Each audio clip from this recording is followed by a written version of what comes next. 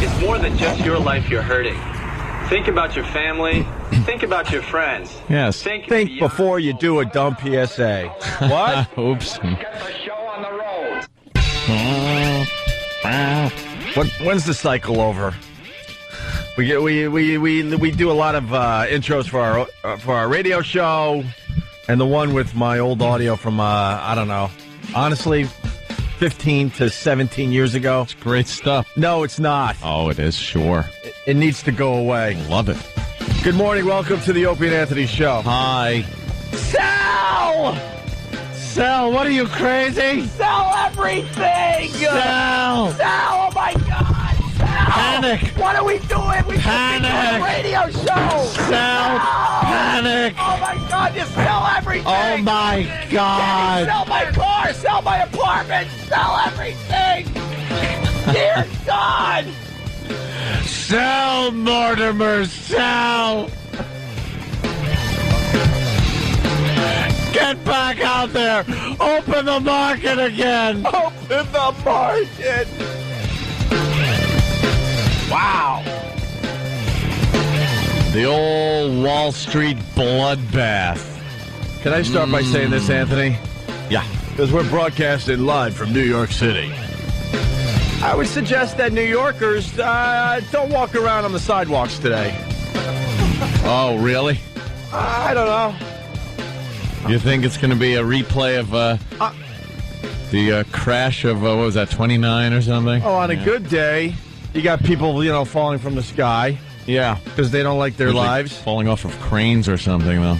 I would imagine that it's not a good day to be walking on the sidewalk. Or if you're going to, make sure you look up a lot. I think some Lehman people might be taking the big jump with their box of possessions. Or some people that lost a boatload of cash. They had a guy in the paper today. Obviously, the Dow was down 504 points yesterday. Yes. By the way, that's only 4.5%. Back on, what was it called? Black Monday. Back in 87? 88? 87. 88. 88? I don't know. I'm going to go 87. I'm going to win this one. It was down 20%, my friend. Really? Yes. Well, that's all relative. I think it's like a lot more important now for some reason. Because this isn't just like, these are big companies. How long has Lehman Brothers been around? 158 years. What was happening 158 years ago? And then all right, gone. Just bankrupt. How does a CEO justify that? Well, it was a new company. These startup companies are very hard to get into. No, it's been around for a long, long time, my friend. Yeah. What a big screw up. Just short everything. That's all you got to know. That's it? What do you say? 87 was 22% drop in one day. One for Ope, 0 for Anthony. How many points? Keeping track today. 508. Yeah, see. Yeah, this was 504, but the percentage is different. Yeah. That's what I was getting at. What? They said this guy could have helped a lot. He refused bailout offers. He was a real tool, the CEO. Well, whatever. Could have sold a quarter of it. Probably took his money and ran. Yeah, has it hidden somewhere. I don't know. They'll have their golden parachutes. Yeah. Those guys don't have to worry about it. They don't lose their bonuses when they're heavily in debt. Mm-hmm. Yeah, they still get their bonuses. They get everything. Now I got to worry about this stupid insurance company that's ready to fold. AIG. Why? Why do we have to worry about that? Well, I got to worry about it. That's my insurance company. That's my insurance company. Yeah. I was told like a year ago, hey, you got insurance on everything. Of course, I'm not stupid. Why don't you switch to this AIG? They seem to know what they're doing. And it's like, they'll give you this policy and that one, and you need this. I'm like, okay. Oh, by the way, they won't just insure, like, your house and everything else. They want to insure all your cars, too. I'm like, well, okay. Been with Geico for a while, but I'll just do this. And I switch over. Now, a year later, hey, it's ready to go bankrupt. They need $75 billion. How does an insurance company need $75 billion? I don't know much. Yeah. I like to brag that I don't know much because it'll drive you crazy. But how does an insurance company go broke? But I know that much. That's ridiculous. You're paying in premiums that are so high, Yeah. and they don't really pay out on a whim. It seems like it's a great business to be in, these Yeah. insurance companies, and they need $75 billion. So what the hell's been going on behind the sscenes that they're getting away with murder? Yeah, when you got like I don't know, let's say for every 100 people even they're paying their premiums, they pay out to one person. Sure. Sounds like a good deal. You're going to be making money. That's a stable, good company. And what I mean by getting away with murder, for many, many years, they were getting away with murder, and now finally here's the day that it all catches up to you. It's all catching But up. a lot of people got away with murder, and I'm sure they're out of the company or they're on Easy Street, my friend. Easy Street. I'd like to live on Easy They're walking Street. down Easy Street. Can I tell you these insurance companies, how awful they are? I just got notice that my after insurance has denied paying for my surgery. They're going to pay for it. We're going to get but it's The amazing. sex change, finally. But it's supposed to What are be you going to covered. be? Jim. What's your good name for Jim? Jamie. Jamie.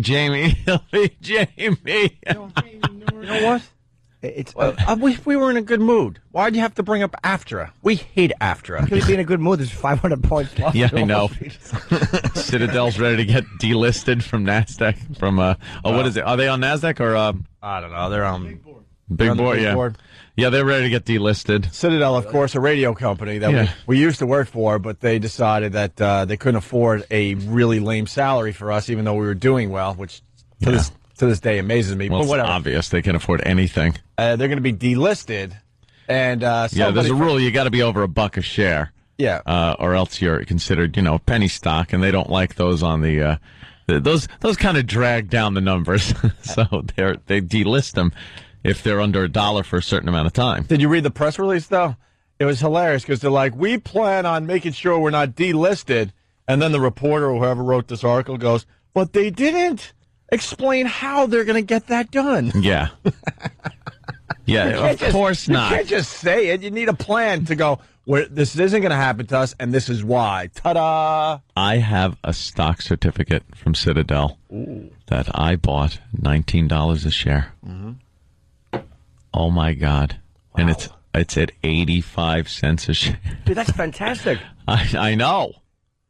Oh, wait, the other way would be fantastic. Yes, if I bought it at 85 cents and it went up to $19, that would be great. But Anthony was smart. He wasn't sure about radio and its future, so he only bought 100 shares, Jimmy. So it's not like he 100 shares. 100 shares is nothing. Yeah, Oh, 100 shares. I think I bought a few more, perhaps more than that. Ooh, was we bamboozled into that one? I remember Ann and I were on the phone.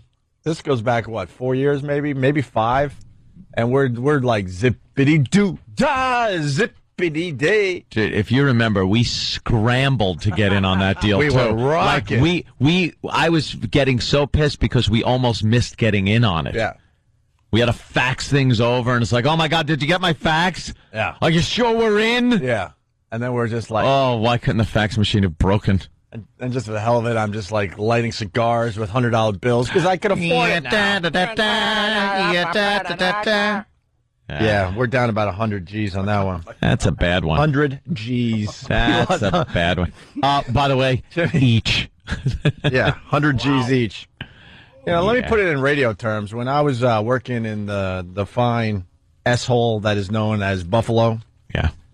let's see, 15,000 into 100 G's. How many years right. would that be? 7 almost? Yeah. That's 7 years of salary, my friend. If I was 1988 Opie. Hey, there's a guy in the paper. I guess this guy wants us to boo-hoo for him. I love these guys. I lost $6 million overnight.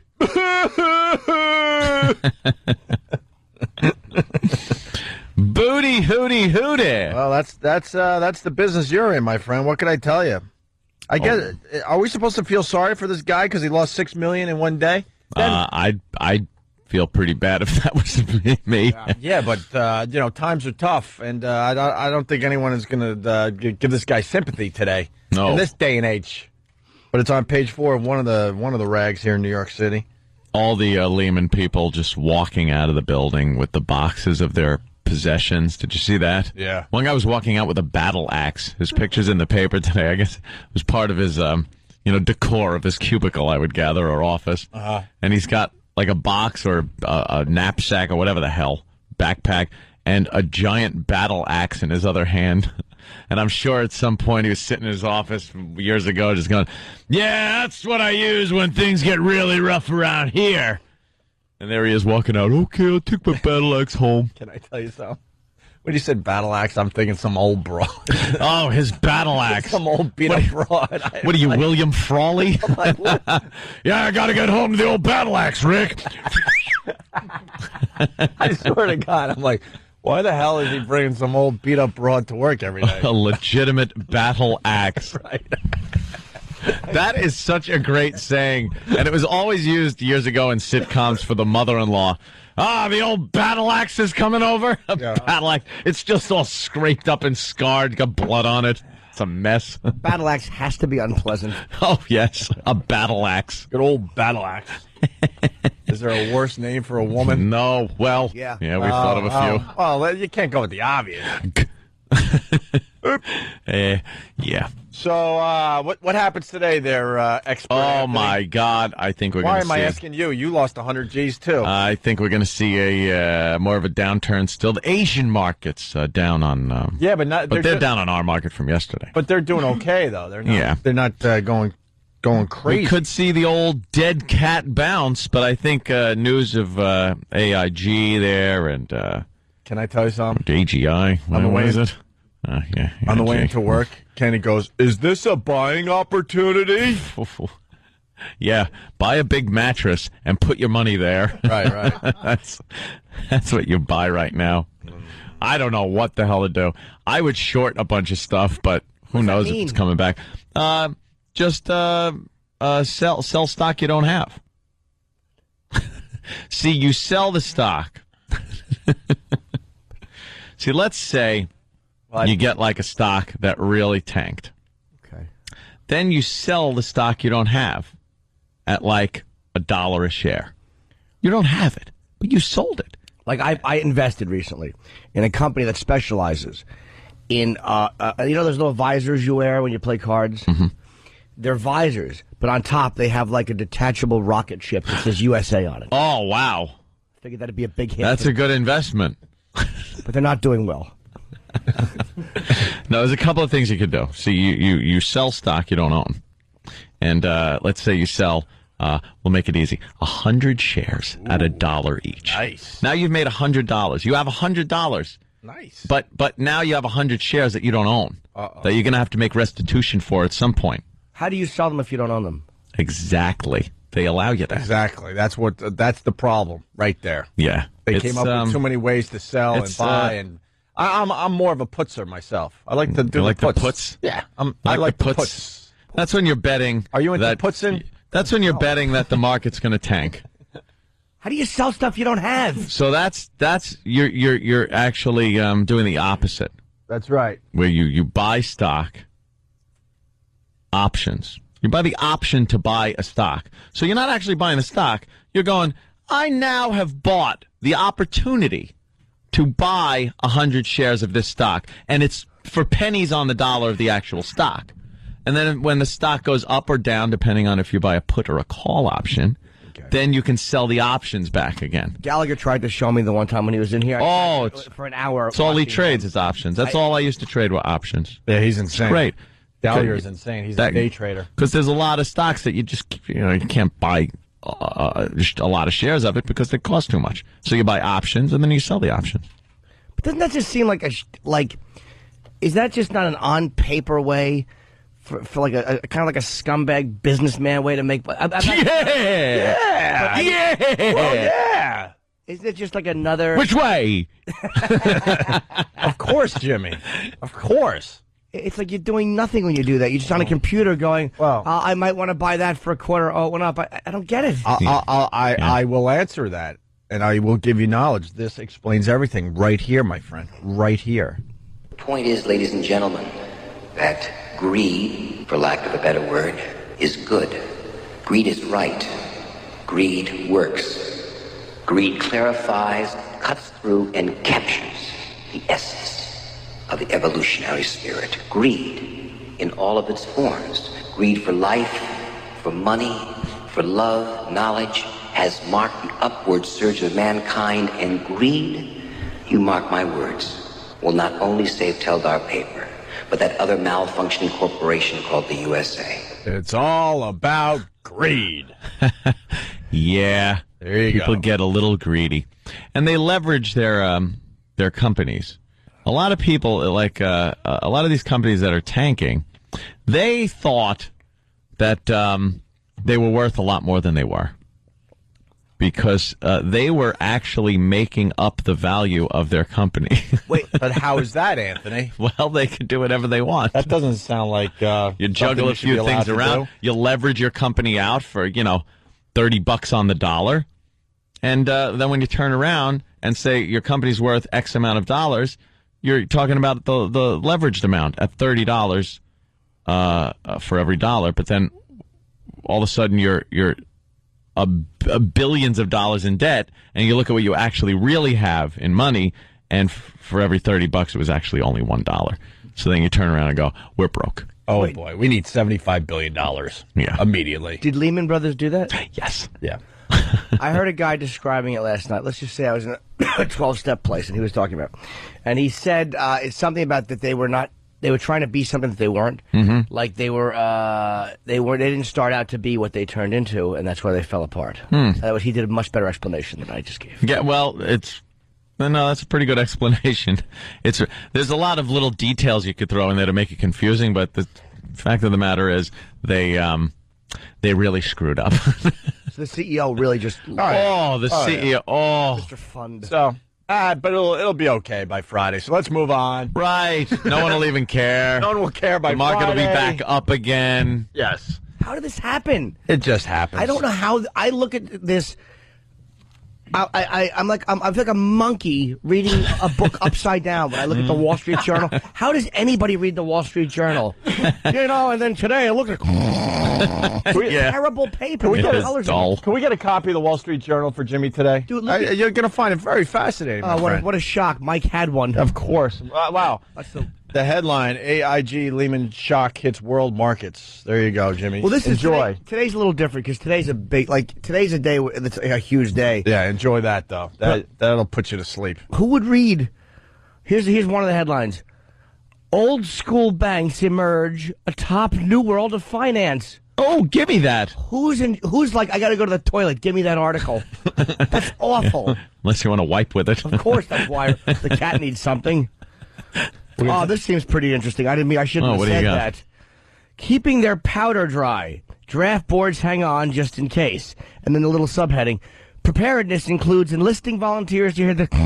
Exactly. God, I know I'm dumb to not know what this stupid paper is. It is what I call Dullsville. Oh, boy. You know what, yes. though, Jimmy? You like to have fun with your life. That's the difference. That's a bore fest in the end. I'm sorry. It just is. We got to take a break. We have to. It's Opie and Anthony. Phone number 877-212-0&A.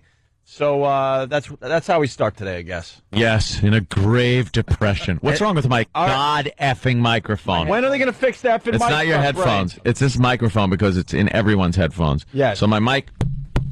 Break it, Ant. That's the only way they learn. You got to tap it and get the dirt out of it.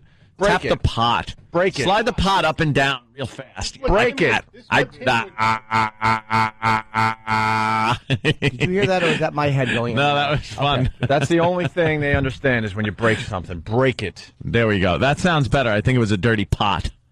Yeah? Yeah. You got to clean your pot. Yeah. Dude.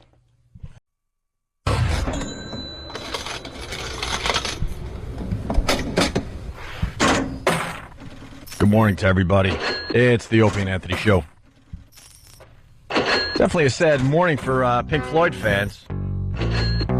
Founding member Richard Wright, dead at the age of 65. Oh, I thought he was invested in the market very heavily. No. We feel bad. Oh, he's dead? Dead at 65. The Big C got him. Oh, my God. His wife? He was one of the big guys in the early days of Floyd. Yeah. Him and Sid Barrett. And then the band kind of forced him out right around The Wall. Giving you a little music knowledge here. Wow, bastards. You know, The Wall, that little album The band was like, "Yeah, Richard Wright, you're now going to be a session musician." They demoted him to a session musician for the tour, I do believe. Why would they do that? And then when Pink Floyd came out with the Final Cut in '83, Richard Wright wasn't part of that, my friends. No. And then in 2005, the band got back together. Richard Wright got to play at that live thing they did. What was it called? Live 8 or Live whatever? And he performed with the band for the first time in 25 years. What about Dark Side of the Moon? Was he on that? Oh, yeah, he was. Okay, then he was. Then you can't feel too bad for him. Well, aside from the fact that he's dead. But, probably made a nice piece of change on that. Well, Wright wrote The Great Gig in the Sky, which is a lot of... that's an easy write, though. What? The Great Gig in the Sky from Dark Side of the Moon. Oh. Very easy song to write because it's just a lot of... Is it? I don't remember that. Oh, okay. Now I remember. That song. That's a tough write. I wouldn't be bragging that I wrote that one. Is this it? I'd be bragging I wrote, I don't know, Wish You Were Here or something. He wrote this. This is a good pot song. Oh, yeah, it is. I mean, I don't smoke pot anymore. Well, years ago. This whole album was like a pot album. But he also wrote... Clean Your Weed on the cover. He wrote Us and Them, my friend. Yeah? That's a biggie. Wow. Actually, I love this song, too, but as far as lyrics go, there's not much going on here. But I would imagine he wrote the whole song. And then for the old-timers, he also wrote Echoes, which is a great song, great Pink Floyd song, and Shine On You Crazy Diamond, which is an amazing Pink Floyd song from the early years. He wrote that one? Yeah, that's it. Okay, that is a good one. I'm busting a little bit. I mean, obviously the guy, knew what he was doing. So we lost Richard Wright from Pink Floyd at the age of 65. But you said The Wall was a little album. That was a big album. Literal Jim. Oh, why am I doing Ant's bit now? Because I feel like you might not do it, and I don't know. All right, I'll steal one of yours. I guess God needed a songwriter. Hey, I like that. See, I didn't do my bit today. 877-212-0-A. I have a question for Stunt Brain, because he'll know this stuff. Yeah, Stunt Brain. This pointing man who's refusing to, no more bailouts, Henry Paulson said no more bailouts from the Feds. Is that good or bad? I think that's good because you have to stop somehow and sometime because we become a socialist state and there's no risk. If you're a capitalist country, there has to be risk and reward, and if nobody gets punished, then it's all on us, and we're going to end up paying it in our taxes. Okay. That's why all these guys are doing these shenanigans, because they'll just like, the government will bail me out. Oh, we're a huge company. We're a name. They'll bail us out. And then they pull all these shenanigans, get in trouble. Yeah, our currency would be worth nothing around the world if we don't have any consequences to any of these situations. How does a dollar look right now? Everybody bad? It was looking pretty good until the Lehman thing, and it depends on what happens today. If there's a huge rate cut, the dollar gets weaker. If they say, no, let's deal with it, let the market sort it out, we'll firm up. Okay. How does he know that? He's because he doesn't have a social life. What are they talking? A whole point rate cut? What are they? The aggressive people are talking a full point, it's but insanity. They're probably going to end up with a quarter. Maybe split it down the middle, half. Maybe. Me and Mike are going to a baseball game Thursday. Yeah. To the Yankee game. I'm nice. He'll just be blurting out the stats of all the players. I can see this is going to be a fun one. Nice. You want to get a hot dog? Technically, no, I don't care. I just want a dog. I don't care. Why would you do that to yourself? I don't know. I actually asked a stack of encyclopedias if they'd like to, but they were busy. I was going to stack books next to me and read them in between innings. That would suck to carry them to the game, though, because they can't walk on their own there, Jimmy. I know, but at least they won't spit out boring things like when it was, 0-2 in the bottom of the eighth with one man honor. Statistics come out. Oh, I can't wait all the time. I can't wait to get the full report of what you guys talked about at the game. You know he's going to come up with some very stunt brainish things at the game. Yeah, he'll do some calculation. They're selling the seats and how much they're probably going to make from it. Just. Rob in Westchester, what's up? What's up, guys? How you doing? Good. Shine You Crazy Diamond was on. It was on Wish You Were Here. It wasn't an early Floyd song. Well, it depends what you think early Floyd is, my friend. So what did you think early Floyd? Wish You Were Here. What year is that? That's like 19. I want to say like 70, 74, 75 maybe. You want to? Yeah. You just did. Well, the band started in the late 60s. Give me a break. Yeah, Piper at the Gates of Dawn. Yeah, a lot of people would say that. Huh? 75. 75. 75 is considered early when That's- it's, 40 years ago, whatever the That's hell. early Floyd. I thought Sid Barrett would be considered 33. I guess, if you want to be technical. All right. I'll give you one there, Rob. 75 is the birth right. year of our average listener. So that gives you a perspective of what's going on here. Exactly. Yeah, thanks. Ready for Thursday? I'm like, hey, well, I'd like to bang her. She's like 25. Well, technically, she's outside the range. The demo. Oh, well. In sports, Jimmy's Cowboys, they're now Jimmy's Cowboys, beat the Eagles 41-37 in Monday Night Football. Little picture of Jimmy's head inside the star. That'd be fun on the helmet, making a wacky face. That'd be a great logo. They'll probably be mad, though, that if I'm going to change it. People will be like, who is he? Yeah. Little Jim. You watch your Cowboys last I night? caught part of the game while I was out doing shows, and I caught part of it at home. Yeah. I was very mad at myself. I had an opportunity to go because the guy who was Terrell Owens' agent is friends with a comedian I know. And he's like, I'll fly you down because he owns a casino or something, too. Mm-hmm. And he was going to fly us down to Dallas and put us up in a box that Jamie Foxx had. But I was like, what if the flight's a little late because it's going into Texas? And I'm like, and I'll miss I just knew this was a disaster waiting to happen, leaving at 3 o'clock yesterday afternoon. But you Yeah, didn't know that's it was a crazy. disaster waiting to happen because the first thing you said when you came in today is like, why didn't I go? Well, I mean, that's why why- didn't I take a chance and just do it? Meaning, like, if I didn't want to get stuck at the airport and all of a sudden miss the game, Yeah. or get there, my ticket's not there, then I'm at Texas Stadium with luggage and no tickets. Ooh. Other than Yeah, that- that's bad.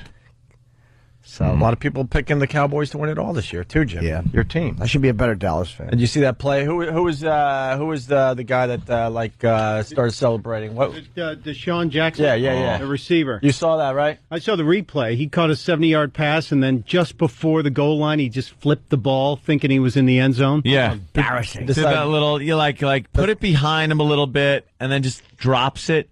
They just run in after they cross the into the end zone. They just drop the ball. Well, the new move is to do the little spinning top thing. Yeah. Spin it like a top. Well, he seemed to have done that On the 1 yard line. just a tad before he got in. He showed footage of him in high school doing the same thing. Oh, really? Yeah, he did high school where he jumped up in the air to do something. What an look at him. It's Look at it's that. fantastic. Yeah, let me just get rid of this before I cross over. That's classic. Yeah, I'm just gonna toss this How out behind me. embarrassing. Now, I didn't stay up last night. Did that affect the game, or did they No, I end up think they got scoring in right anyway? after they got in. You know what the coach has to do to you though? When you go back to the sideline, you know what that it's not pretty much the arm around you going, "It's all right, son. We'll get it back." I think you get yelled at so badly. But these guys are such prima donnas that a little yelling isn't going to bother them. Yeah, I think you give them the old broomstick. Oh, Going back to yesterday's story. wow. Yeah, like a football camp. Bring back memories of football camp. You did for the 'em. broomstick thing. They're not doing that again. If Dallas had picked that ball up and knelt or something, wouldn't they have gotten that as a fumble? Yeah, of But course. they didn't. 'Cause They thought it was a touchdown, too. Dopes. Yeah, that was a silly move. They should have picked that up. And then, the Red Sox, they hit 6 homers, beat the Rays to tie for the lead in the AL East. And your Yankees, well, I don't even know if we're following them anymore. I don't think they played last night, right? And then here's the big news. They did play Oh last boy, night. Yeah, they They beat did? the White Sox. no one cares though. Why would we have the Yankees They score? beat the White Sox 4-2. We're only broadcasting from New York City. Why would we have the Yankees score? We have to have the Yankees. There's only score. 6 more games. We don't have at the Yankee Yankees Stadium. score. What's happened? Why would we have it? We're in New York. Well, here's a list of all the. It doesn't matter. Nope. It should be on this sheet. And then my Mets. Oh boy, Is this deja vu or what? Here it comes. I said yesterday we need the old Billy Baru. Here comes the replay of last year. Let's relax. Mets lead Phillies. Mets lead over the Phillies down to a half a game. Half a game. We still got the wild card thing. Oh, Christ. The Mets are just such a choke team. They're hanging on for dear life. The end of the season. Yeah. They play great all season long, and then, wow, can they just not pull it together at the end? We'll see And what just happens. pull away. I think we got. Oh, we'll see what happens, all right. They're going to screw this whole thing up. Nope. Not this year, my friend. Mm-hmm. I think we got 12, 13 games left. Yankees 9 back in the wild card with 12 to go. So All right, let's go, Yankees. they still have a shot. Yeah, sure. They're not mathematically eliminated.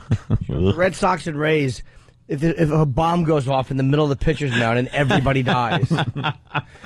By the way, I was reading like People magazine, and it was like a human interest story of this kid in Africa, and he had his lips were molded from his stomach.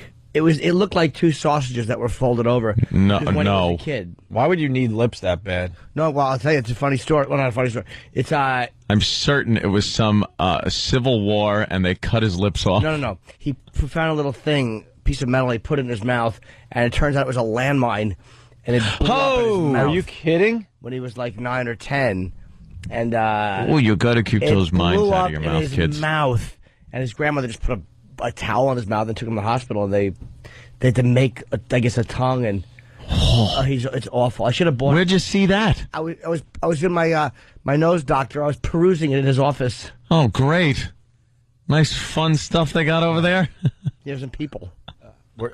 And were you thinking what I was thinking? I was trying to figure out how this was going to seg into a Wilbur Theater plug today. No, something? I was like, yeah. all right, where's the Wilbur Theater plug? There were 25 tickets left as of yesterday. So Are you kidding? On the second Wow. show? On the second show, they call me Wilbur Theater Jimmy. That's my nickname. But thank you, Boston. Why wouldn't they? Good morning, Boston. Holy crap. That's great news. Fantastic, Jimmy. 2 big shows being sold out in Boston for Jimmy. Yeah, I'm doing this whole thing where it's a whole light show now, and I have like a whole cast, and it's a musical.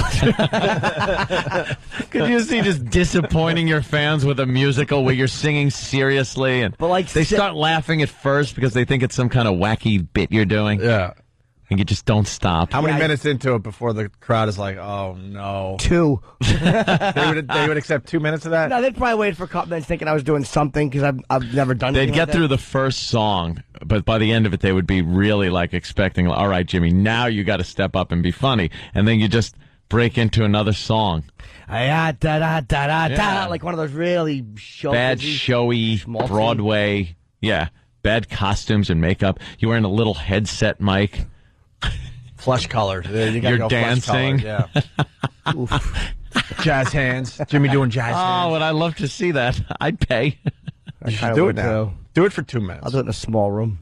Do it for 2 minutes. This room. Big story is the Wall Street thing. 504 points down, right? Are they calling it a crash, Ant?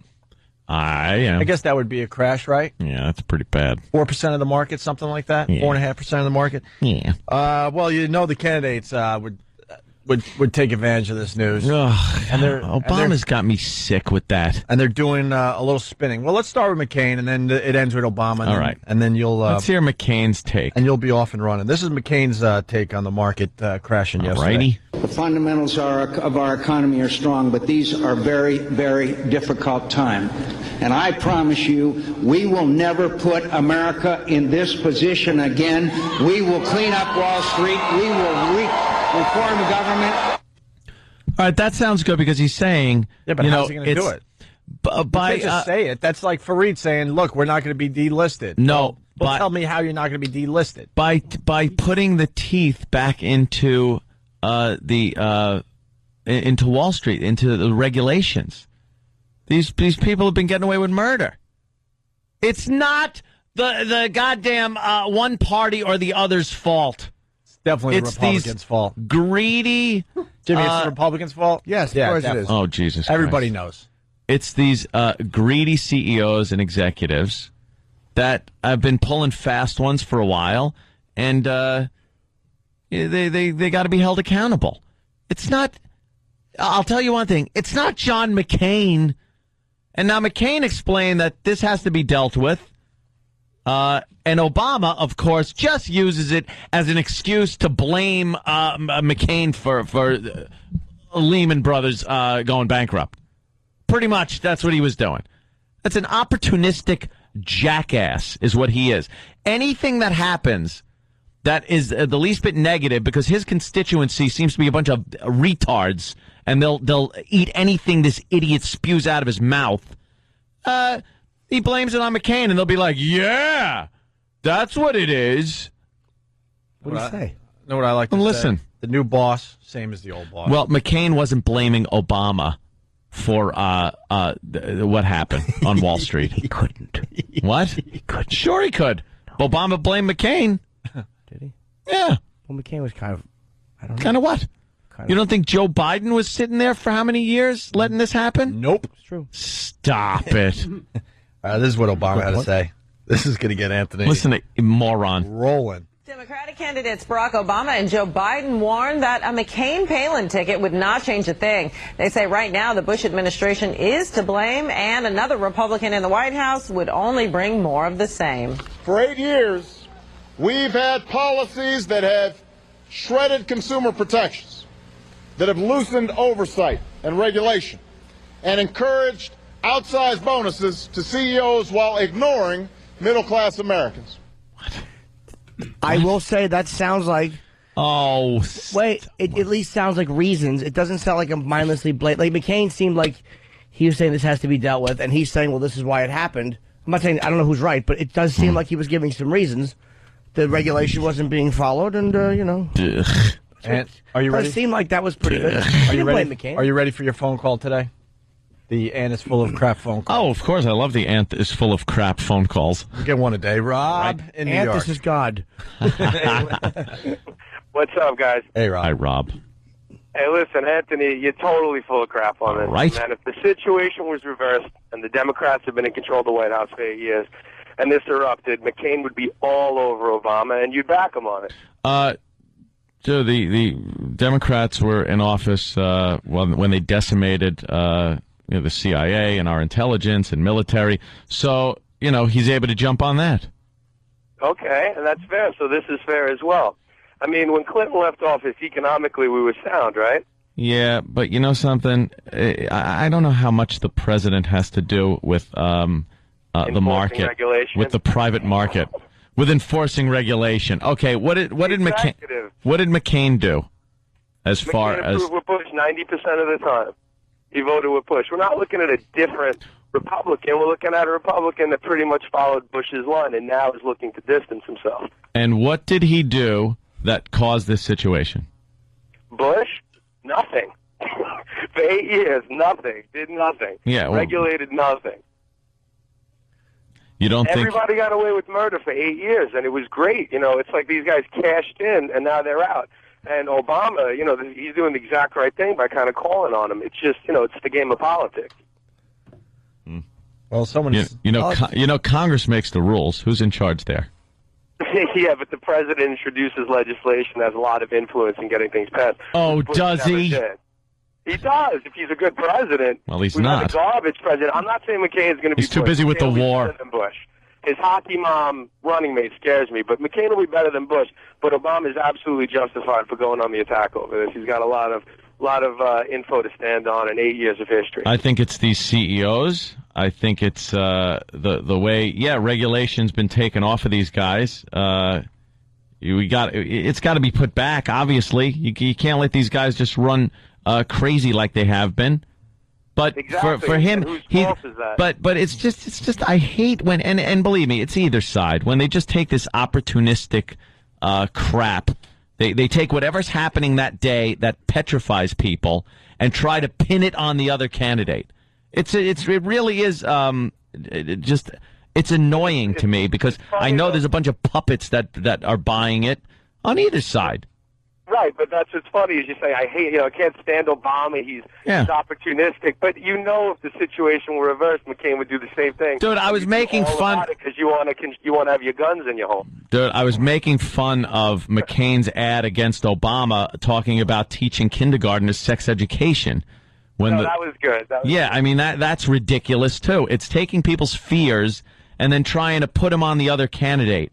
And who can't see through that garbage? Ugh. And what's funny about Obama? I'll tell you. What? The thing, Obama's been running these more negative ads, but only in places where he's at risk. Really important states. Other than that, the negative ads, you can't find them on his website, and they're really hard to locate. So it's still the illusion of a positive campaign. Well, we're in New York, which is a Democratic state. And I don't think he's really got to worry about winning New York. And I've seen negative ads here. Which, not really bad, though. The other one he did about McCain not wanting women to have equal pay for equal work. That was probably the lowest ad, and I haven't been able to locate that. What about that Obama ad where Obama ran the ad and he goes, McCain, and then he showed his arms and he goes, can't comb his own hair. I missed that one. All right, Rob, thank you. We got to move on. But then McCain ran that really tasteless one where he showed, like, he ran a picture of Obama and he darkened it and he said, do you want one of these in the White House? It's just uncalled for. That really was bad. That was a negative ad. It's very negative. Yes. Jimmy's It keeping actually track. looked like a photo negative, I mean. Yeah. It wasn't...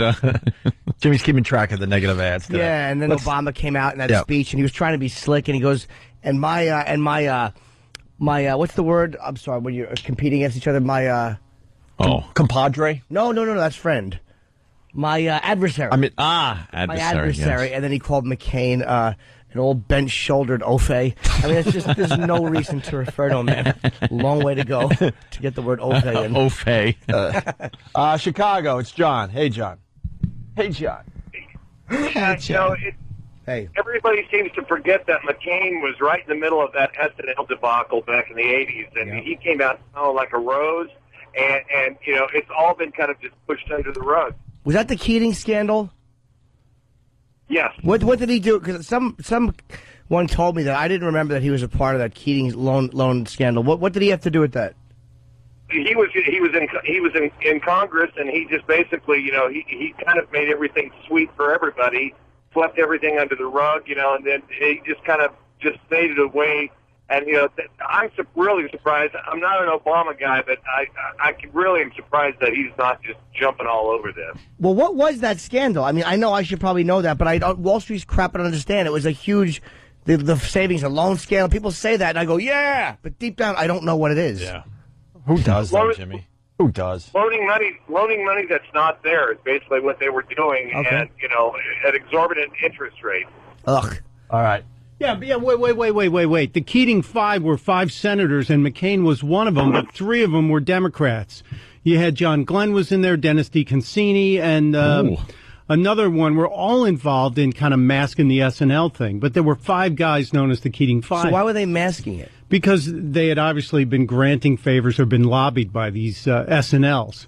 And we ended up paying the price for it. We, again, had to absorb those savings and loans and all the properties they had made bad loans on. So McCain really is much more of to blame when it comes, or much more involved in this type of, and don't dump out of this, shenanigans. Oh. Yeah, but that was back in the early 90s, and he's since gotten involved with campaign finance reform and jumped into big regulation. And the clip we played of McCain, backed up to the Obama clip there, didn't say what he said, and he did say, we got to go in and re-regulate. We got to be tougher. We have to do this all in day. I know, boy. But no, hold on. It's actually, if he got caught out there with his weenie in the wind, and then all of a sudden goes, we have to stop this after he was guilty of it. Who's better to know what a mistake looks like than someone who's made one?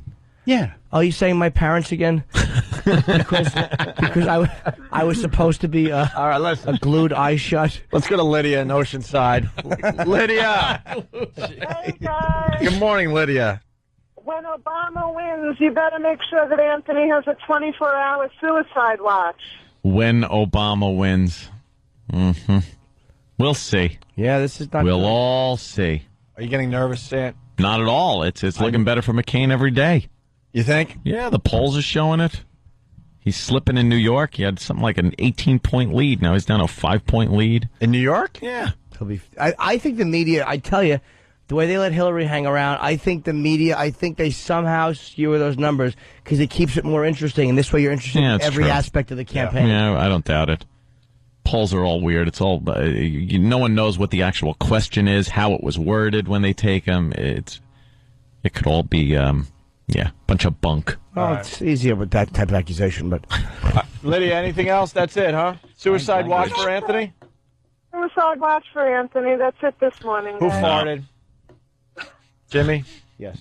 Oh, God. Yes. Hey, what about Oh my God! It's Is it really? It's I'm sorry. putrid, man. I didn't realize. That was actually a loud one. Il potente. Oh, my God, Jimmy. We're Wow, that is bad. No, you know what happened? We're trying to take on the Fox Business Channel today, and you're farting in the middle of our great discussion on finance. Jimmy just wanted to get all of our senses involved in the market. No kidding. It stinks. What happens is this.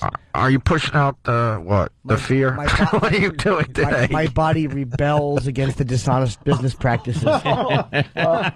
Yes, when it hears about it, it just has to rebel. Hey, did that Jim Cramer guy see this coming? The Mad Money guy? He's the guy that everybody goes to. Did he predict last week Lehman is finished? If not, he sucks. If he didn't Let's go back this one. a week ago and see what he said. All right. We got to take a break. He's a bum. We'll move on to other things, hopefully. 877-212-O&A.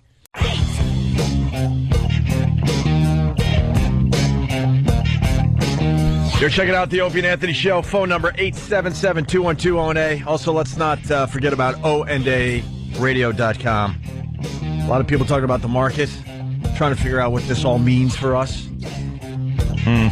What do you want from us? We don't know. Yeah, what the hell? We're trying to figure out if we're going to have, what? Insurance? Yeah. Yeah, our insurance. That AIG thing. Yeah, apparently it's all right. I don't know. You just ride these things out. They keep saying, well, long term, you're all right. It's been quite a while. And everyone's looking for an answer. It's very simple. Here's your answer. Ooh. Not an answer. Oh, that's not an answer. It's about one thing, and that one thing is the money. It's all about the money. There you go. There's your answer. The money. You don't need the Wall Street Journal. There it is, right there. That's the answer to what is going on today. Right? What else is going on? We got the OJ thing. Yes, OJ apparently killed a couple of people. Yeah, what happened? I guess they're not giving up on him, huh? No, finally. They'll get him for something. Many years later, he's up for, I don't know, kidnapping, armed robbery, all kinds of fun charges. Wasn't that like a year ago? Yeah, he was trying to get Oh, Jimmy. Why would your mic be on? He was trying to get his memorabilia back or something. That they bought like one of his, what was it, the auction sales to pay Fred Goldman. Yeah. OJ was hot under the collar about it. Oh, was he fuming? Yeah. Went in there. I guess all of his accomplices copped deals to testify for the prosecution. So they're all just going to be like, yeah, OJ did it. Oh, he planned the whole thing, got the weapons, everything. Yeah, when there's guns shoved in people's faces and you're holding them against their will, OJ could face life in prison. I'm thinking that means jail time, right? Could be some jail time for the OJ. But you know what? He just sits there. If you saw the footage, he's just sitting back. I looks for this. Exactly the same as he did during his murder trial. Can we hurry up with this? I got a blonde. Yeah, I got a blonde. I got some golf I got to do, even though the golf courses are getting worse and worse. At this point, I think he's playing only public golf courses. Yeah, they won't let him play any of the nice courses. Back in the day, he was on all the nice courses. Now, wow, he's got some bad lies to deal with. People like that aren't welcome here at Bushwood, sir. Yeah, this one not getting the immediate media attention. No one really. I think we'll like the end of it. See how it ends. You think? The ending's going to be different this time? I'd like to see OJ stand up and hear the jury go, we, the jury, find Orenthal James Simpson guilty. Of jaywalking. Yes. Time served, go out. We need to find him guilty of something, so we'll go with jaywalking. Now, a lot of people, I think it's an all-white jury they appointed. And I think you'd be hard-pressed to find anybody that doesn't know about the trial at length. You know, a lot of people know every gory detail about that. I think that'll weigh on their minds. Mm-hmm. If I was in that jury, I'd be like, I don't care. This guy's going away. Of course. He definitely killed a couple of people and got away with it. But would you want a jury that has no idea about the OJ murder trial? That scares me, too. Like, what have you been doing with your life that you don't know anything about this? I think he would. Do you think he'd be happy? Yeah. But I hope they don't know about that one. I don't know. It's a weird thing because, like, what kind of person are you that you don't shut know in. that? Are you a hoarder? Are you living among 100, 200 cats and a lot of newspapers? Yeah, that you never read. So pile up in your house. The other thing about the OJ trial, the first witness getting sick on the stand. What's his deal? He's got a heart problem or something? Yeah, this guy's had 4 heart attacks in the last year, and they put him on the stand, and he starts pointing to his chest. And they stop the case, put the jury away, and they bring in the paramedics and the defibrillators. But he didn't want to go out on a gurney, so they kind of talked him down and shut things down. But every time he has to start talking, and I guess he gets a little tense. He might have been a little nervous. Yeah, he's looking at OJ, and the last time he saw him, the guy was holding a gun to him. Wow. He's just nervous because of all the attention. He knows he's not in danger. I'm actually on OJ's side on this one. Because I hate those scumbag. Yeah, those dealers, memorabilia dealers are creeps. But he went in there. You can't be a vigilante. Hey, give me my stuff back. That's the way it should work. That's the problem with these Wall Street little douches. Nobody just walks in with a pistol and says, "Get back what you took, scumbag." I want my money back. They never have to deal with the consequences. They're just little scuzzy people that just hide out after ripping people off. Mm-hmm. And nobody ever just marches in there with a handgun and takes their stuff back. OJ did, so. Jimmy just turned me. Oh, wow. Yeah, I'm with Jimmy now. See, I'm just in the mindset, I don't care what OJ did this time. Put him in jail for killing 2 people. Right. That's what I say. He had one trial. It didn't go the way it was supposed to. So this is another murder trial. Whoa. This is double jeopardy on OJ. Can I stop you? It didn't go the And way... I'm fine with it. It didn't go the way Whitey wanted it to go. Well... You saw the celebrating back Yes, in the day. I did. You're talking for white America. Well, a lot of black people know he did it, too. I think they're All black people know he did it. Yeah, they just say, leave OJ alone. Yeah, okay, he did it. They all So what? We get away with one thing. That was the argument I heard a bunch of times. All right, we got away with one thing. Yeah, we made you mad. Give us the one thing. Well, it was more like, I think everybody was cheering, according to black people, because it was more like, see, do you see how it feels? Oh, was that it? When it's this obvious and it goes against you, do you see now how awful this is? That's how awful Thank you very much, How awful it was, what, 50, 60 years ago? I mean, I'm just saying this. Jesus. Is this going to be a short trial? I don't know. It's got to be. It can't be like the last one where it just went on I'm and not on going and to have to on. go with all DNA evidence or anything like that. Yeah. So, yeah, it'll be shorter than I bet that. it's a couple weeks tops, right? Yep. You got to imagine. All right, so we got that going on, and I don't know. What happened? The guy was friends with OJ or something. He was some kind of, because OJ's like, you were my friend, man, or I trusted you. It was some weird interaction that they had. I don't remember exactly what it was. Yeah, he wound up somehow getting possession of some of OJ's memorabilia, and OJ wanted it back. Yeah, He good. came up with a harebrained scheme. Same douche. These are the same douches that will try to sell you a Babe Ruth signed ball, like that it's done in blue marker. It's like, really? Done with a blue Sharpie, right? Yeah. I saw that once. I saw that. Did you really? Yes, the blue Sharpie. That's great. The blue Sharpie, which equals the telltale card of the thief. I've never seen an athlete with a blue Sharpie. You know what? When my dad was alive, he swears that Babe Ruth signed a ball for him back in the neighborhood, Queens or wherever the hell. And there might be a Babe Ruth signed baseball somewhere in an attic in my family. Not in my house, but maybe I don't know, somewhere. He swears that it existed. Well, did he get Could it you signed? imagine? Did his dad get it signed, or who got it No, signed? he was just a kid, and back in the day, Babe Ruth would kind of hang out in the neighborhood and stuff. I had one actually. My stepfather did. And seriously? I took it out to play in the sandlot and hit it over the fence, and there was a dog in there, and he would just eat all the baseballs that flew over there. And we tried to get it out, but yes, I got this one today. Oh, really? What? The movie Sandlot. All right, thank you. Forever. I felt so not with the program yesterday as you described it. The Breakfast Club. That was classic. Oh, jeez. Well, it's worth $6,000 if I can find it, depending on the condition. 6 G's. Babe Ruth signed baseball, 6 G's. No, Babe Ruth signed baseball with a lot more than And I that. asked my dad, he goes, I don't know whatever happened to Be that. worth more than 6 G's. Dude, I'm like, that's it's a wrong. Babe Ruth signed baseball. What do you mean you don't know what happened to it? Mike, that couldn't be right. There's It depends on the condition and the year. And it can be authenticized. Yeah, if you The can condition is authenticate it. round. And if you've got one of those balls that's from a game where they mark the date of the game and it's a significant World Series game, they're worth even more. Can I have some DNA on it too? They might Or look he's for that. scrapped? I'm seeing Babe Ruth balls going for a lot more. We can get one of these. 50,000. Those aren't baseballs, though. Those are just Babe Ruth's balls. They do go for a lot more. You got almost 19,000, 15,000, $45. How many were there, for God's sake? Ed, $45. $45. What's that one about? But is anyone bidding? Wait, $45. There's got to be a problem with that one because then it goes back up to 17,000, 19,000, and then you got Well, the $45 one, he spelled it ROOTH.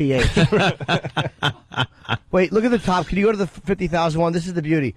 $50,008. and $8. And $8. They tried to buy it for $50,000. The guy said, "I want $50,008, or you don't get the ball." Well, the guy needed a Metro card or something. But that's probably a real one. If it's like a Hall of Fame authentic, you want to kind of have it authenticated if you're going to spend that much on a Babe Ruth ball. Yeah. That'd be a fun thing to have. Just to break in front Look of people. at it. If I was Bill Gates, all I would do is buy things that people would love and then just set them on fire and then put them out with tinkle. That's the Honus Wagner card, is it? On fire. And then a little tinkle. Yeah, I would start my own show. I'd buy like NBC. And I'd have one show a week. It would be called This Is How Much Money I Have. And I would just do something obnoxious like that. Babe Ruth signed ball sets another record, $150,000. There you go. All right, hey, remember yesterday we were talking about the Obama waffles? Yes. There was a lot of controversy. A lot of controversy. People said it's they haven't gone as far as to say it's racist, but they said it's in very bad taste, which they mean. Why wouldn't they just say it's racist? Because they Because it's hard to sell as something that's racist. It's hard to I don't mean to sell the pancake mix. I mean, it's hard to say that this is racist. It's like you're goofing on him. He wasn't dressed as Aunt Jemima either on the box. They were trying to say that yesterday. I don't know. It's a couple of dopes that came up with this idea that he waffles on a lot of things, which is political talk for going back and forth on a subject. And they made a waffle mix, and they put pictures of Obama on it, caricatures of his face. One of them, he's kind of dressed in some kind of Middle Eastern head garb.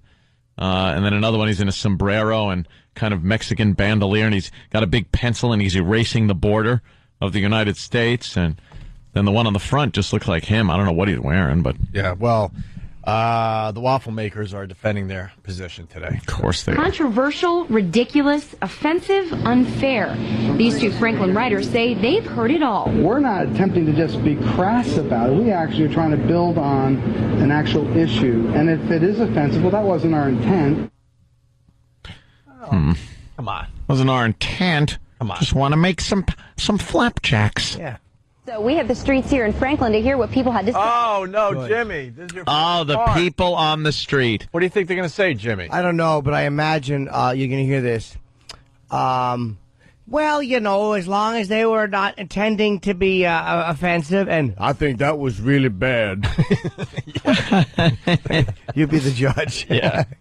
So we have the streets here in Let's Franklin play to hear Guess what people the had to Race. say. All right. Oh, he's got a towel on his head. White. It's a dig that is not necessary because we don't need that in politics. We need to stick to the issues. I honestly thought of waffling and how he was waffling back and forth on things as far as the war and other things. Whatever he needs to say, he says. Sounds like they were scared to find some black folk. I think they were. To respond to this Obama waffle story. I think it's racist. That's what you'd hear. Let's go to Malik, who taught us about the elbow last week. Malik. Yo, what up? Oh, what up, A? Hey, we've been using the elbow thing ever since you brought it to our attention. Yeah. Well, I got 1,000 of those, but yo, man, listen. By the way, Malik reminds me that we're going to have Omar from The Wire on Friday's show. Michael K. Williams. Michael K. Williams. Yeah, have a little Michael K. Williams in there, Malik. He's in a new Spike Lee film. I actually want to go see the preview tomorrow afternoon. Yeah. That's my man. Him and Weebay. Those my peoples, yo. But Weebay, yeah. Weebay. You know that guy's not acting. Yeah, he did Life. What? Yeah, but listen. Oh, I know, but I mean, whatever. Why are we going to discuss The Wire? I know. The show ended a year ago. We got to let it go. Yeah. Malik, go ahead. Ed, Yeah. you got to give up on this OJ thing, man. OJ was found not guilty, homeboy. Yeah, he was found not guilty in a trial, but he really did it. Yeah, not many people believe. I don't care. I don't care that the legal system failed and found him not guilty. He did it. Under the trial of our country, under Right. the justice system, he did not do it. So the man is found not guilty. Exactly. You got to stop. I understand he was found not guilty, but he is guilty of it. Even he is admitting he did it at this point. Remember, if I did it, it would have went down like this. And remember, the if part was very, very small font, so it read, if you looked really fast, I did it. O.J. Simpson. He's now basically admitting it. Yeah, Malik, you know he did it. Why were you happy when he got acquitted? Really, listen, whether he did it or didn't do it. No, OJ did it. We'll start there. He's not going to, Malik, he's not going to sue you for libel. Whether he did it or didn't do it, he's found not guilty. So we got to respect the judicial system of this country. I respect the civil court that said he did it and wants him to pay. Yeah. And OJ doesn't even respect, the court, because the book says I did it, and then in the I part, in the worst color imaginable, a very light gray, it says if. Well, that was the Fred Goldman version, I think. OJ wrote this. No. Is that really? Yes, Goldman owns that book. OJ wrote it. I apologize. And then Goldman got, because of the laws, everything going to OJ, he was allowed to take control of this book. And then they designed that cover, which just says I did. I don't think OJ meant for it to come out like that. No, he was trying to make it look like just to make some money off the crime.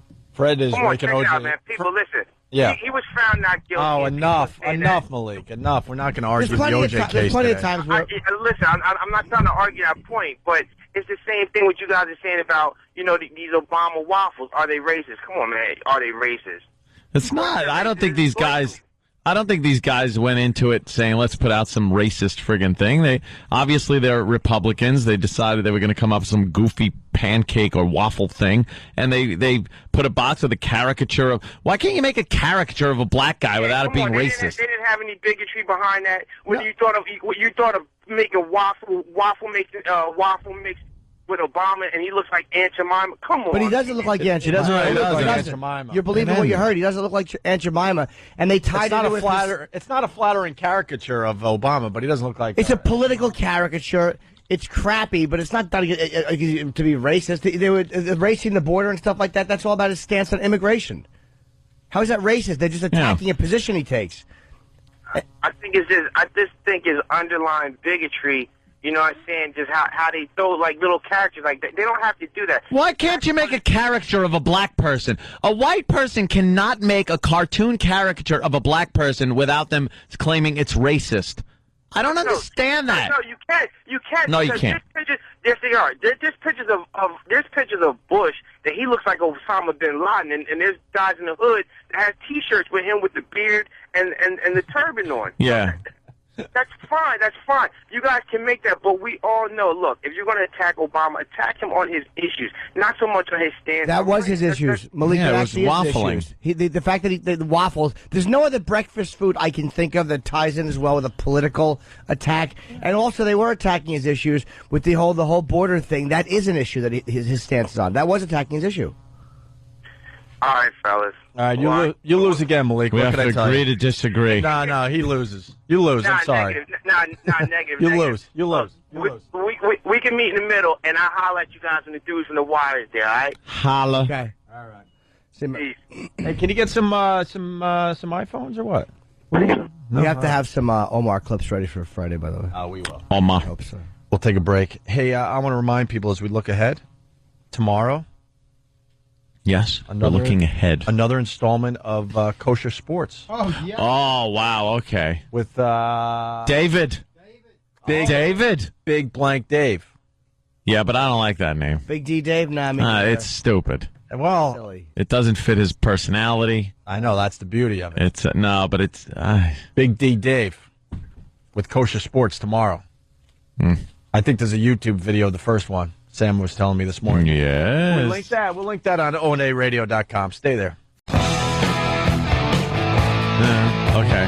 I'm going to sing now. Here it comes. Wait. Not yet. Here it comes. Here's the intro. Live.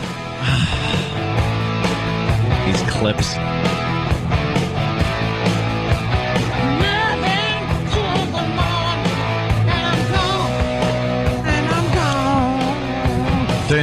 Opie and Anthony on this Two for Tuesday.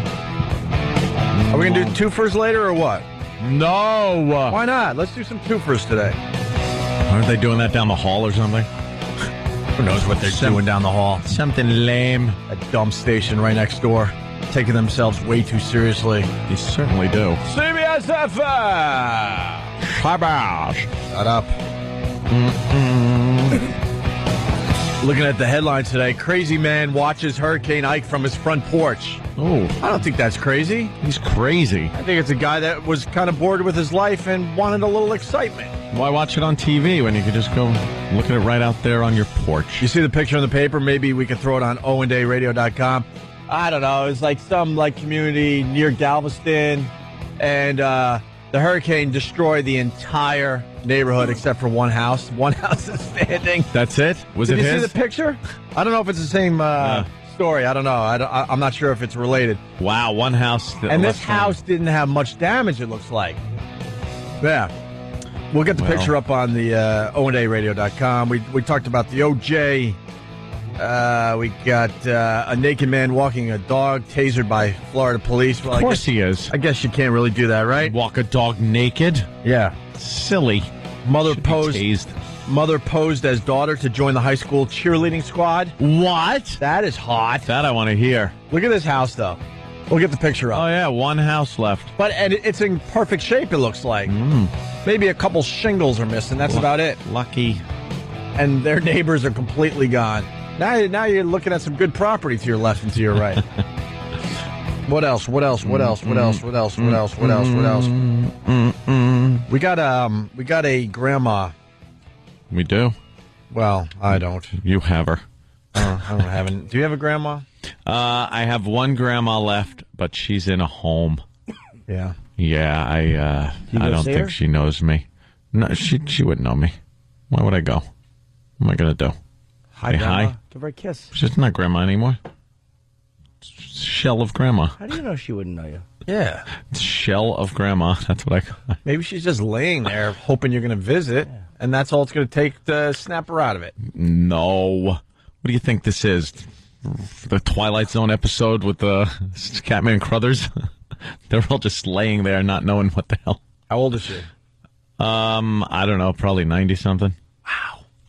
Yeah. She was pretty sharp right up until a few years back. Mm-hmm. And then, then she started, asking where her husband was. Ugh. And, well. That's never a good sign. Yeah, we can show you. She'll have to really start digging. I don't think, and she'd be asking, about people from years ago and relatives that are dead. That is sad. That dementia's got to be a pisser. You just, hey, what about that dead guy? He's still alive in my head. Whose mom is she? My mommy's mom. So your mom goes and sees her? Yeah. She's going to say, little Anthony. She'll be like, who's that? You can just start crying, and she'll be like, oh, you. Yeah, you're the crybaby. Anthony, little Anthony. It might snap her right out of it. No, I don't know. What am I I guess I should go. Yeah.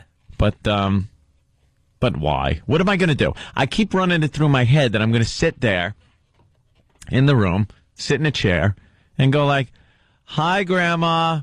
And she's just going to kind of look at me and go, where's Joe? Where's Joe? And not my brother, meaning, her husband. Wait, is she functioning, though? She's not in a coma or anything. She's kind of... No, she's just like, ooh. Really? Where's Joe? Why don't you say he's dead? He's dead. He is. What is she... terribly raped. He died. What does she do? You're not supposed to do that, are you? Why? I don't know how you handle people with dementia. There's two things. Tell them the truth or punch their face until they learn it. I've done them both. Both are effective. Both are effective. Okay. Yeah, because then you just sit there in a chair and have to explain that people are dead. I did my job. I don't want to do that. But sometimes you got to go do it. It's like it's not like what can I get out of this or what's this going to do. Sometimes maybe the old person will feel a little better. We don't know why. But will they? Maybe. Oh, God, the place has got to smell. Just old people not running around, laying in bed, whatever. You walk around in your underpants with a gun attached to you. Yeah, I know. You've never been in an old folks home? Yeah, I did a few jobs in one. They grab at you. One guy was just sitting in a wheelchair. I told this story where he's just going, help, help, help, in a wheelchair. And they were like, oh, Mr. Johnson.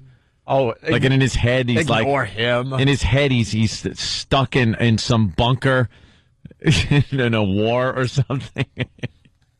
It's going to be horrible. You ever get the old ladies with that old lady grip grabbing you and yelling, help trying me? to tug with their transparent hands? Well, they could hold on. Oof. And they grab at you as you walk down the halls because they're getting some air outside their room in their wheelchairs, and they grab at you and then yell, help me, help me, help me. It's like someone in the middle of the night removed their skin and put sausage casing all over their body. It's disgusting. You're just looking at their veins. It's like you ever buy the Visible Man or the Visible Woman model when you were a kid?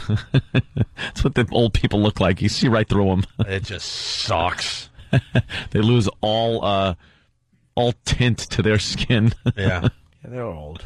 They're old. Well, say you might regret it if you don't. Will I? You might, yeah. Man's not going to regret it. You don't know that. Sometimes people go through certain things, get sober, and you never know. Like they may. No, it's not. I'm not saying that. I'm only saying that the worst that can happen.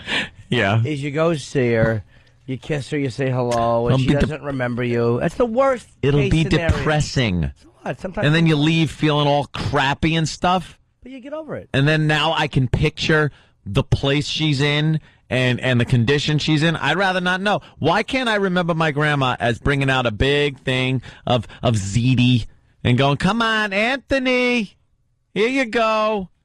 There's too much sauce on it. Again, sometimes you're right. You don't like to remember them like all. Yeah, but sometimes we have to remember them like that. Why? Why do we have to? Because people say that. Why do we have to? If someone's someone's head catches on fire, alrighty, and they just become this mess of burned head in a bed. Then you don't want to go see them if they don't know what's going on. Yeah. But you never know. Like dementia people kind of come in and out of it sometimes. You never know. Seeing you may make her feel better. So if it doesn't hurt. Why don't you go then and tell her you're me? Because I know what I'll wind up doing. She'd be like, I can't believe he did that to me. Of all the ziti I brought him. My God. I would do it just to wreck your image in her mind. I'd put on a hat and a gun. You should go see her. I'm with Anthony on this one, to be honest with you. If she's gone, I think you want to remember her, like you said, making the sauce and all that. Like I remember a very vibrant grandma. Yeah. I don't want to go and see that. The last few weeks of my grandma's life, I was like, in a way, I wish I didn't see her like deteriorate like that in an old age home. But why not remember them accurately, like when they were like really good for most of their life, where there's a reality at the end? People sometimes fall apart. Well, when you throw in the last memory you have of them, and it's a lot different than them making sauce, it kind of f's up your brain. That's why I hate wakes. It makes it harder to remember my grandma, actually, the time in Wading River where we forced her to go water skiing at 60 some odd years old. That's what killed her. Or nah, she made it to the 90s, but making dinner for 40 people, all that cool stuff. Yeah. But when you see that image of your grandma, she's like 80 pounds and drying up in front of you. It kind of makes it hard to remember the really happy times and the good memories. Yeah. It's unpleasant, but unpleasantness I find it's a part of it. Sometimes, again, it's for the other person. Steve from Bayshore has got a little dialogue here from my grandmother, if she comes to for a couple of seconds. Anthony, do you still hate the you-know-whats? I do. Can you imagine? A moment of clarity from Grandma. Could be a good day for you. Let's say hi to Jay. I think Jay might start a bit here. By the way, good morning to Cleveland. It's Jay. Hey, Jay. Hey, boys. Yeah, I go see my grandma. She's got the whole dementia thing and everything else. I see her probably about once a week. And first off, she gets angry because I haven't seen her in months. But then on top of it all, I was complaining because, I paid $4 a gallon for gas. And she goes, oh, man, somebody needs to get on Reagan's ass. She thinks Reagan's still running things. Boy. And I think that should be the bit today. What did your grandma say this week? What did your insane Alzheimer's... Well, here's what you got to do, dude. You're handling it wrong by coddling her. What you got to do when she says get on Reagan's ass is you got to pick up either a pitcher of water or the bedpan and clang it off her teeth and say, Bush is president, stupid.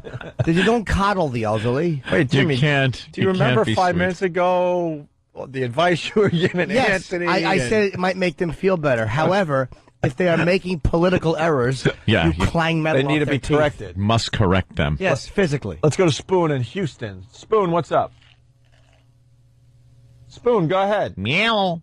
It's a good story. I don't want to lose Spoon. No. One more chance for Spoon. Friend and I visited an old person's home. Friend smacked an old person in the head. I want to know why you would smack an old person in the head at the old folks' home. He's going to have to call back. Let's go to Phil. Phil in Brooklyn. I disagree with Phil, but... Anthony, you're being so selfish, man. I mean, my dad, he had Alzheimer's, for a while, and everybody said he wouldn't forget anything and everything, and then after a while, I thought the same way you did, and then I went and I saw him, and I was the only one who remembered.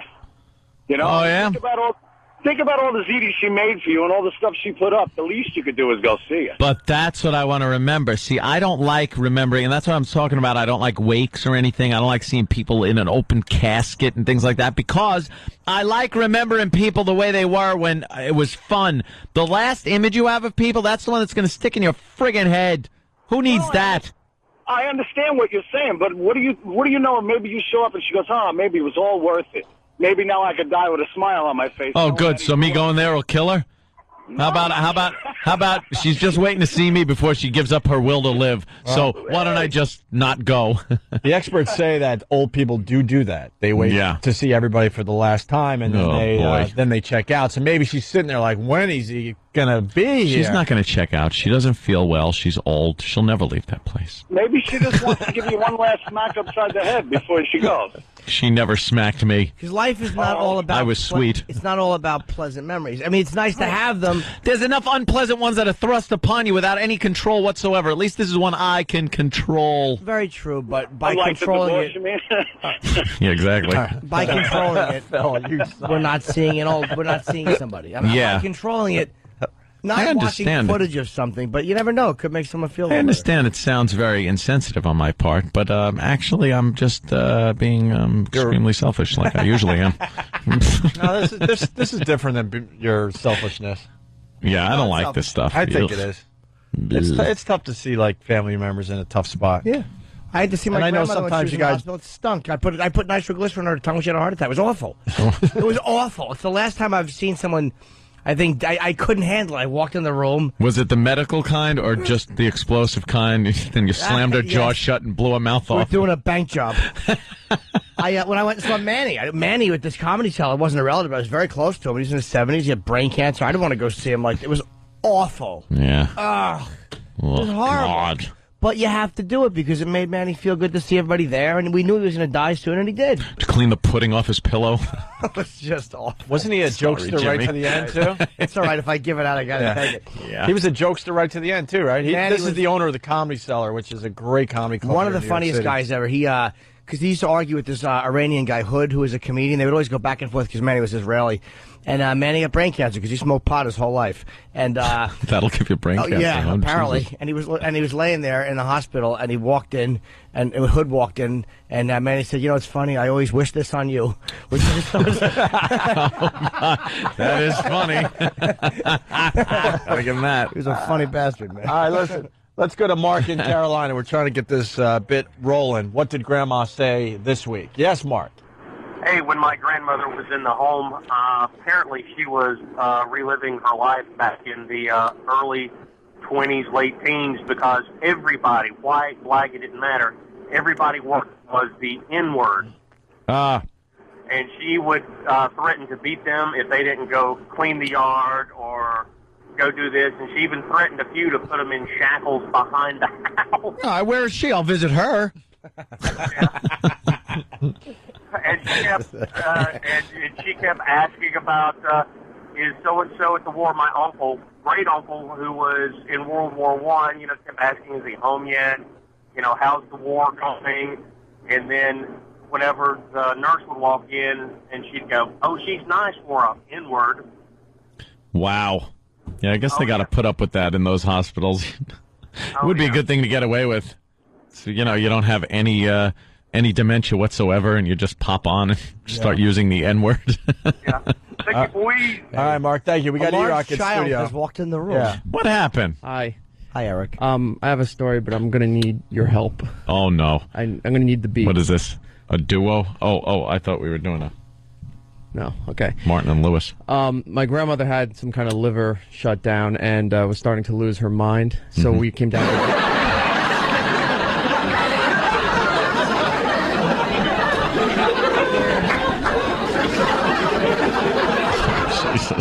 She's dead. It doesn't matter. So we walk into the hospital, and I'm wearing these denim cargo shorts. And the first thing she says to me, and she screams, and she goes, "What are you doing wearing those shorts?" Really loud, so everyone in the hospital... Hang them out to dry. I'm not going to beep them. And she's like, weren't you raised better than that? I'm trying to think. What are you doing wearing those shorts? What's wrong with shorts? Those blind shorts. What? The word that went in front of the shorts. Stupid shorts? What's wrts with wearing shorts? Fat boy shorts, people are saying. Piggy neck shorts? Mayonnaise shorts. Girls shorts. Shorts. Martin shorts. Retard shorts. They're all coming up. Incompetent shorts. Soon to be fired shorts. Small pee-pee shorts. Garlic butter shorts. Cinnamon bun shorts. Oh, boy, do they come up with them. Garlic butter shorts. Tardy shorts. Wow, E-Rock. Why are you wearing Blubber shorts? Nice. Poor E-Rock just comes in to contribute. Why would you put yourself out there like that? You put yourself out there. Failure shorts. Well, I missed the blubber bit, so I figured I'd chime in on this one. Yeah. Well. What shorts? Shorts that a certain ethnic group might wear. Queer? N-word shorts. Yes. Okay. You could have said so N-word. you could say the N-word. All right. You just can't say the N-word. Cargo pants shorts. Yeah. Garlic butter shorts. He wears cargo ship shorts. Yeah. It's amazing how fast they just attack. Oh, they didn't even wait. There's not even a hesitation. When E-Rock puts on cargo pants, he can actually haul cargo. He's got little tractor trailer rims in his pants. Hey, Alex in Jersey. How are you, buddy? Hey, Alex! Hey. Young Alex. Jimmy? Yeah, man. Yeah, so this is like 2 years ago. My grandmother had Alzheimer's. Mom had moved her into the house to stay with us to take care of her. And I came up to her bed one day and I saw her really licking the roof of her mouth, really in there. And it looked almost like she couldn't breathe kind of. So I opened up her mouth a little bit. And she had been digging inside a hole in a goose down blanket we had and was just stuffing feathers in her mouth. She was eating the blanket. She was eating feathers. Her whole mouth was just lined with feathers. Where's the angel of death nurse when your grandma's doing that? Yeah. She should just have a slight twist to the nose when it's all over. But well, either she's Jimmy Durante or somebody killed her. Wait a minute. Did you eat any of the feathers? Wouldn't it be funny, though, if all of a sudden you realized feathers tasted exactly like chocolate? They're delicious. None of us have ever eaten feathers. Yeah. It took a crazy old woman. All right, let's go to Boston. Good morning to everybody listening on BCN. It's Kathy. How are you, Hi, Kathy. Hey, hi, guys. I know it's going to be hard, Anthony, but you've got to go. And if she asks you the tough questions like, where's Grandpa Joe, you just say he's not here right now. You never know what. She could have a whole conversation with you that turns out to be really fascinating. She could tell you about God only knows what. Yeah, exactly. Laying there, the ceiling, how the paint is chipping. Mm-hmm. Well, what you do is you tell her, she goes, where's Grandpa Joe? Say, well, he's having an affair. Or he was brought up on child molesting charges. You can have a ball in that place. Oh, actually. couldn't you have some fun? Oh, my God. I want to go in someone else's room and tell them I'm their grandchildren and just make up stories. Old black people. You don't remember me? You're my grandson? The interesting part about Alzheimer's is that their inhibitions are gone. Oh, no. Yeah. Yeah. I just want to go from room to room and have them change all their wills. Well, no, you change the sign on the door. Oh, look at that. So they don't know who the people are. They're just talking to the wrong old people. 'Cause at that age, they all look the same. Or just lead one out of one room and have them sit in another and have them talk to each other. Tell them it's your kid. I'm your grandson. They just sit there for hours babbling. They both think, wow, you look like crap. That's funny. Just That would be babbling. great. Oh, you're my grandson. You're my grandson. You're my grandmother. Exactly. Old satin pillow heads. Does your mom want you to go in? She hasn't brought it up to me. She hasn't said yes or no. She tells me, what it's like when she goes. And she's not. And it's like, she's not painting a pretty picture, is she? Nah, she says, sometimes she has some wacky things, and she's got to tell her, no, Mom, she's been dead for years. What are you talking about? Snap to it. So you know what you do? You say you want to remember them as they were. Like that's why wakes are depressing. What I do is whenever I see old people in a home, I actually will have a coffin brought in, and they have to sleep in that. And then I just get used to seeing them like that. That's the way you see them. Exactly. So this way when I go to their wake, I don't feel bad. I'm like, you again. That's brilliant. Just instead of a bed, buy your grandma a coffin. And then when, even though she's not in a home yet, just for years she could sleep in that, and you get used to it. My goal is, I wish I would have thought of this, but when my grandmother died, I wanted to dress her up like one of the guys in Devo. Play Whip It really people would be like, what happened? What is this? Hey, we're going to try to squeeze Spoon in before we take a break. He was the one with the friend that smacked the old lady. Oh. Spoon in Houston. How are you, buddy? Good evening. Good evening. Oh. All right. We were probably about 13, 14 years old, out skateboarding around. We just stopped off at an old folks home just for the goof. We go into one lady's room, and we tell them that we were her grandchildren. And she got all happy and sappy and whatnot, started squeezing her cheek, yada, yada, yada. Anyways, my friend goes around behind her, takes her glasses, starts messing with her little pigtail, and then just, as Jimmy said, was corrected. Mm-hmm. So, needless to say, we got out of that room before she started hitting the help button and going to another old lady's room, visit her. She starts taking her pants down and walking towards the bathroom, wanting us to wipe her butt. Oh. See? Yeah, it was pretty awful. Your story is just making me sad. Yeah. That's what you have to see. Those visits will do that. Yeah. Can you help me? I have to go to the water closet. And then you help them up, and they're already going. You want to see that? No. No. Let's go to JC. He's 13 years old. Hey, boys. How are you? My grandma thought my friend was a hooker. Come on.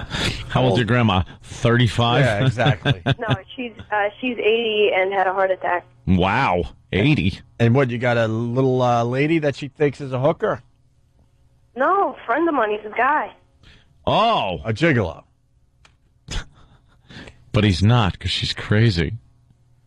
Is she really, crazy? Does she live in a home?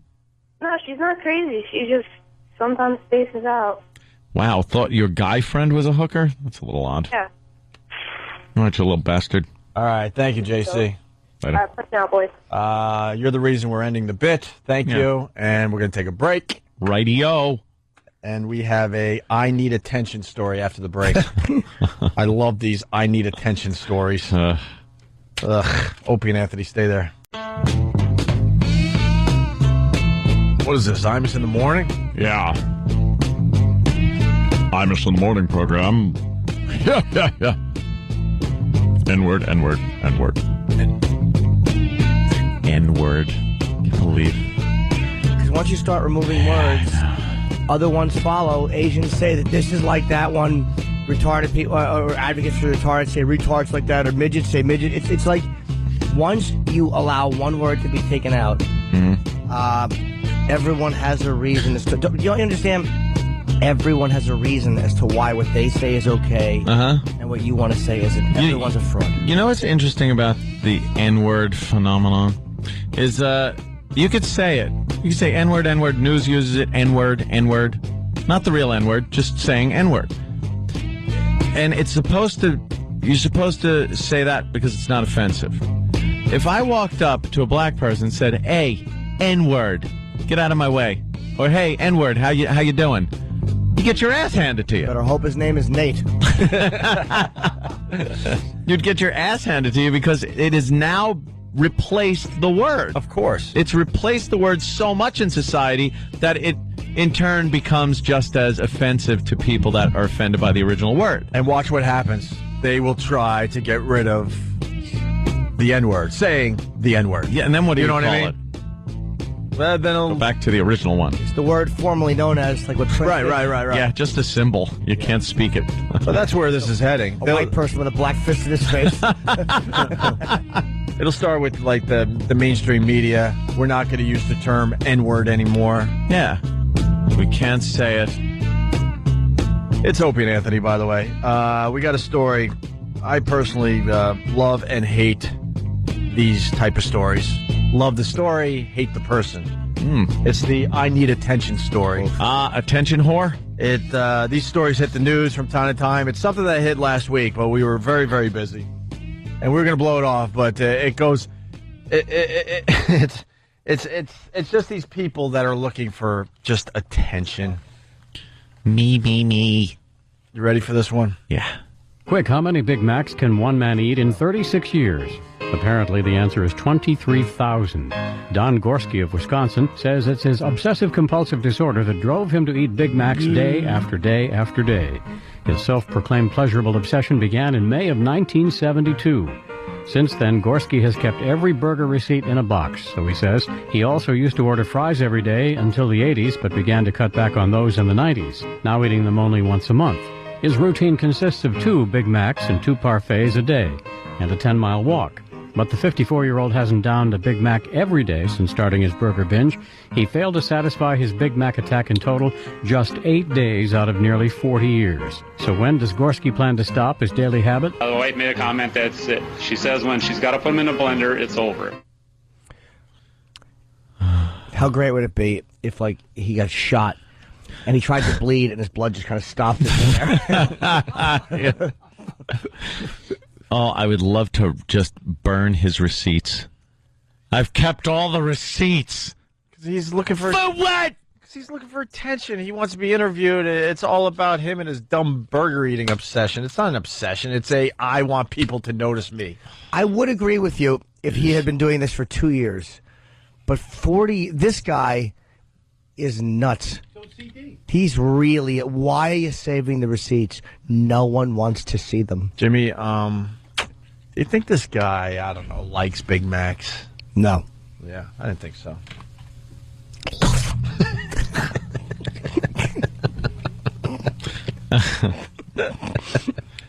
Might be hacky, but it makes me laugh every time. No. I just... Me. I know. That's what OCD is. Me. And it's in my family, sorry. So, I'm allowed to. See, I'm like a black person. I can talk about the N-word. Because it affects my family, but I really believe a lot of it has to do with me.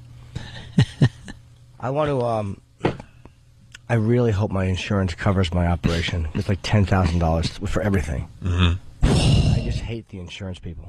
It should... What's your deductible? $40,000. $40,000 My insurance is a nickel a year. $40,000 deductible. It only covers if I fall out of a plane. Because they're scumbags and they're vultures. They're vultures. How about it's also work-related? You needed that for your job. And it wasn't cosmetic, and it wasn't... Of course. We can all see that. I think they want the photos. Maybe the lady didn't submit the right paperwork. Like, you can't photos? Of my nose, the x-rays and stuff. Oh. You know, to make sure that I did have the septum. I guess that's fair. Just don't pay them. What are they going to do? Put all that crap back in your nose? Wouldn't that be great if a judge made me go and have my awful septum? They saved it. Can I tell you, though, I got to say my life is changed. I'm sleeping. I'm going to give the guy's name. I wasn't going to do it in case something went wrong. But I'll plug him because he was Dr. Charles Kimmelman. He's an odd man. Looks a little like a Simpsons character. But the guy changed my life. He knows what he's doing. He knows with an N what he's doing. I sleep every day now. I can nap. That's great. If I could just get off the porn, my life would be wow. a real person. You're almost there, Jimmy. You're almost there. Changed my life. I gotta tell you, why do we even pay like health insurance at this point? Why? Because every time you do have some kind of issue, and you submit the paperwork, they're always saying, "No, that's not covered. This ain't covered." it's getting ridiculous. Well, he's out of network. Well, the guy I went to because honestly, he's in all these Best Doctor in New York magazine covers and stuff. I mean, he invented the gel that they use instead of packing, so you don't have to pack your nose. He's like one of those guys. So I wanted to go to a guy. I wonder what it is. I invented this. Yes. Put it up your nose. I had 2 knee marks on my shoulders. But you want to go to somebody who's really good to dig inside your face. Yeah. I breathe a lot. I breathe a lot. Yeah. You and so I tend to wanted do to it go to every one day. of the best guys. It's like, what's the problem? You're not going to send me to some network nerd who did this once in college. Yeah, you want the best. God, I hate the insurance. Yeah, people. it's scary enough to go under and have an operation. So, yeah, like Dan said, you at the very least, you want to try to find the best one at it, right? But then again, maybe I just didn't submit the right paperwork, or maybe that stuff has to be Sometimes they work it out in the end, Jimmy, so. That's why the universal health care will be so good. You'll be able to, get the best doctor and that's right, you won't.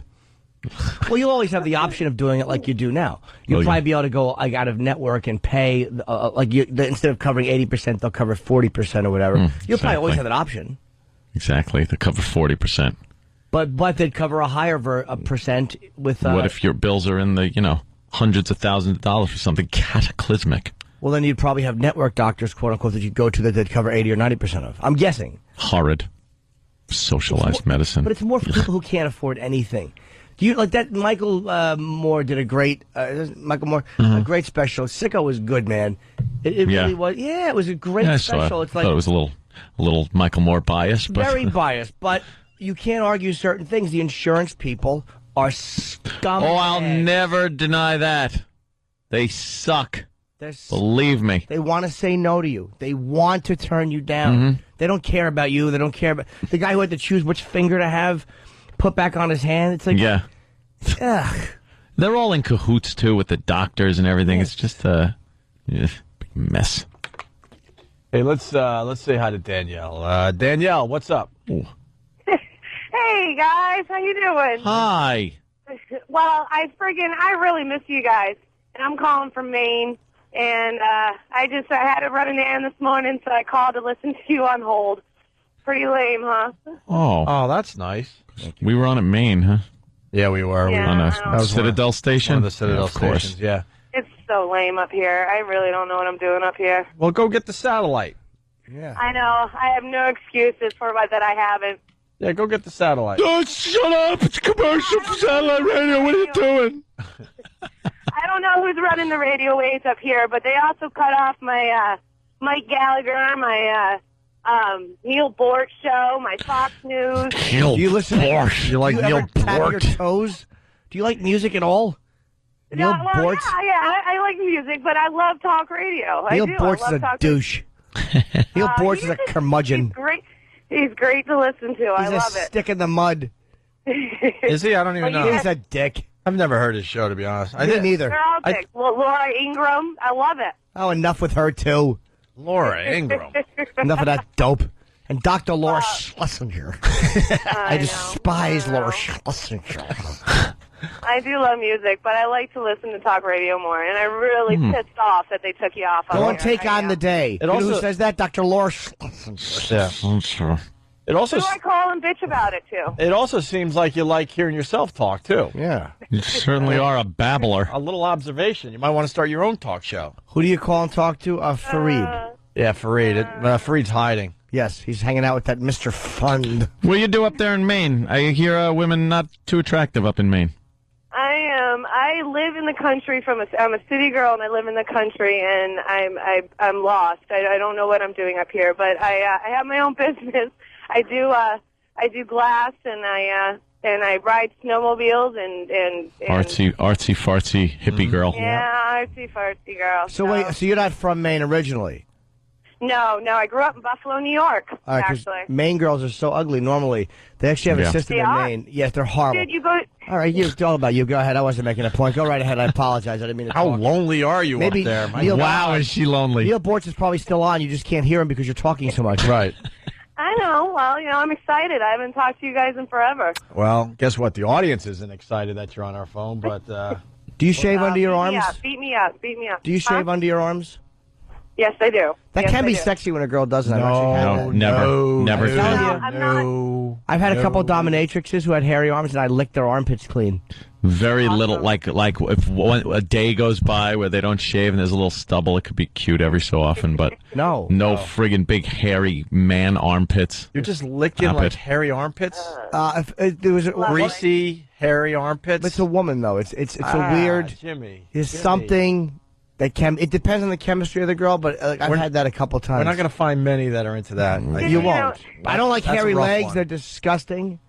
No, Hairy anything is disgusting. Even hairy armpits I don't like. Only occasionally as a form of kink with a certain dom. Yeah. All right. Interesting. There was a day. Okay. There was a day when I was Specific. 18 living in Oregon that I didn't shave my armpits. Oregon. I knew you were from somewhere like that. You have Pacific Northwest written all over you. You hear it? Eugene, Yeah. Oregon. All right. Thank you, What was it Danielle. I'm out of All right. touch with the common man. All right, we got to go to Connecticut. Chris. Chris?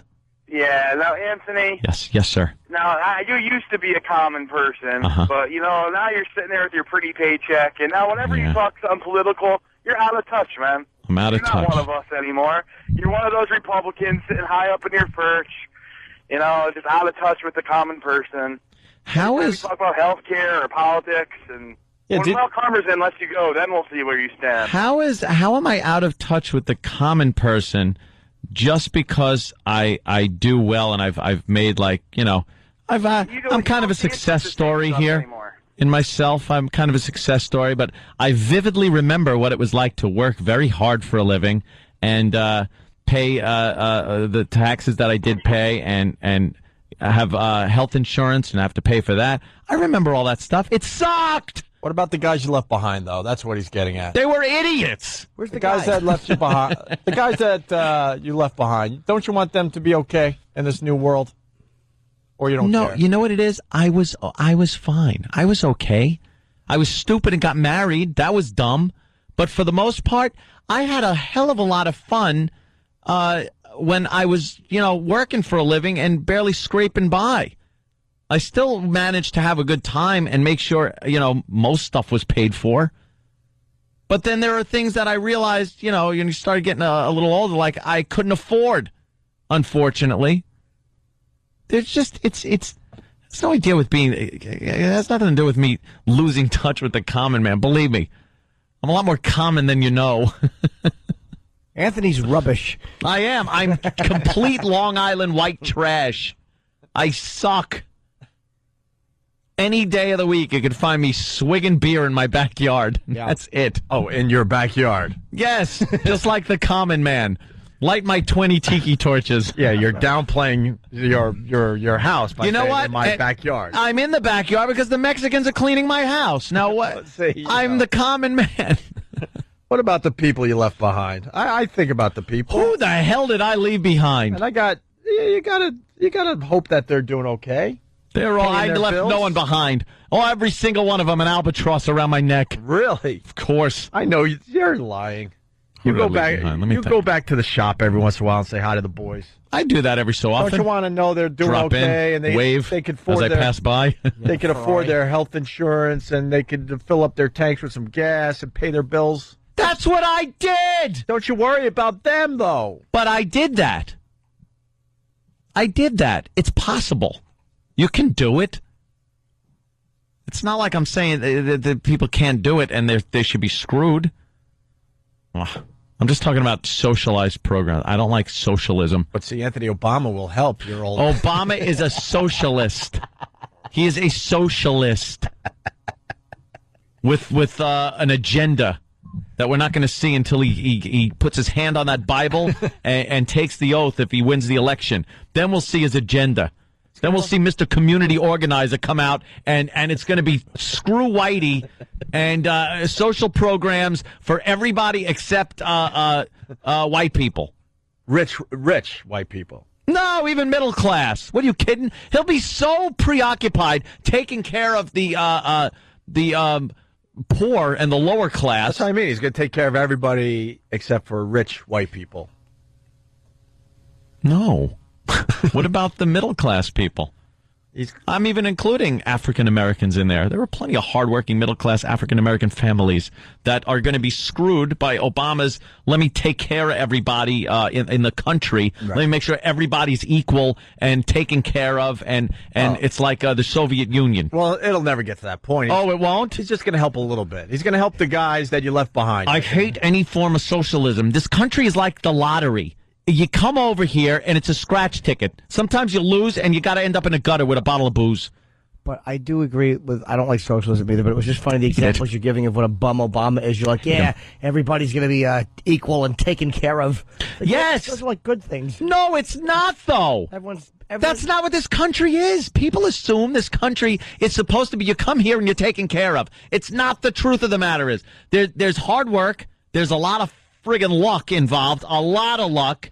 And it's not a place where everyone is taken care of. That's been the biggest problem with this goddamn country. Thank you. You come here, or you're born in this country. There are certain opportunities given to you that are given to everybody in this day and age. And you use this country and those resources to the best of your ability to build yourself up and achieve what is known as the American dream. Once you're there, enjoy it. But not everyone's going to get there. And you shouldn't have to tear down the person that achieved that American dream to a certain level so you can bring up a person that did not achieve that level. This is not what America's based on. There's no guarantees in America. This isn't a country of guarantees. You want that? Go to a socialist nation. You come to this country, or you are born into this country, to make the best of yourself. Sometimes you work very hard and nothing pans out. That is also part of this country. So don't give me, I've lost touch with the common man. There are no guarantees in America. Thank you. Let me ask you this, Anthony. And I am picking my vice presidential candidate. If you were old big tongue. If you were still a tin knocker, yes. Would you vote for Obama? No. There you go. Because it would have been coming out of my eyeball. I would be a hardworking guy trying to save some money, and I'd be getting screwed because I wouldn't even fall into his goddamn category. I'd still be considered rich, probably. What if? Because I'm able to afford a roof over my head. All right. What if Obama was white and you were? In a second, I'd vote for him. I'm teasing, of course. I'm just saying, it's too close, if not socialism. It's too close to it. But I have to clarify something too. Oh, okay. Test came back negative? No. Oh. Sorry to hear that. That's right. Positive with acting lessons. How you can look and go, no, I'm fine. How come I don't get the American music when I'm going to make a good point? Oh, you haven't made the point yet. Excellent point. Valid point. I hit that button when it's like you can tell he's on a roll. We're waiting for you to be on a roll there, Jimmy. But I was going to say that...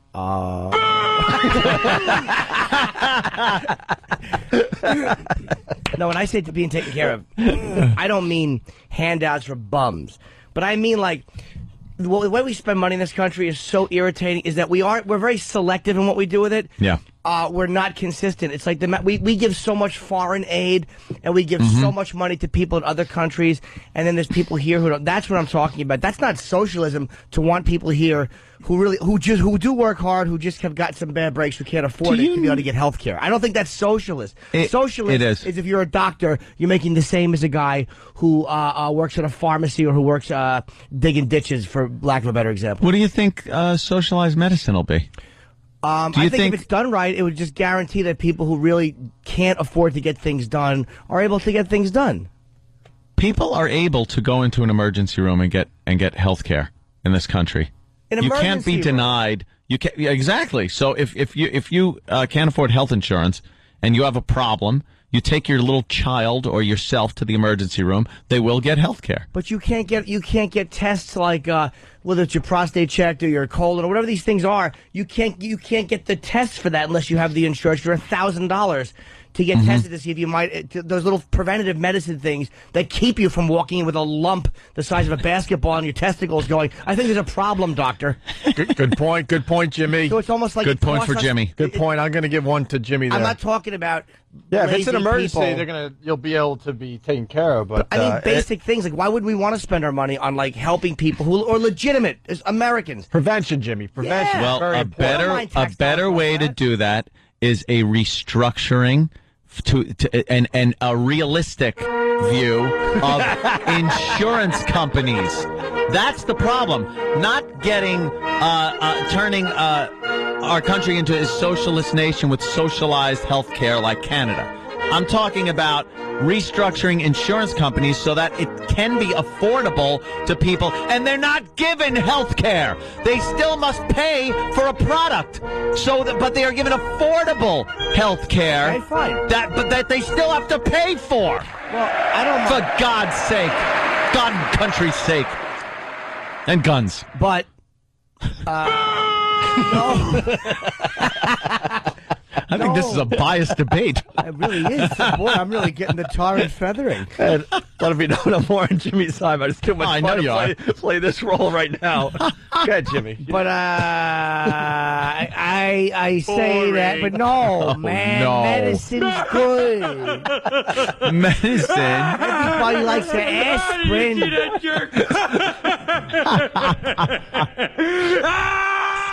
But no, I just think that we spend so much money wastefully. I don't think it's crazy to want people to get that stuff done. Money is wasted. Like these Wall Street... Again, I feel bad for a lot of people that lost their jobs, but these scumbags that we've been protecting who are allowed to walk out with $300 million. I mean, like, we've allowed that in this country. We're such a nation of dopes. I'm not a bleeding heart liberal or a socialist, but when I see some scumbag who has been doing nothing but digging in people's pockets for all those years, and he can somehow loophole out with $300 million, he should be shot. Yeah, we're dummies for allowing it to happen. That's not good. I'll agree with that. Not good. So it's like, it's very easy. And as far as the insurance companies, believe me, all should be firebombed. But doctors have to have insurance because people are sue happy. People sue. Well, that's true. Yeah, that drives up their cost. A lot of stuff needs restructuring before we go to socialism, because Obama, his plan is to take care of it the other way, which I see as socialism. And what you brought up before, the amount of money this country spends, especially on other countries. I know Bush, during his first term, doled out so much money for AIDS in Africa, and it was directly under pressure from a group saying that not enough is being done, blah, blah, blah. I think it was during an election year for his second term, and just a lot of money going over there. Useless. Useless. It's still a mess over there. You're not going to take care of AIDS in Africa. I'm sorry. It ain't going to happen, no matter how many millions and billions we pump over there. Warlords take the money. They take the medicine. It ends up in people's hands that it was never intended. And until there's some kind of legitimate governments in these little countries over there, I say no aid goes over there. None. Until you could speak to the leader without going... No aid for AIDS. No aid for AIDS in Africa. All right. In any African nation that doesn't have a stable government that can distribute this wealth that we're giving over there, because it's going to weapons so they could kill each other for genocide. That's where it's going. All right, calm down. What? Pompadour wannabe. Listen. What wannabe? Pompadour wannabe. Listen. Pompadour. What's Pompadour Let me wannabe? ask you a question. How did you feel about Ronald Reagan? I thought Ronald Reagan was fantastic. He was a knucklehead.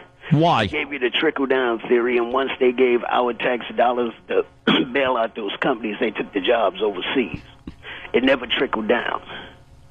You know, and we're bailing out these companies like it's going out of style. And The money that they give to the poor people, it's not even 1%. Stop the nonsense. The money they give to the poor people, it's not even 1%. Poor and the working class. These are tax dollars that they're misallocating around the world to nonsense.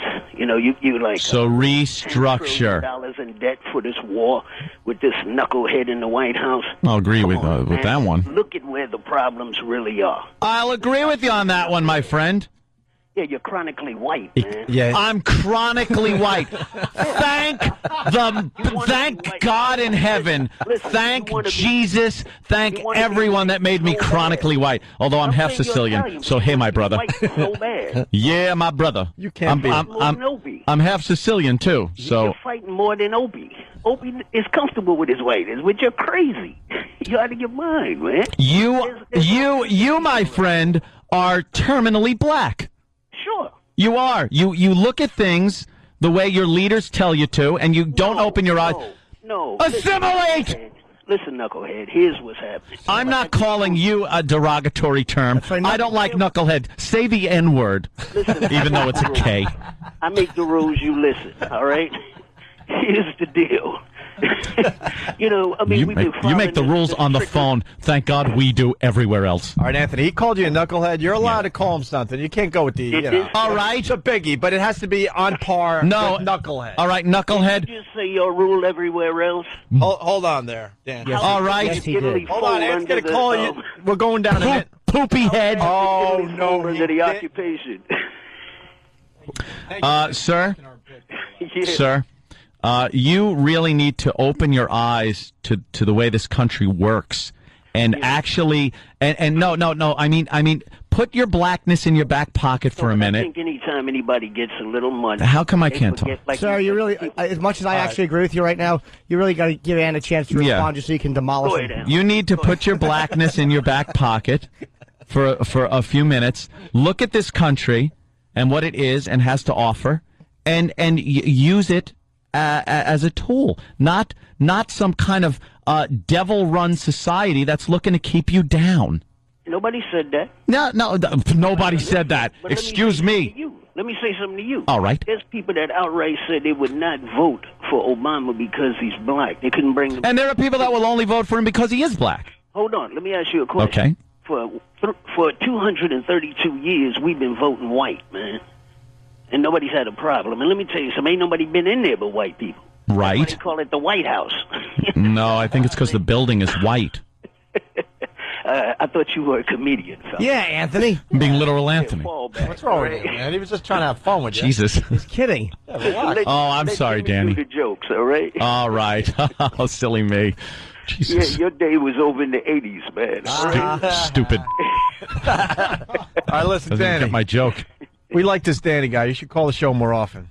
No, you shouldn't. Yes. Oh, go buy a new phone card so you can call the show. He doesn't have a phone. He's got a phone card. Danny, what do you do for a living? Jimmy, you're the best, man. Thank you. Danny, what do you do for a living? You should hear the racist stuff that comes out of Jimmy's mouth during breaks and after the show. Hey. He hates your people. I certainly do not. Yeah. I'm kidding, of course. I'm after your job. You're not a radio host, not with that voice. Are you really? Yeah, because Amp's day was over in the early 90s. He ain't been funny since he did the old guy at the phone booth. Oh, yeah, I know. That was funny. At least I'm still drawing a check, though. Otherwise, they wouldn't need little Jimmy. Little Jimmy. Don't try to pit us. Me and Jimmy are lovers. Don't try to pit us against each other. Well, you know, Dan, you raise a good point. I wouldn't be surprised, Amp. No. I wouldn't be surprised with you, but I think little Jimmy got options. Yeah. All right, Danny, get I out. do. I either show up here or I don't pay my rent. Shut up! You're getting me angry. Hold on. I have sex with 20-year-olds. Don't get mad at me. Exactly. Hold on. And if they're not available, two 10-year-olds. Little Jimmy. Hey, Danny, we went from liking you to hating you. Little Jimmy, you did a line once on television, I forget what show, about the guy's face being pressed into the brand new couch. Listen, that was the funniest thing I'd ever heard. Oh, that's right, when you were picking out a couch. I remember that bit. That was very funny. That was a true story about a comedian I know. And that was too funny. Danny, we can agree that Jimmy is funny. And it ends there. But as far as Anthony, now we all know that, and this is hard to say, but he is probably the funniest guy I know. Well, funniest guy you know. Translating it over to radio is different. Nah, you gotta I hate this guy. All that's going through my head right now is the N-word. Why? See what happens? You know what? See what One last happens? thing. You know what? Danny's kind of funny. I'm teasing. I like Danny. Minorities got better things to do than come in your house with you and your guns. Stop being... Are you kidding? I see it on the news every day. You're blind. Home invasions every day in Nassau. Had it with you. Had it with you. No, they're not coming to my house because I'm armed. I'm an armed citizen. Legally, Danny. Not like you and your buddies. And turn the gun the right way. Anthony's 70 years old. You and your buddies. You and your cronies. You and your cronies. That's why you hit so many of your innocent children.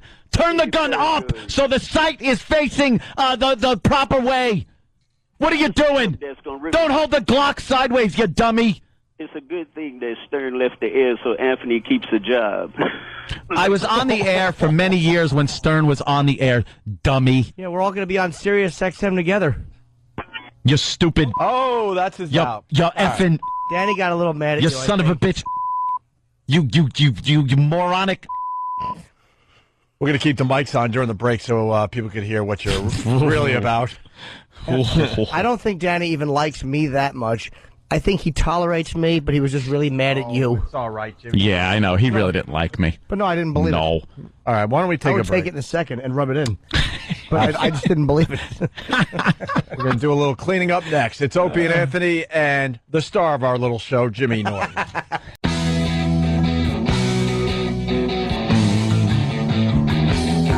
Opie and Anthony. Hey, we got Danny back on the line. Oh, great. My new favorite caller. Danny, what's going on, buddy? Favorite caller. Danny.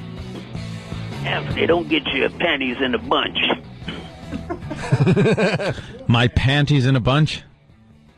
Yeah, Lou Jimmy, that was legitimate, man. I can't wait to see you translate to the big screen, man. Oh, thanks, man. You're going to knock them all out. Thank you. Yeah, huh? I got to go. I got to get to work. No, you don't. Stop lying. Oh, he's gone. I'm obsessed with Danny. All right. I picture what he looks like. You only get a picture of people, callers. Yeah. But I picture a guy who looks like Isaiah Whitlock Jr., who was from The Wire. He was the shiesty senator from The Wire. Oh, okay. Like just an older black guy, a little heavy, not fat. I could be completely wrong. That's who I picture. I don't know why I'm saying that. Well, because I have pictures of all of our callers. Yeah, all of y'all, you have pictures in your head? Do you really like pictures? I do, too. Sure. Like the one who's the lady that calls the psychologist. Lady from Oceanside. I picture her as being kind of matronly with a big dopey hairdo. She's probably really hot. Yeah, she probably wears mini skirts and she shaves everything. Can't wear thongs because certain things are just too meaty. She's a psychologist. She probably bangs all her patients. Jesus. That's some accusations you're making there. What? You said to visualize the listeners, and that's what I think about her. I think she's doing some naughty things. Naughty. Yes. We got this. You know, I used to serve fast food as a treat, but now fast food is more than a once-in-a-while thing. That's why I serve Kentucky Fried Chicken more and more. The kids love it, and I know they're eating well. It's made from the highest quality chicken, cooked with the Colonel's finger-licking good recipe of 11 herbs and spices. It's so nice. You know, it is nice to feel so good about a meal. So good about it. What about the Earl? Commercial. But what about the oil? That. They're trying to say that Kentucky Fried Chicken's good for you. After you eat that's what they were saying back then, yeah. You can squeeze that chicken over your gas tank and drive with it.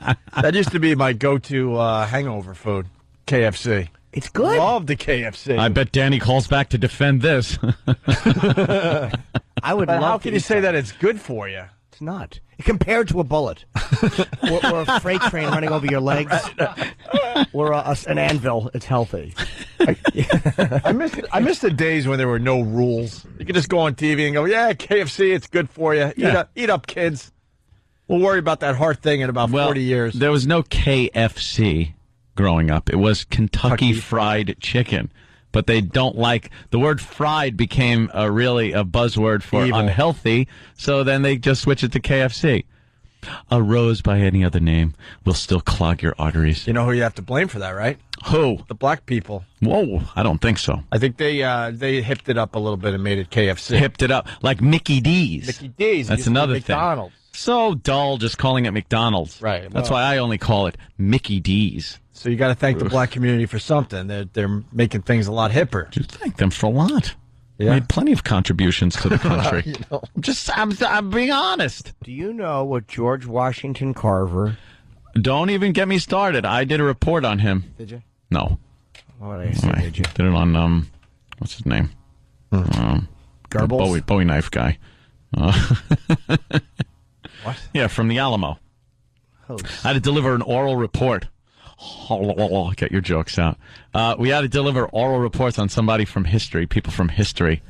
So I did mine as what the hell's his first name? Resin? What? Resin P. Bowie. Rock? No, is Stunt Brain wrong again? It's got to be the Bowie knife guy from David. No, he's the half a fruit singer. Jim Bowie or Bowie. It's Bowie. It's David's brother. Yes. Right. Yes, James. Yeah. Why would they call him Jim Bowie? Jim in parentheses. Jim Bowie. I call him James Jim Norton every day. That's right. Never noticed that? He actually holds his hands up like parentheses. You can't see that because we're sitting, but he'll actually hold up little parentheses. Right. But I had to do an oral report and dress up like him and go in front of my class and tell who you were in first person. Hi, I'm Jim Bowie. That's what the crowd should have given you.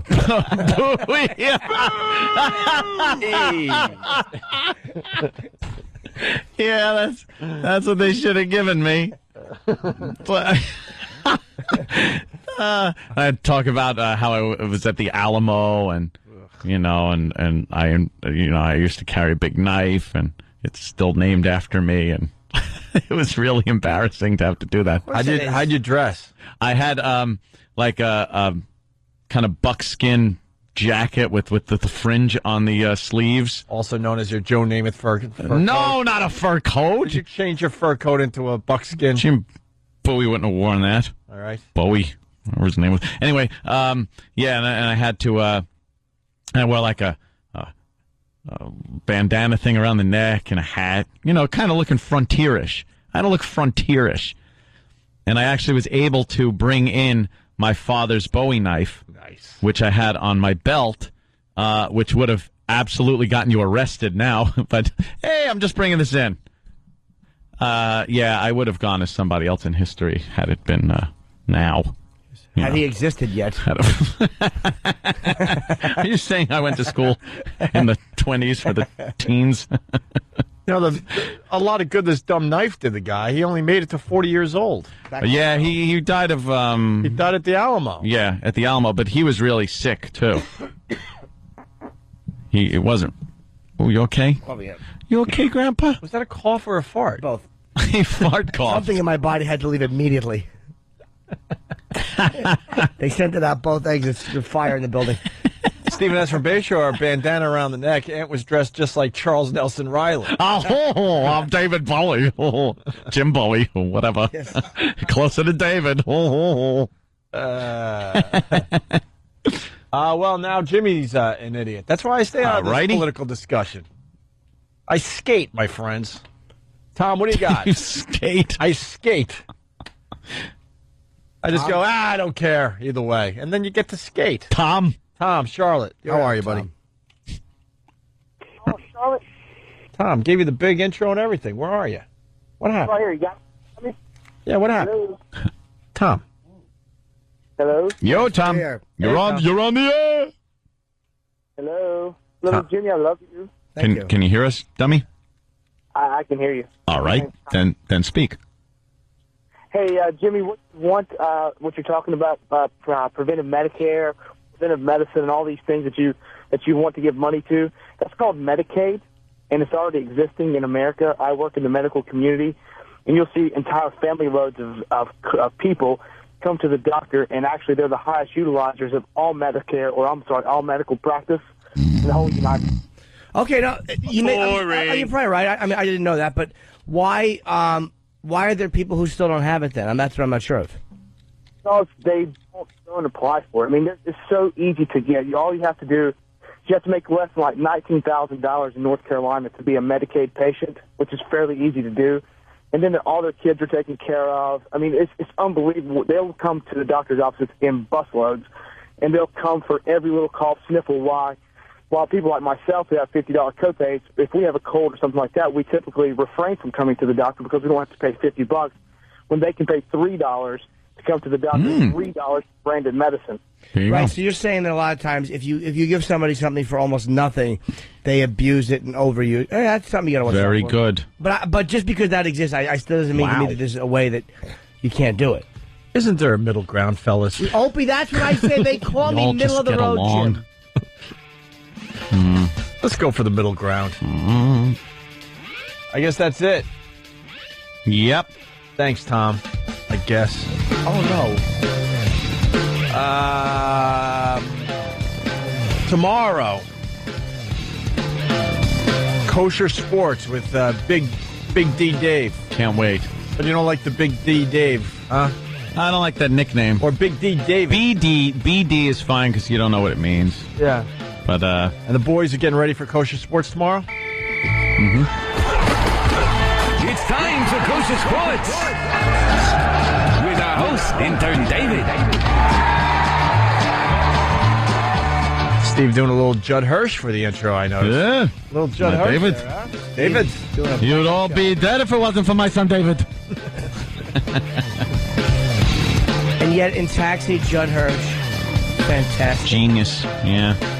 Yeah. When Louis was there, and Judd Hirsch was talking about him, and he said, this broken toilet of a man. Broken toilet. He called Danny DeVito a broken toilet of a man. That's a good one. That show is, by the way, the Emmys suck.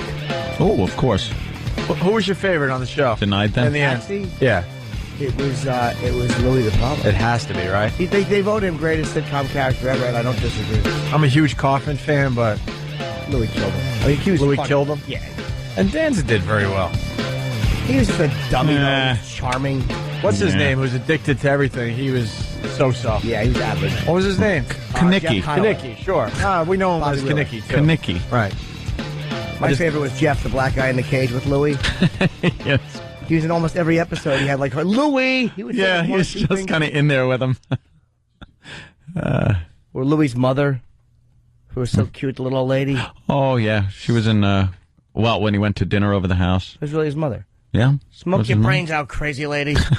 It was so funny when Louis is standing there and his old aunt shows up and she says, oh, your uncle died. And Louis goes, oh, how did it happen? And she goes, last week. And he goes, I said how, you old bat.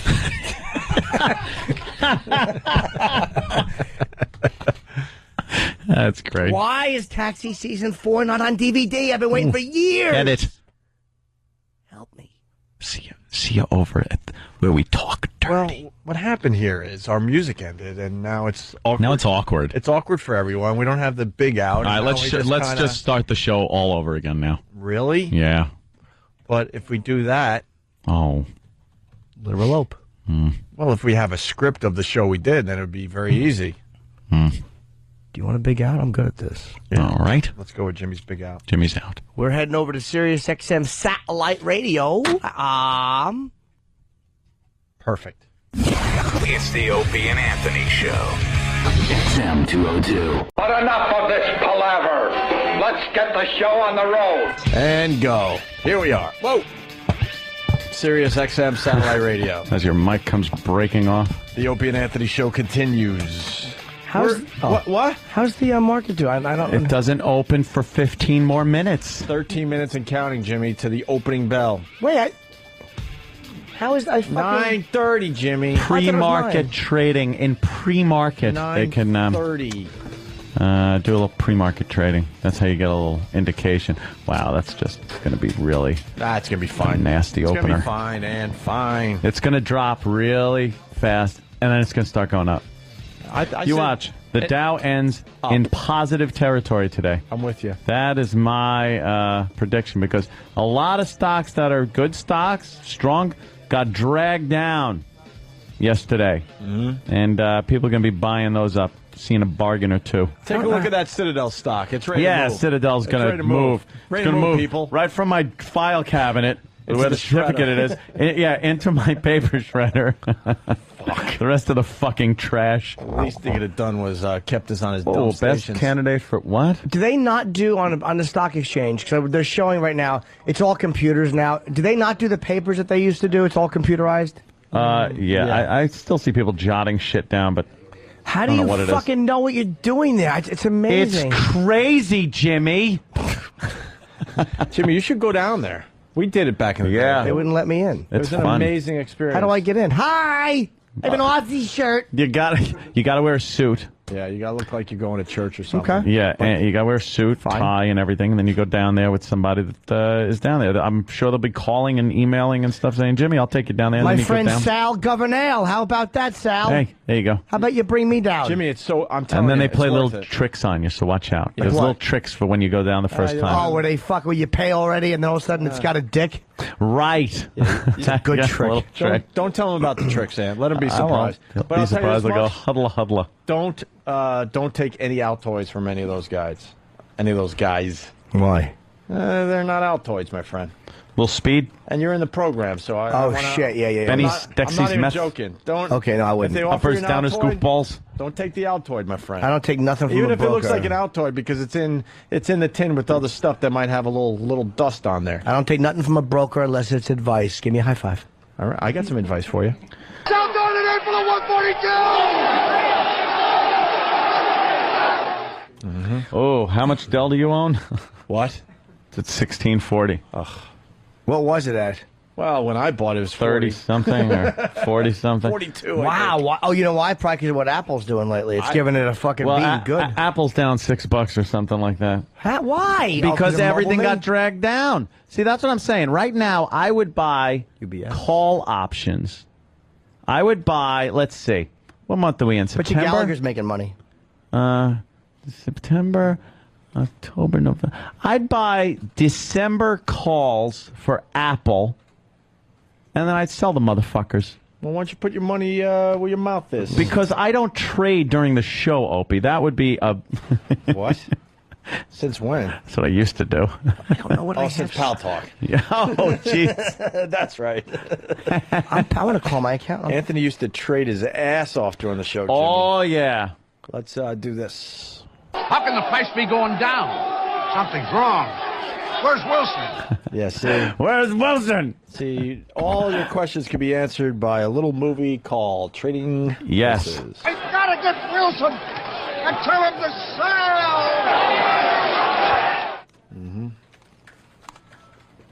Wilson, for Christ's sake, sell.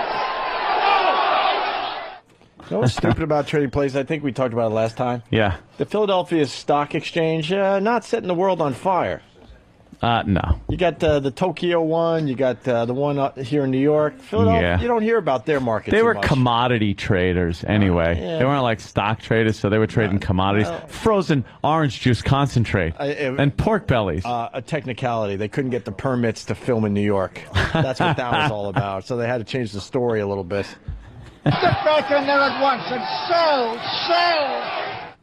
I like some of the other clips from that movie, like in the bathroom. What was the bathroom called? The clip of Hugh Panaro and somebody else. I was. Do you think I'd leave the company in the hands of a... Oh, right. Awful lot. Fucking. And the funny part of that clip was that Eddie Murphy was smoking pot and nobody knew. Yeah, smoking pot. He was blowing it up the vent. Oh. I just called my accountant. And? Did you? What are you playing? I'm touching my penis and balls right now. I don't know. He does it through a broker at UBS. My accountant's kind of a kook. A little crazy. He's really smart. He's like a multi-degree black belt. Weird Really? guy. Yeah. What stock would you like to buy? But no, he talks like this. It's Mark. Really? I'll He's kick your ass. he's the most unassuming little man. I met him. Oh, you were going to say something else. No. I was saying Oh, I was okay. thinking of little because he's not little. He's not a little guy. But he talks like that, and he's an oddly brilliant guy. And he can kick your ass with some black belt stuff? He's like a real... He told me something. We went out to lunch and met that he can break things a certain way by like letting his hand just drop. He was talking all about energy and how you push energy into your arm. Yeah, he's for real. But he's not a. He probably does it so he doesn't get attacked in the subway. Like a nice guy. Hey, Tom from White Plains was going to give us stock advice today, but he's really? gone. What happened? Where'd you go? He said we're going to be okay. We're going to be okay. Say the fucking words. It's not that bad, right? No. 500 points. Oh, I don't See what drops today. Well, we're going to find out in 7 minutes. That thing is going to... Oh, come back. Who gets to ring the bell on this day? They're like, oh, Christ. You know, it's an honor to get up there to ring the bell and watch it plummet. Grim Reaper. That should be Club Soda Caddy. Oh, I know. Oh, just that goal. It doesn't look good today, people. Ding, ding. Start trading. I'll ring the bell, but you probably don't want to trade nothing. Take all your money out. Put it in your pillowcases. I want to ring the bell. Frankenstein. You want to ring the bell? How about you ring it here? No one will know. All right. It'll look like we're ringing the bell. There you go. That's what you do. And they're off. Not quite yet. Do you think the brokers have been panicking all night? A lot of these people have been up all night. The veterans have seen it before. The newbies probably in a little deep. Might be a little scared. Do you think there are guys on Wall Street and somebody out there, a stockbroker, anybody would know, that have just fucking, through all this stuff, like from Ivan Boesky and Michael Milken, through all these fucking things that have happened, just stayed really rich? Yeah. Like, there are the guys that have ridden every one of these storms and gotten richer every time. Like, there are these Wall Street geniuses. The people that make a lot of money are the people that are in it for the long term, that just invest, don't fucking look every day, don't play every day, because it goes up, and you make a lot of fucking money. I haven't made anything. I was up like $3,000. No way. Now I'm down 20.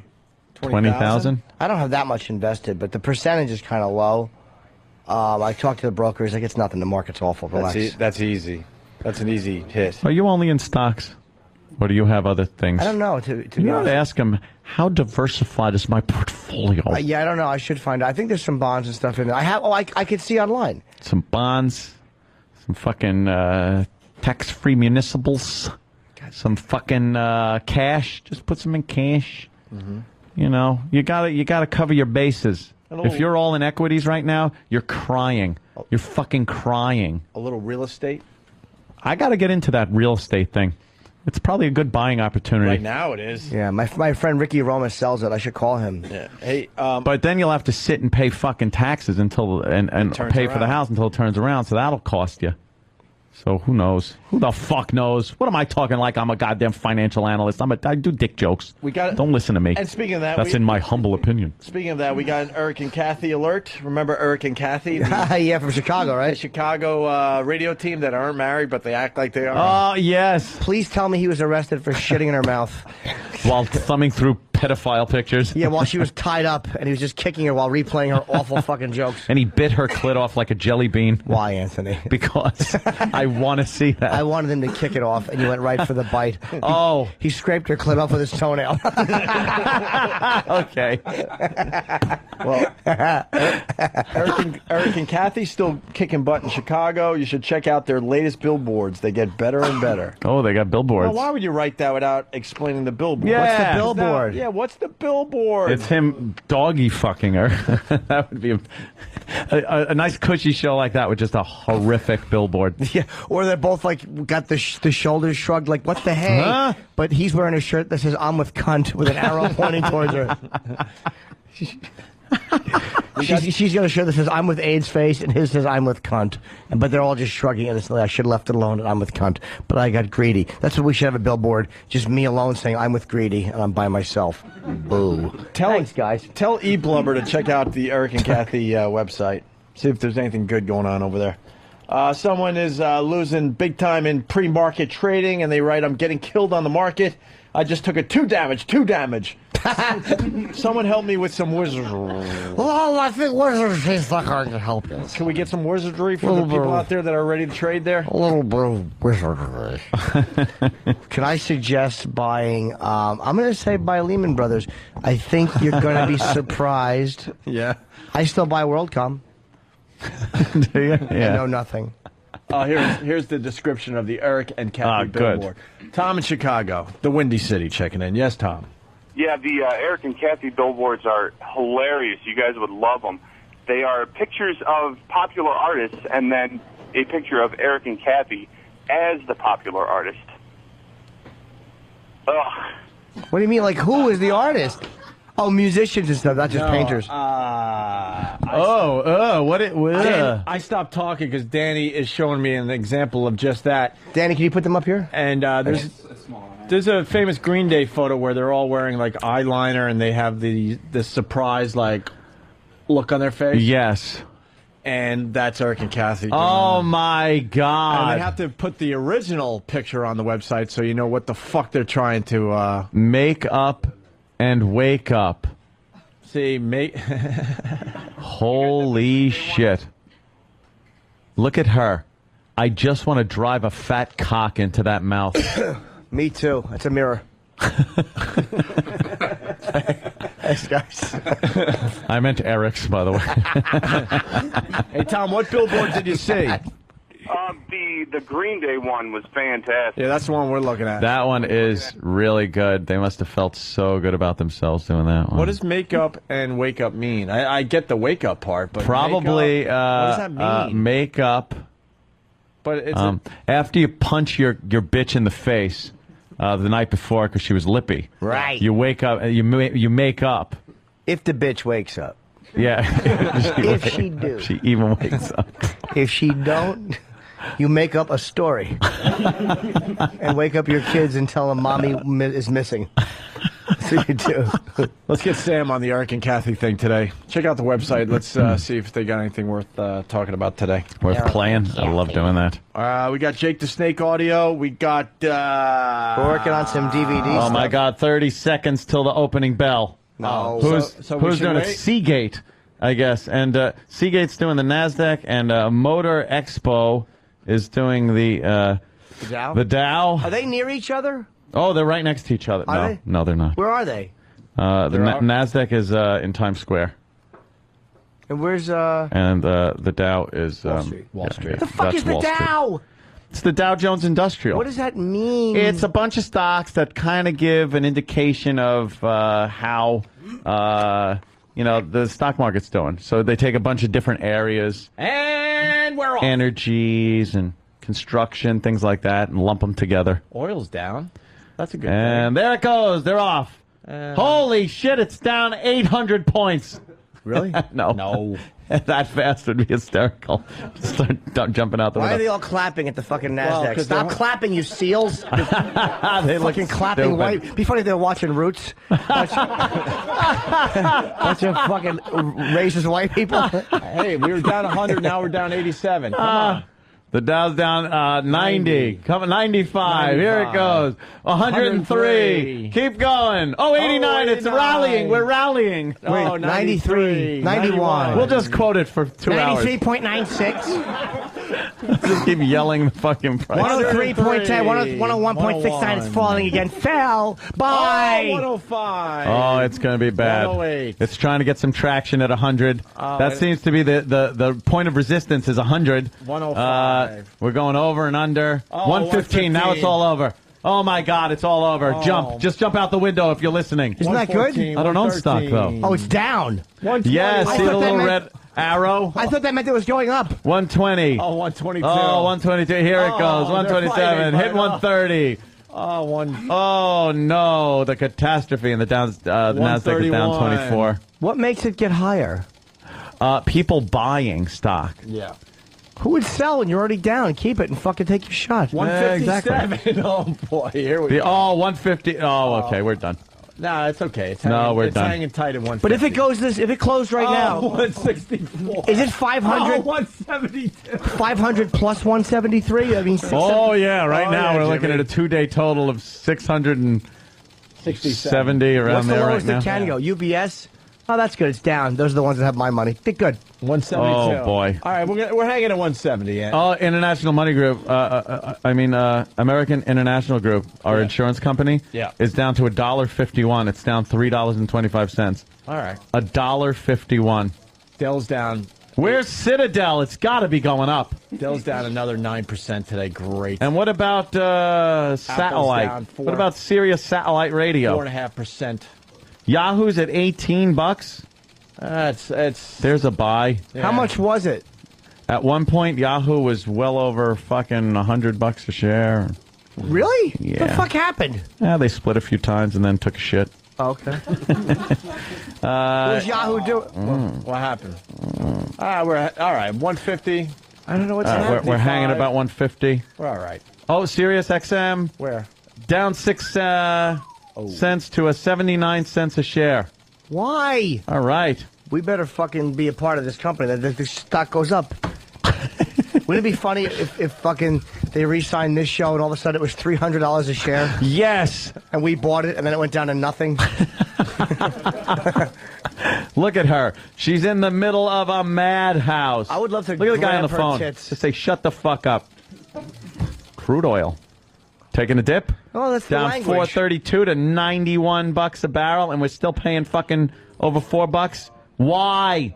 Oil Post's biggest 2-day loss in nearly 4 years. Well, give it to us at the gas pump, you motherfuckers. Well, they're hitting us in our pocketbooks, Anthony. Yes, they've got us by our purse strings. I just hate everything financial. Yes. That's why I invest in eventually getting syphilis. You're a good man. Don't be penny wise and dollar foolish. I'm not. I hate money puns and money things like I know. that. Everyone's asking for Boardroom Jimmy today. Well, everybody is asking. I would for love to do Boardroom Jimmy, but my throat's in very bad shape. I can't.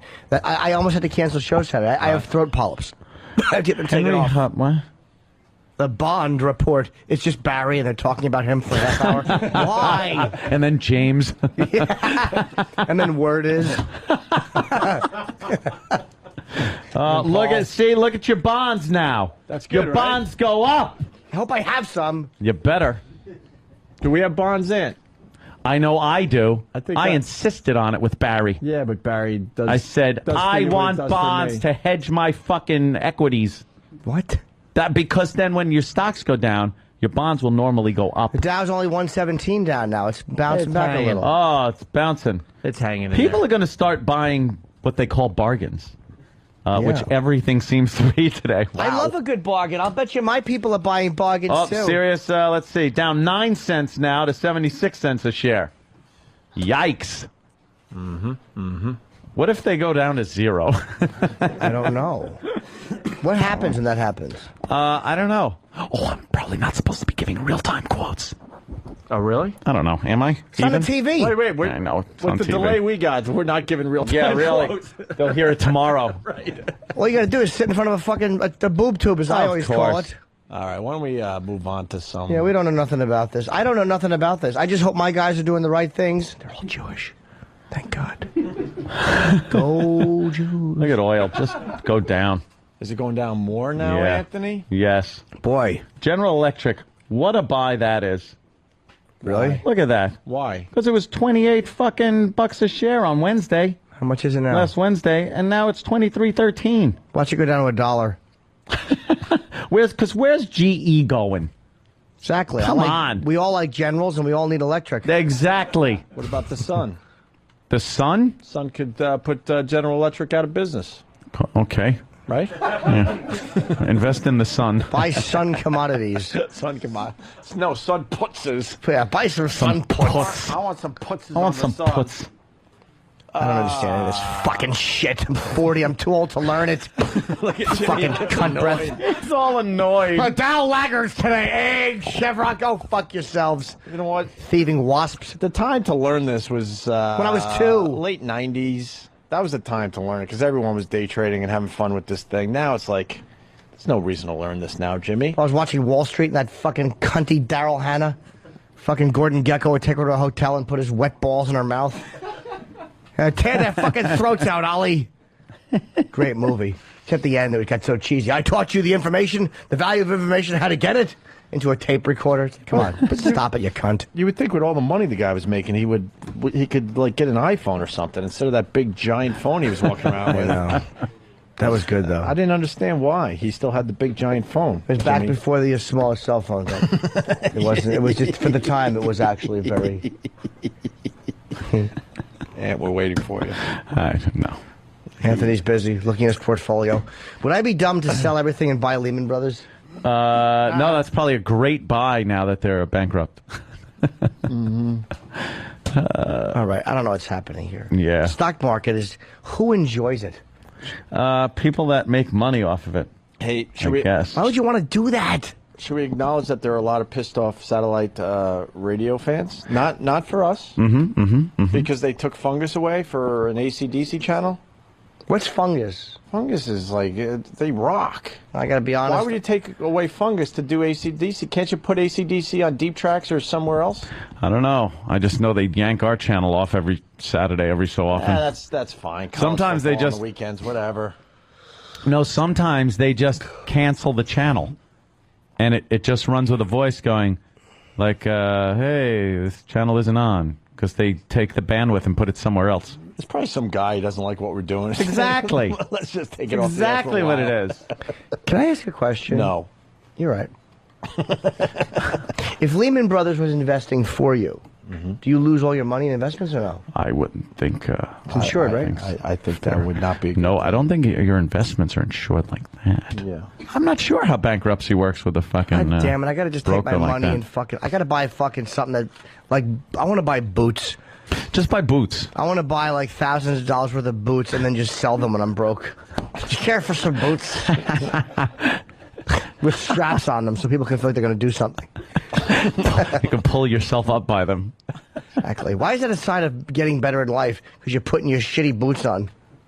I don't know. Maybe I should put some boots on that joke. Or step on that joke with boots since it was shit. I was goofing that NASDAQ is in Times Square, you dummy. They have the fucking... Where is it? I actually believe you. display there in Times everyone Square. knows it's in Connecticut, Jimmy. Anthony was goofing.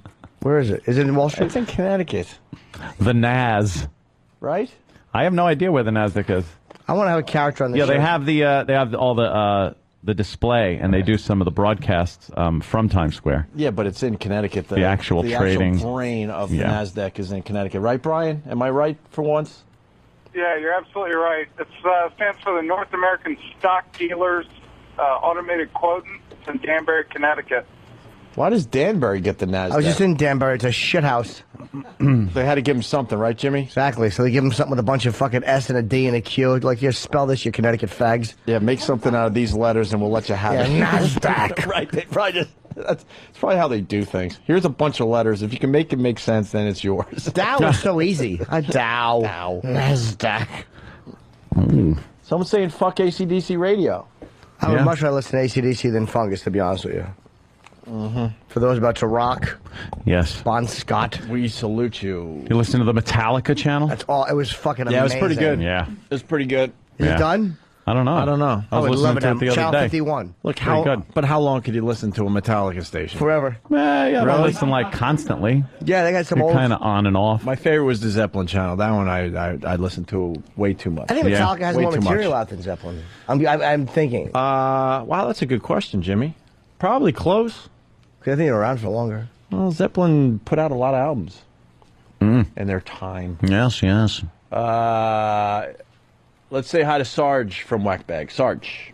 Hey, boys, I'm just wondering if I shouldn't just stay my ass in the military now and not worry about the stupid job market there and the economy going down the shitter. Yeah, well, you could always. Hey, look, if you fucking if you have like a sweeping business and you want to sweep up, wow, punching out.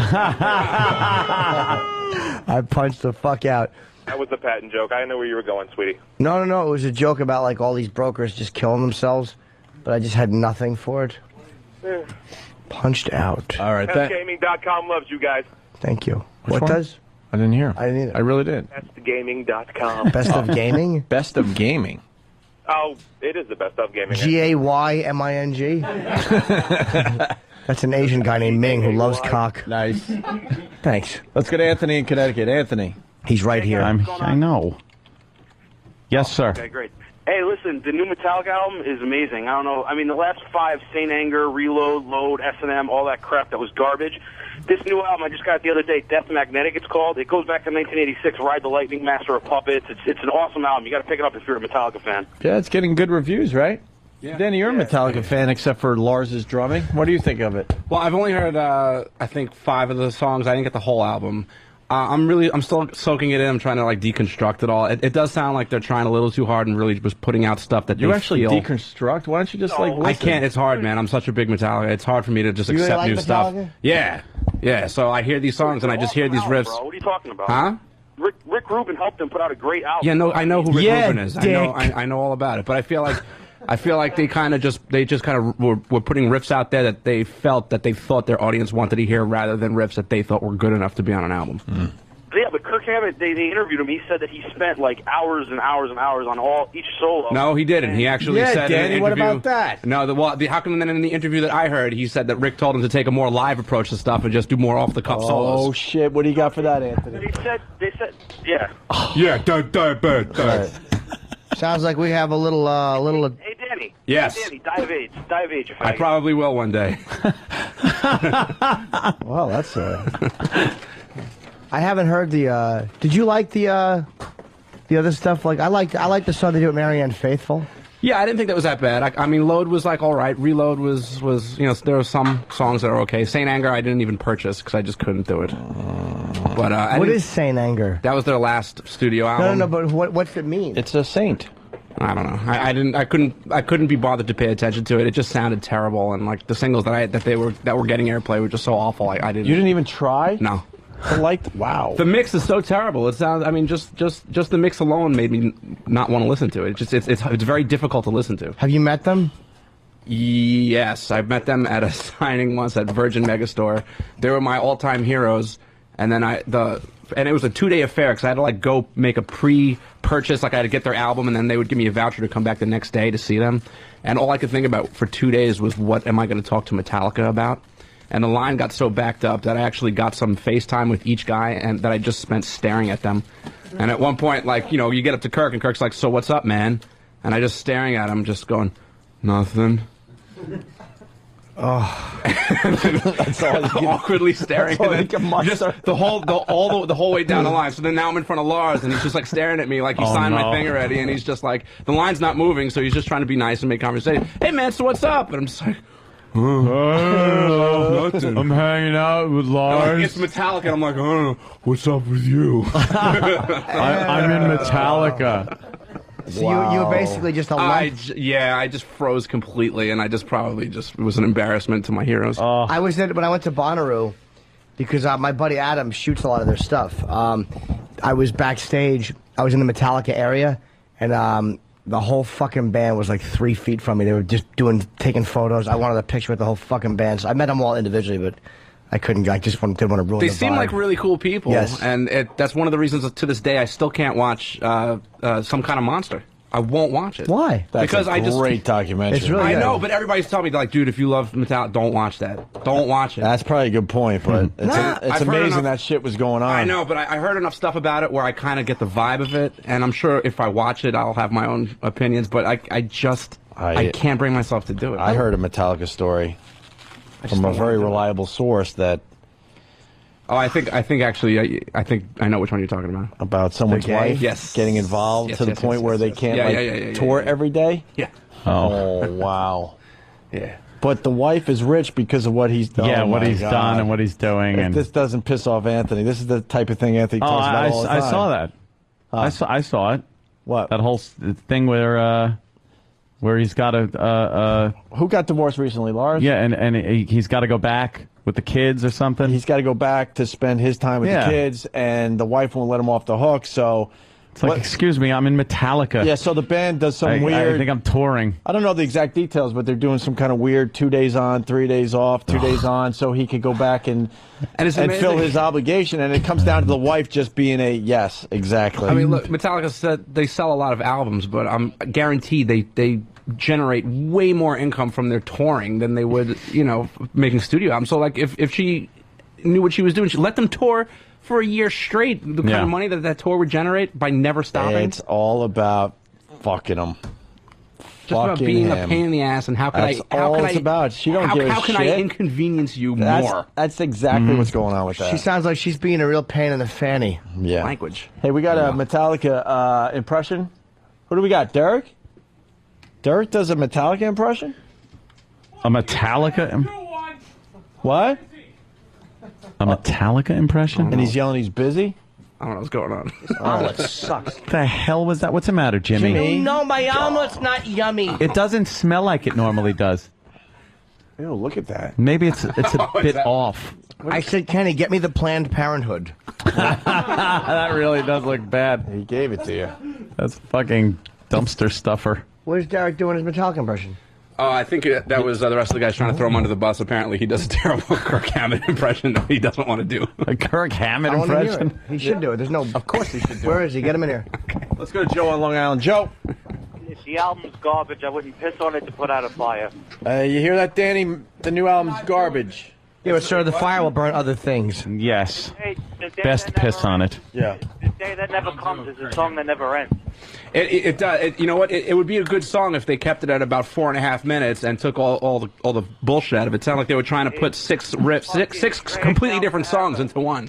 Oh, what the fuck are they supposed like Foundry. It's like every idea they had, they couldn't throw away. They said, "Oh, well, this is hard. I bet this is what hard music sounds like now. Let's just put it in the fucking song." Are you suggesting my way? Are you suggesting they're out of touch with today's sound there, Danny? Well, a little bit. I think they're like they got so much backlash over. Oh, they don't sound like what they used to sound like, and so instead of kind of like progressing with the natural course that they would take, they just tried to pretend it was 1988 again, which it's not. And they're trying to like recreate something that doesn't exist anymore. Oh boy. Also, a lot of these older bands, they should record their albums in a studio together. I hear they do work parts now. Yeah, they email the parts to each other. They email parts around the country, and they get the albums done that way. You got to go old school, man. There's definitely a vibe when it's everybody playing in the same room. It's hard to kind of get that soul and energy into your music, I guess, when you're across the country. All right, Derek, where's this Metallica impression? I don't do one. I was just making fun of his voice, and they decided to throw me under the bus. Let's hear what you got. No. I don't do one. Well, how are you making fun of his voice? Nothing. I was just saying he talked like a bitch, but he's a great guitar player. He just really has this really wimpy voice. That's all there is. How is it? So, Kirk, how did you work on your solos for the new album, Death Magnetic? I'm not doing it. I don't do it. E-Rock, does he do it? What? Come in here. No. E-Rock, everyone. You can applaud when you see him. That's right. We'll let you today. Here comes Fatty. Derek totally does the impression. He was telling me that Danny should be doing it while he was in here. And then he gave us a sample of it. What was it, Travis? Yeah, what did it sound like? He was like, "Hey guys, I'm just in Metallica." But I think Derek should do All right, it. Travis, now do your Kirk impression.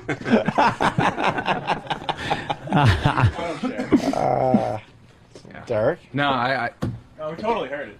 Very good. Jimmy, do you want to hear it? More than I want to finish this cunt omelet. Why the fuck? Don't you guys have something else to do? What is it? Not I really. got shit I gotta do. Yes, an impression. Yeah. Shit impression. How'd it go? Don't be shy. You know, honestly, I don't know. Like, hey guys, it's Kurt. Kirk. Kirk. Did I say Kurt? Or I don't know. Kurt? What the fuck? With K at the end. Kirk. Did I? Yeah, Kurt. Kirk. Whatever. All right. Captain Fantastic James impression. Teaker. Derek. Impressions are always good when you have to start them by saying who you're doing. Who you are. Yeah, exactly. There's Derek, an attention whore, loves being on the air. Sure does. Exactly. Can't get enough of it. Get back to work, social study teacher. Sure. Mike Hogg. So people love it. People hate it. It's good, I'll but give it's it a not shot. great. I'll buy it. It's just, They're from all what over I've the heard, place. From what I've heard, it's those are my first impressions. But it could grow on me. I hated Load when it first First came out. impressions? What? You do impressions? Oh, Yeah, I do a good Kirk Hammett. Can't wait to hear it. Well, this album, I wanted to just go a little more, like off the cuff with my. Oh, he's doing impressions. Let me leave. Somebody had. Would you do that if Kirk was here?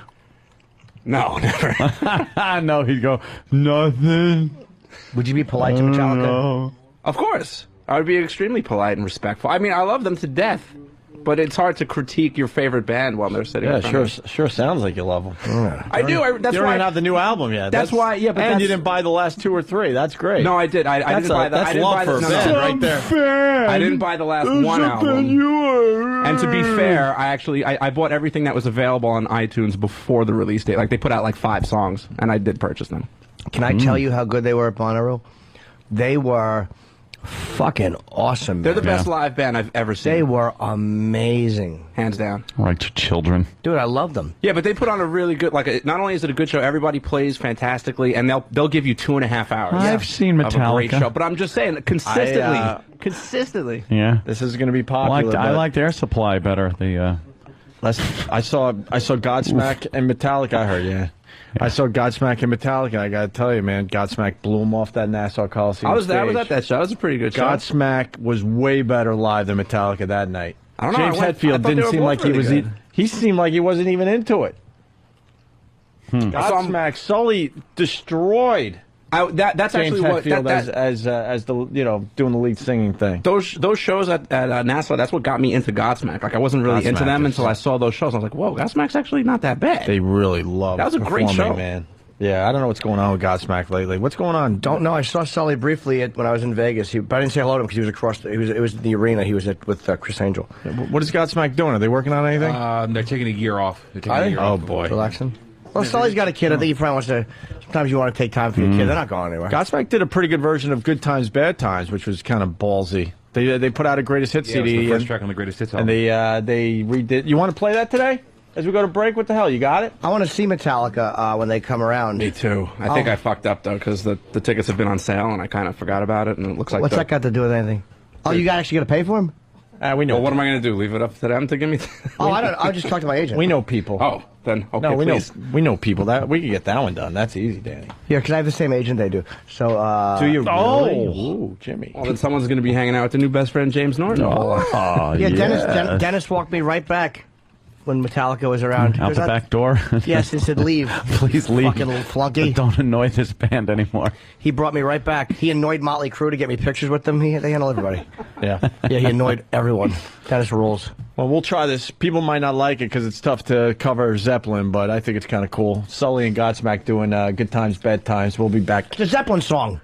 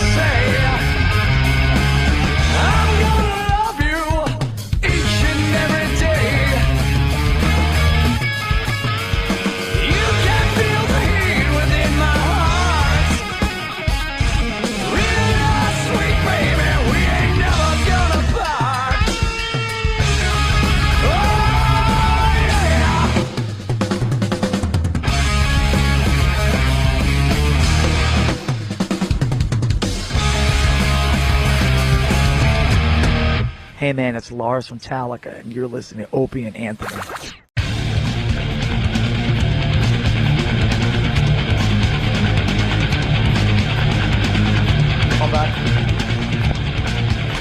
Welcome, Opie and Anthony show. Opie's in the bathroom. I'm here with Ant. Look, Hey, where's my mic? Are the mics off? Their mics on. I'm really irritated. Is it? And I need fan help for this one, as you guys know.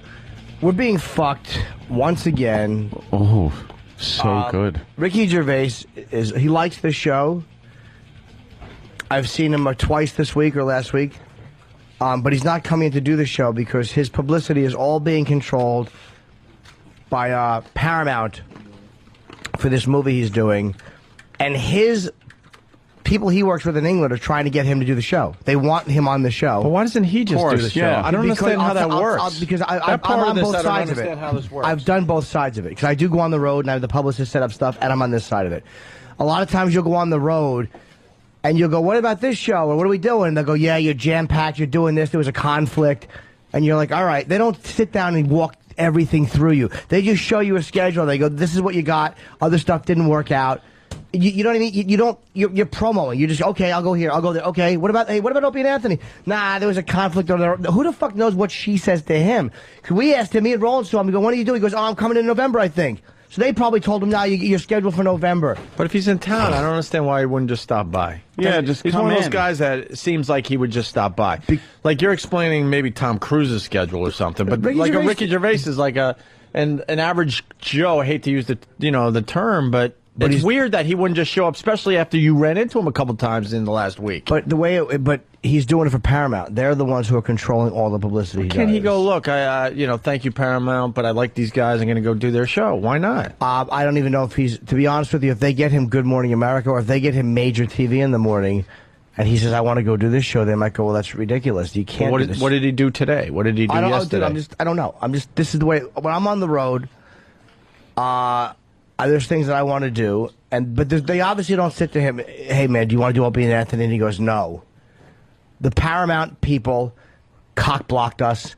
They did it consciously, and they did it on purpose. And from what I've heard, Roland won't give me any information. You know, he plays their game. He won't. I'm fucking really irritated. He won't tell me anything. I know it was out of the West Coast office. So if anybody out there knows the woman who's handling publicity for this Ghost Town movie, I would love to know who she is. I don't know why this is such a complicated request. Why do these fucking people never have... They're fucking us. We took call-ins from Ricky, because we like Ricky, to promote dates. He called in for a while to promote stand-up dates. And this is the second time in a row we're getting fucked. And I'm so tired of the radio show getting fucked. But when you told him he isn't coming in for... did you talk to him about coming in? When we saw him... At the cellar, thing, right? He walked in. No, me and Roland saw him together. And he was with his wife, I think it was his girlfriend, I'm not sure if it was whoever he was with. And we walked in, and he goes, yeah, you're from the Opie and Anthony show. And he goes, oh, yeah, I'm coming in November. They got me in November, I think, to come in for something. Like he thinks he's planning to come in. So a lot of times you might think you're spaced out for a reason. You just don't think when you're out doing promotion. He's doing it. He loves this show, but he probably also likes Good Morning America. He probably also likes fucking the Today Show. I mean, these are major events, so I understand that. Fast Freddy says he lives in New York, so No, he doesn't live in New York. He doesn't? No. Maybe he does Stupid not live in New York. Fast Freddy. He doesn't live in New York. Stupid Freddy. That's what I call him. And I'm not saying... Slow Freddy today. Yes. He got it wrong. I should have asked him when I saw him. I should have been more specific. But the woman from Paramount blocked us, and she did it on purpose. And I just I'm so sick of these fucking publicists. They just fuck you. Yeah, it's their fucking job for some reason. They overprotect their clients. Yeah. Overprotect them. They know what's best. If anybody out there just knows who she is, I don't know who she is. Perish the thought. Gervais comes in here, has a good time, laughs. The listeners go, oh my God, he's a real genuine person and everything. As much as we talk about The Office or his work or the things he had a great time when he was in here for an hour. He was on Regis and Kelly yesterday. Okay. Ricky, any special woman in your life? I'm not saying he's gay. Why wouldn't he No, he's not. get it done? Of course not. I don't know. Man, especially when you look at a picture of the band he used to be in. What happened to Crazy Eyes that he's doing Southwest commercials from Curb? That's Crazy Eyes. Oh, yeah. From Curb Your Enthusiasm. Crazy Eyes. Now he's doing that Southwest one. commercials. All right, well, maybe somebody knows that woman. Earlier, during the break, what happened? Well, that door opened, and Mr. E-Rock was standing there. Oh, no. I had to change cameras on Pal Talk so quickly to get on camera 5, because if you look at which way the camera's pointing, see that camera? He walked in the door, and it was nothing but an E-Rock tit shot. Dude, the people on Pal Talk were cracking up. It was such a close-up of his chest, and the comments were like, or pubescent buds. And E-Rock, come on in. It was a hard time for E-Rock. E-Rock, everyone. You get applaud when you see him. It was really, they just where don't is he? applaud to E-Rock, stand there. There you go. There you stand by the door like you were standing before. You were kind of, no, you were in more. Just look at this camera here. And, and kind of, no, you don't have to do anything special. Stand just like you were. Stand up straight and turn toward the camera a little. That's exactly how you were. He's budding. E-Rock's budding. All right, Sam got us some Eric and Kathy audio. We haven't. We want to see what they're up to. Good old Eric and Kathy from Chicago. So fucking disgusted. I was so sick of the show getting fucked by these fucking publicists. I am so fucking sick of it. Where's Roland? He won't tell us anything. It's fucking irritating. Roland! Let's get his take on it. Roland! He's really hiding. Is he? Why? I don't know why they're so scared of these publicists. Nobody calls them out. Roland, what's the problem with our show with some of these publicists? Let's get right into this issue here. I mean, what seems to be the problem? They're still scared of us because of the church thing. Roland, problem. That was 6 years ago. What's their problem with us? Well, they just felt that the Gervais movie was a chick flick, and they said it wasn't the right fit. Exactly right. They're not the right fit, but they also the same people that told us, "Oh, he'll be in here, or he keep getting these excuses and stories." And this, but Roland, Gervais. But you should say, yeah, they talked to a lot of guys, but their guys have chicks. I did explain that a million times to them, over and over. I saw the movie 3 times. Fucked us because they're scumbags. They fucking never give us anybody. Those fucking scumbags. It's a really good movie, though. Big deal. It is. Big fucking deal. Bootleg it. It is. It's a really great chick flick. It's like a. Yeah. Fuck them. It's a Wonderful Life. Fuck them. It's really good. Fuck Paramount. Those fucking cocksuckers. It is. Their stupid mountain and the stars go around them. They've given me nothing. I'm 40 years old. What, am I going to start doing movies for them? Fuck them in the mouth. They're going to discover me? Cocksuckers. It's not the right fit. But really, Ricky Gervais? How is Ricky Gervais not the right fit we when do we had a photo great with him, an hour in time here. with him? We love the fucking Office. We love extras. We love the stuff he does. How is it not a good fit? I know this wasn't his call. Hey, no, Crazy Eyes is the Ricky. I know it wasn't. Crazy Eyes is the governor too. Look. Sorry, Jimmy. No, I know. I knew you were in a rant. Can you answer my question? Cockeyed governor joke. Why can't a Ricky Gervais come on our show on his own? Like, how does that work? Basically, though, like Jimmy said, like he'll come to New York and they hand him a schedule. But wouldn't he in the back of his head go, I like those Opie and Anthony guys, and I want to squeeze them in? I want to squeeze them in. And they go, but you got Regis in the morning, then you have to do the Today Show, GMA, they have to go over to this TV network and do this. So then they go, well, I guess you don't eat, or you can have like a mini break in between. Well, they might say, we'll see what we can do. Yeah. All right, we'll try to work on it. And I know how they work.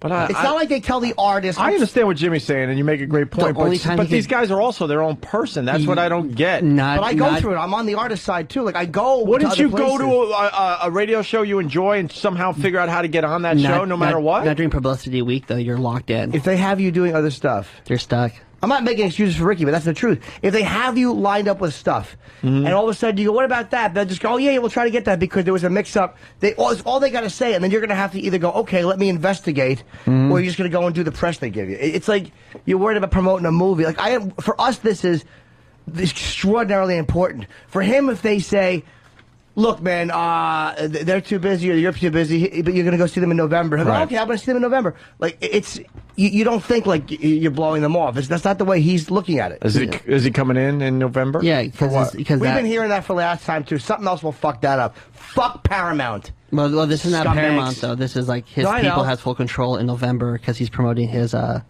stand-up.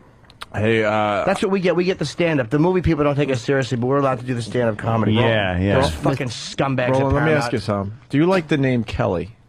Kelly. Was it porn name? Kelly. Kelly. Why is your eyes darting around the room? I don't know. Cause What is that? I might be getting to the answer to Jimmy's question. I'm just trying to see if Kelly means anything to Roland. I don't know. Like Ghost Town. Great movie.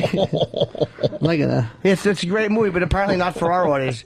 You know what it is? Because she's a fucking L.A. dope, I guarantee you, who has no idea about the show. She probably has no idea about the show. Oh, those with the radio show? No. I guarantee you that bitch doesn't know anything. Whoever she is, fuck her. Wow. These fucking publicists are so, most of them are so stupid. Yeah, they don't get it. We've dealt with them. He was on great on the end. show. He was great on the show. There was no problem. What problem was there? Yeah, why would you want a guy to come in and be funny on a fucking radio show that's heard in 2 countries? Why would you want that? Roland, comment? Why? They didn't book him on radio this time. Of course not. Radio gets no respect because, again, publicists are fucking dumb. A lot of people see, like, he's not doing CW, though. For example, like, they'll do that over a radio show. Because So why can't we attack them if they're that stupid? They're as dumb as they come. And they hardly give us anybody anyway. Occasionally, for some dog shit project, they'll throw Mike Myers or they'll throw fucking Willem Dafoe on projects that they know are dog shit. Was that What do you mean? Was that a Paramount thing, William? No, I mean Dafoe? them in general, publicists. Or Guy Ritchie only comes in because he knew his movie, or Jason Statham came in. When their movie sucks. Well, Guy wants to come back in. And they can't fucking make eye contact with Regis on TV. They'll do it on radio because their face gives away that the movie is shit. So they're like, yeah, it's good. And we're all looking at each other like we're pretending a rape is consensual. We all know what's happening in the room, but on TV you can see that. The most uncomfortable question ever asked was Willem Dafoe when I said, I saw your movie, and he goes, what'd you think? It was great.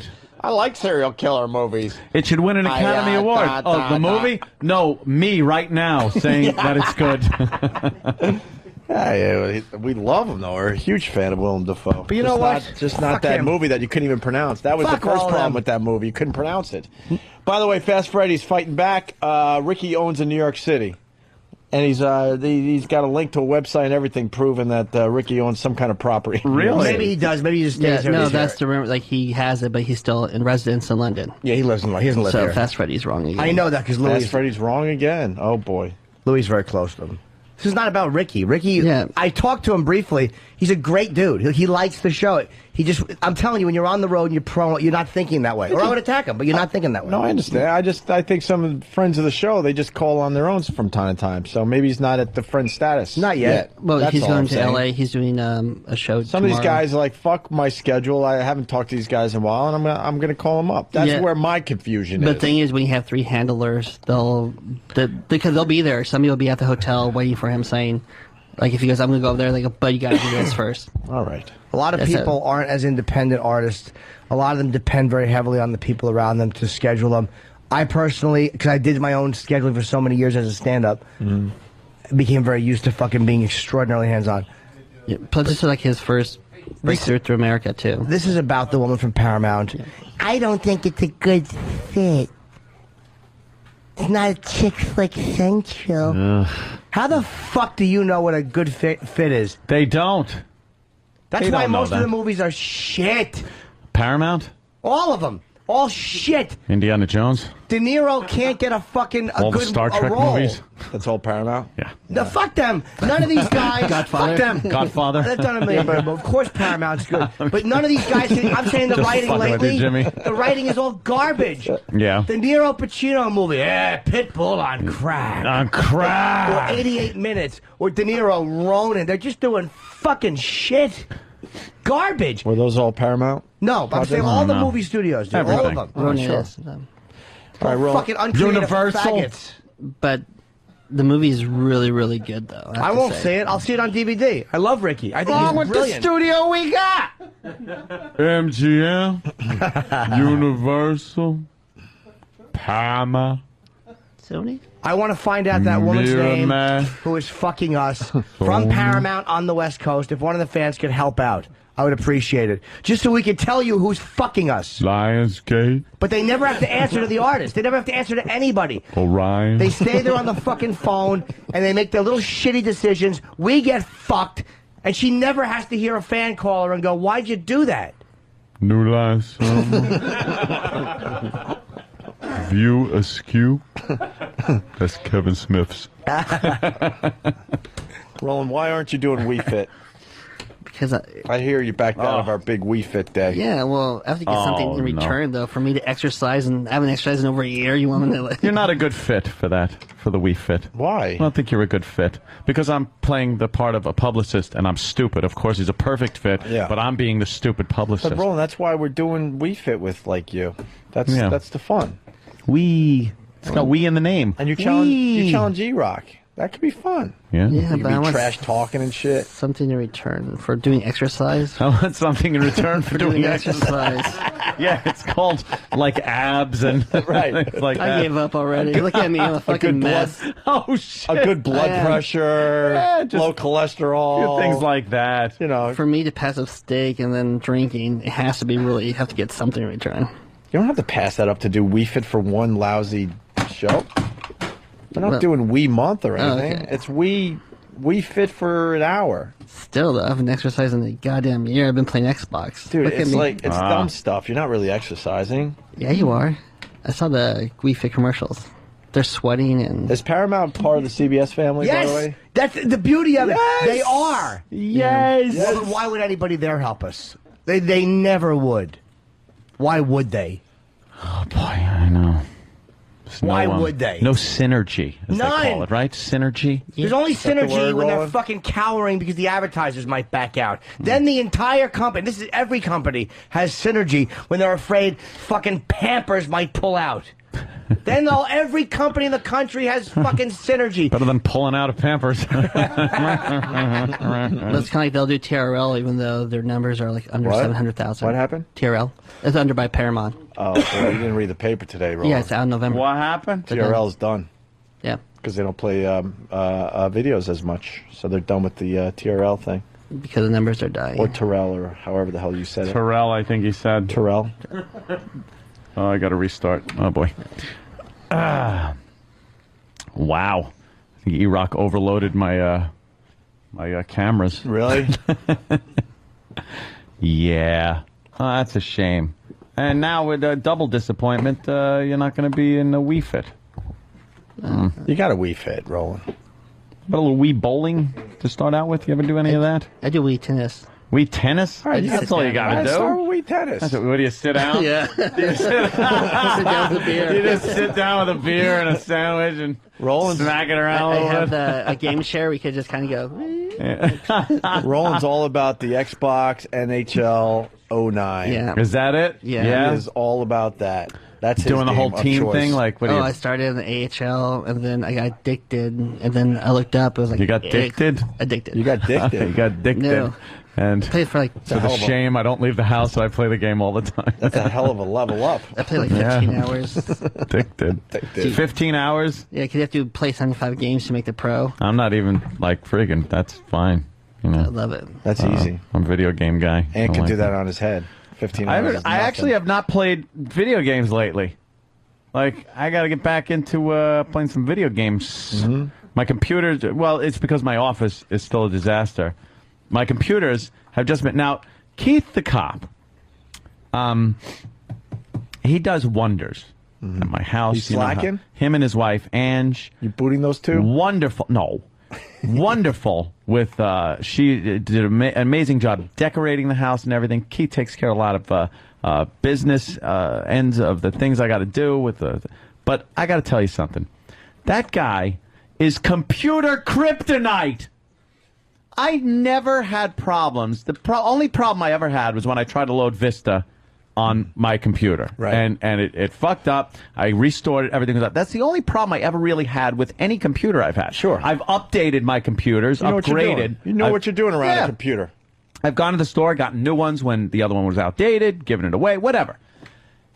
Since he's used my laptop and my desktop, both of them have taken terminal shits.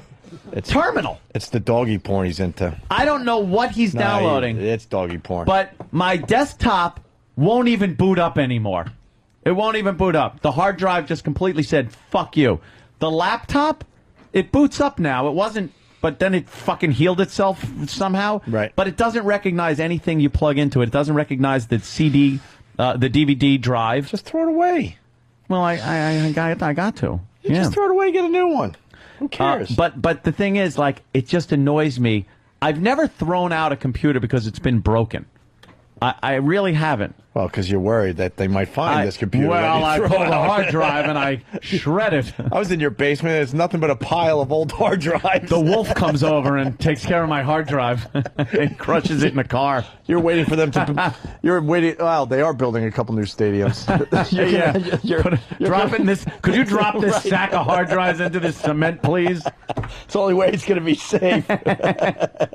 No, I'm completely safe. Hey, but I just feel like I've never thrown out a computer that I couldn't fix. I feel compelled to fix the fucking thing. So yesterday, I'm trying my damnedest to fix this thing, and it will not recognize. I take an external hard drive, plug it in to the USB, doesn't even show up anywhere. Nothing. My computer, that hard drive shows up. Is it a newer laptop? Nah, it's I don't know, bordering on a couple of years old. But I've upgraded, you know, the hard drive, not the hard drive, the memory and shit. I've kept it upgraded, so it's not a piece of shit. And then I don't know, it doesn't recognize anything. And I've been, believe me, I've spent hours doing everything, device manager, all that bullshit. Oh, it's so frustrating. You try to do one thing on a fucking computer, and I'm like, all right, I'll just fucking clean it and boot up Windows. It doesn't recognize the fucking disk drive, so I can't do that. Well, that's because you have to fix things. You need to fix things. I feel compelled that I have to fix it. It would be so easy just to say, fuck it. Yeah. I'm sure you don't have anything on there that you really need, so why don't you just start over? No, I think like, yeah, I don't have anything really on there. Everything I have is dispersed over like 10 computers in my house anyway. Wow. Very good. But yeah, I got to get rid of it. By the way, Anthony, very accurate with the Dow Jones. Oh, have we bounced? Pretty much, man. Oh, we're coming back. Well, it's only down $1, $2. $1. $1. It'll come back today. It's down $5. People are seeing bargains. Yeah, hey, look at that. Our insurance company's up to $3 now. It's down $2, $3. Look at Bank of America going up, up, up. There you go. See? Merrill Lynch up. Wow, yeah, look at that. By the way, forgetting Sarah Marshall. Paramount? No. Okay, good. Someone had a theory. When's... No, wait, which one did I say? Forgetting Sarah Marshall. Yeah, okay. That one, no? What has Paramount given us? Who have they given us? I don't have the list in front of me. Well, let's guess who we had recently. They didn't give us Mike Myers. No. Willem Dafoe. No. Guy Ritchie. No. No. Jason Statham. No. Cloverfield. Oh. Yeah, that was Paramount. Right, but that was more J.J. Abrams. Cloverfield. Yeah, that was his office pushing. Yeah, J.J. Abrams pushed for that, so not Paramount. He could override them, I'm sure. But shouldn't Ricky Gervais override? J.J. Abrams. Ricky probably could, but he's probably not. He's not thinking in that terms. I think because it's like his first U.S. big. Yeah, it's hard when you come to and they say well, you're doing Good Morning America and this. You can't say I'm not doing Regis and Kelly. Oh, I didn't say he has to drop anything. Right. When's the Wii Fit tournament? Ooh, you're back in? Yeah. Why? I'm considering. What turned you? No, I'm just wondering. You know, there's gonna be a lot of no's coming your way if you don't do We Fit. I know, that's why I just thought. Yeah. I saw both of your eyes. I like, fuck it. I'll do It's it. just going to be like, no. We Fit. No. I'll do it. I'm in. When is He'll it? get us Obama or McCain. No. When is it? We want to do it like Friday, hopefully. And right. don't be sick, you motherfucker. I know how you work. No, I was gonna do it. I have the We Fit at home. I just opened the box. Oh, really? Yeah, I had it for like months. What would he be good at? Hula hoop? You know, I haven't even played it yet. Like, I've seen people play it, but I haven't even tried playing it, so I don't even know what's on there. That's I good. use my friend's We Fit and my character. Oh, they made a We Fit rolling. They did? We Me or whatever. Whatever the We fuck. Me. Yeah, mine's depressing. My We age. Is his name? What's your We age? Right? Okay. What? Like 80? I don't know. 80 was your We age? No, it was like 30 something. Like 39. That's not bad. Yeah. How old are you? He's 40 28. 28. And my little wee guy was pretty big. Really? Yeah. It's depressing. He went, and then he looked down the ground and just like looked so sad. His wee. I turned it off and started playing Xbox. Yeah, fuck that. Xbox doesn't judge you. Yeah, if your gaming system's going to judge you, why would you play it? Fuck it. That's a good point, Ant. Why would you? Although you do get humiliation. Yeah. Okay. Friday, I'm in. I'll do it. Yeah? I'm in. Yes. You don't have to, you know. Who do you want to team up with? To kill yourself. Tippy Tom? No. Stalker Patty? Or Sandy Kane? I guess Stalker Patty. Ooh, a little love connection. Oh. Why would you say Stalker Patty? I weighed my options. AIDS, non-AIDS. Hold on. I'm scared. Chris in Houston. Chris. Hey, buddies. Hey. I wonder what studio was responsible for Mark Wahlberg, because he was on your show right before that big shit pile of The Happening. Oh, The Happening. Fox. Yeah, and that was just part of You rolling? That was part of a radio blitz that they do where you call 50 radio shows. So that doesn't even count because that's just like, oh, yeah, right, yeah, they're kind of known in New York. That's the way they're looking at it. So that's just a radio blitz. That means shit. DreamWorks. There was one we forgot. Hank in Texas. Yeah, have you guys ever noticed that Roland sounds exactly like McLovin? McLovin from Superbad. Was that a Paramount movie? Sony. Sony? Okay, then. Thanks. All right. Paramount had some pretty big hits. Oh, they've had some amazing movies, but I'm saying I was talking about the writing in general in Hollywood, how the projects were all garbage. And douchebag publicists. Fuck, Yeah. I want to find out who she is, because I know it's a woman who's blocking us. It's not the guy who runs the whole thing. Of course not. But I'm sure he would, too. Boomer from Jersey. Opie forgetting Sarah Marshall was Universal/Paramount. Check IMDb. Also the same PR firm as Ricky Gervais. But the same person may not have been controlling So maybe their they're PR. punishing us for the old hang-up on No, it was Kirsten Bell. No, those were or Kristen, or whatever No, the fuck. those were from a personal publicist that dealt with the show before. Yeah. Handled everybody. Yeah, so Paramount just has no respect for the show, and of course, the West Coast. Why would the West Coast?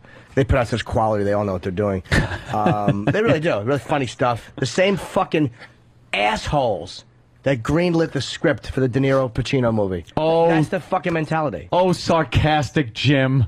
I love Actually, Jimmy. I take it highbrow. It's Phil Facetious. I'm just cranky. I hardly get any sleep. It's true. No, everything you're saying is absolutely accurate. Believe me. I know these fucking people. You see them when they do have when they do have to bring somebody in, and they sit there with that fucking look on their face. They're the fucking worst. Oh, with their frowns. Oh wow! We gave the audience 3 seconds of the person being a real human being. Holy shit! Don't drag them out of here. That's why I hate these fucking faggot actors, man. You know what? As a comic, as a stand-up, I never fucking said, don't ask me about this. Yeah. Ever. Mm-hmm. Fucking pussies. Bunch of coddled fags. They really are. I don't want to talk about that. Okay, now when he comes in, don't mention anything about... Oh, what? The thing everyone's talking about? Yeah. What? Who he's fucking... The one thing that makes that fucking shit stain interesting off camera? Oh. Well, the part is... I learned so much from the character. Did you? How would what be a snooze fest? Would you play a fucking sheep that someone was counting? Fucking bores. What are we looking at? I was fighting to go into the... I guarantee it'll end in positive territory. Yeah, it's going to wait. By the end of the session, everyone's going to scoop up a bunch of cheap fucking stocks. There you go. All right, we'll take a break, and we'll do... the Jake the Snake, Jeremy from Cleveland was asking about that's that. right. We'll get into something after the break. Stay there. When you need radio gold, he's the one that you call. With crappy movie reviews, wears his shirts extra small. The one you can count on the book that gets for a session, but ends every single sentence he says in a question. No pronunciation, soft-spoken and mumbles. Just try and put him behind the mic and he crumbles. Babbling moron, that's for you to decide. Bonadouche, check him out Friday wide. It's rolling, rolling, rolling, rolling.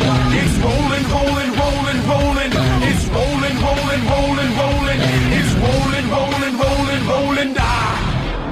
Good. I mean, had action, suspense. Opie and Andy. That's what you're listening to. I'm Andy. Opie and Andy.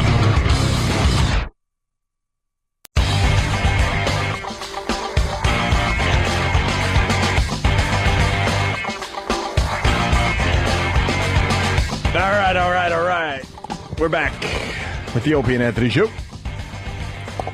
Well, we were just previewing some Eric and Kathy audio. Yeah. A show we used to just beat the shit out of. And I don't know. I guess someone from Chicago called and was talking about the new billboards they have. Yeah. That are just god-awful. And we had Sam check the website. Yeah. And they got audio up there that they're obviously proud of, so... This audio was up on the website? Yes. I thought he just randomly pulled it off the air. Here's something about websites. You only put your good stuff up there. Put your and put your gold up there. The sad part is this isn't it is to us, but maybe not to the people in Chicago. It's a hack show. It's awful, but it does very, very well in the ratings. 'Cause it's local. But they're not doing... It's gotta be local to be good. Is that what the thing is nowadays? That's what everybody thinks. Hey, Sam, was this on their website? Yeah, they have podcasts, which they consider their highlights. So these are the highlights from the podcast. So this is the best of the best. The best of the best. Yeah. The cream of the crop. Yes. Okay.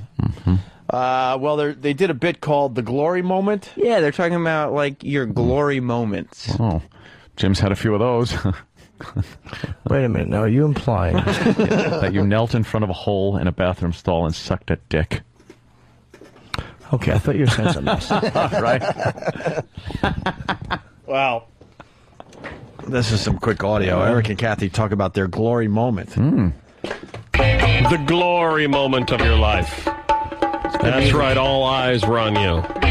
You thought at the time, this is the greatest moment of my life.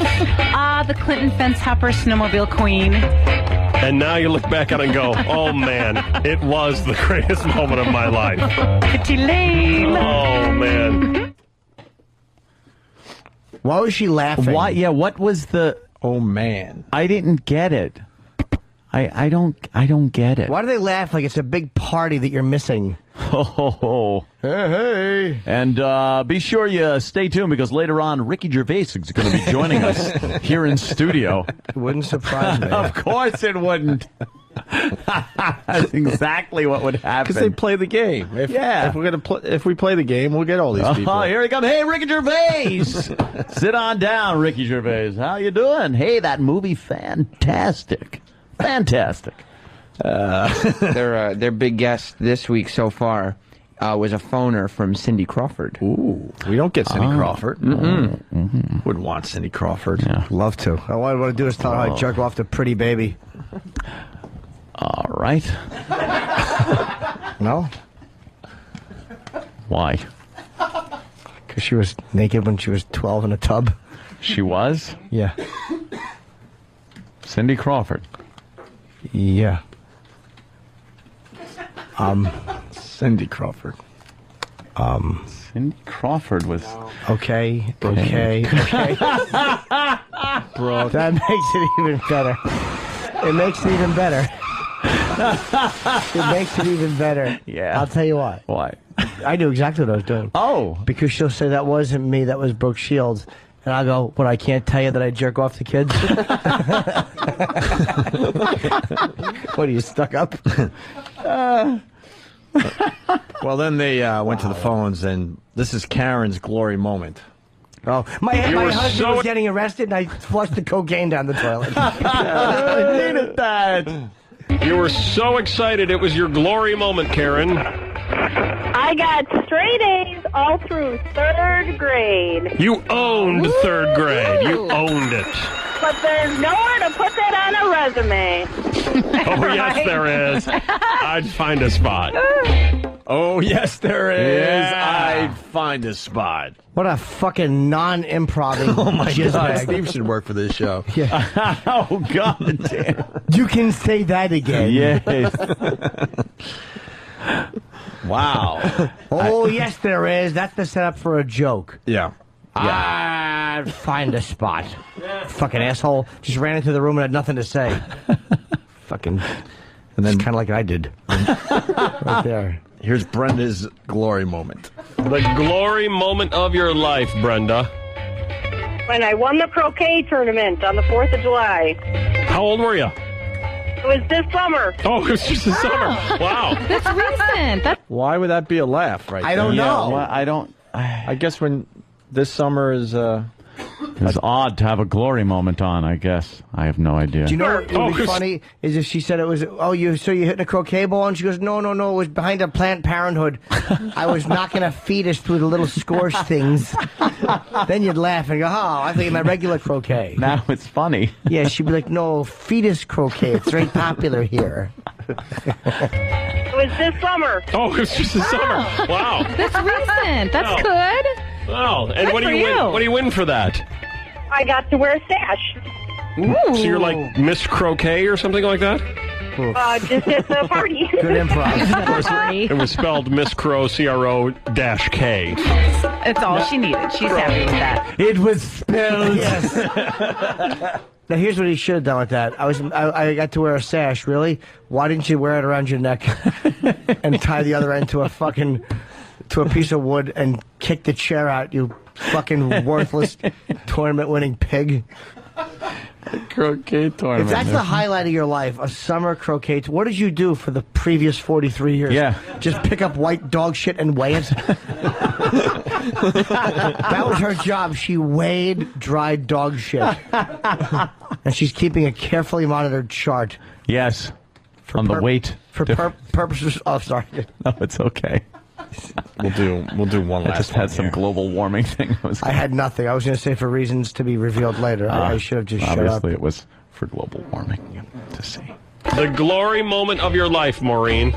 Good morning. Good morning. I was Miss Septemberfest in Schaumburg's Labor Day Parade, so I got to ride on the float and wave at everybody and throw out candy. So that was 11 years ago. The greatest moment of your life. You remember it like it was yesterday, right?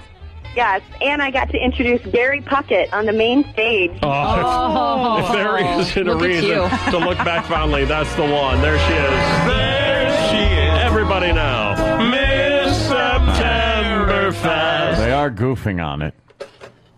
But how can you tell? They're not being funny. Yeah.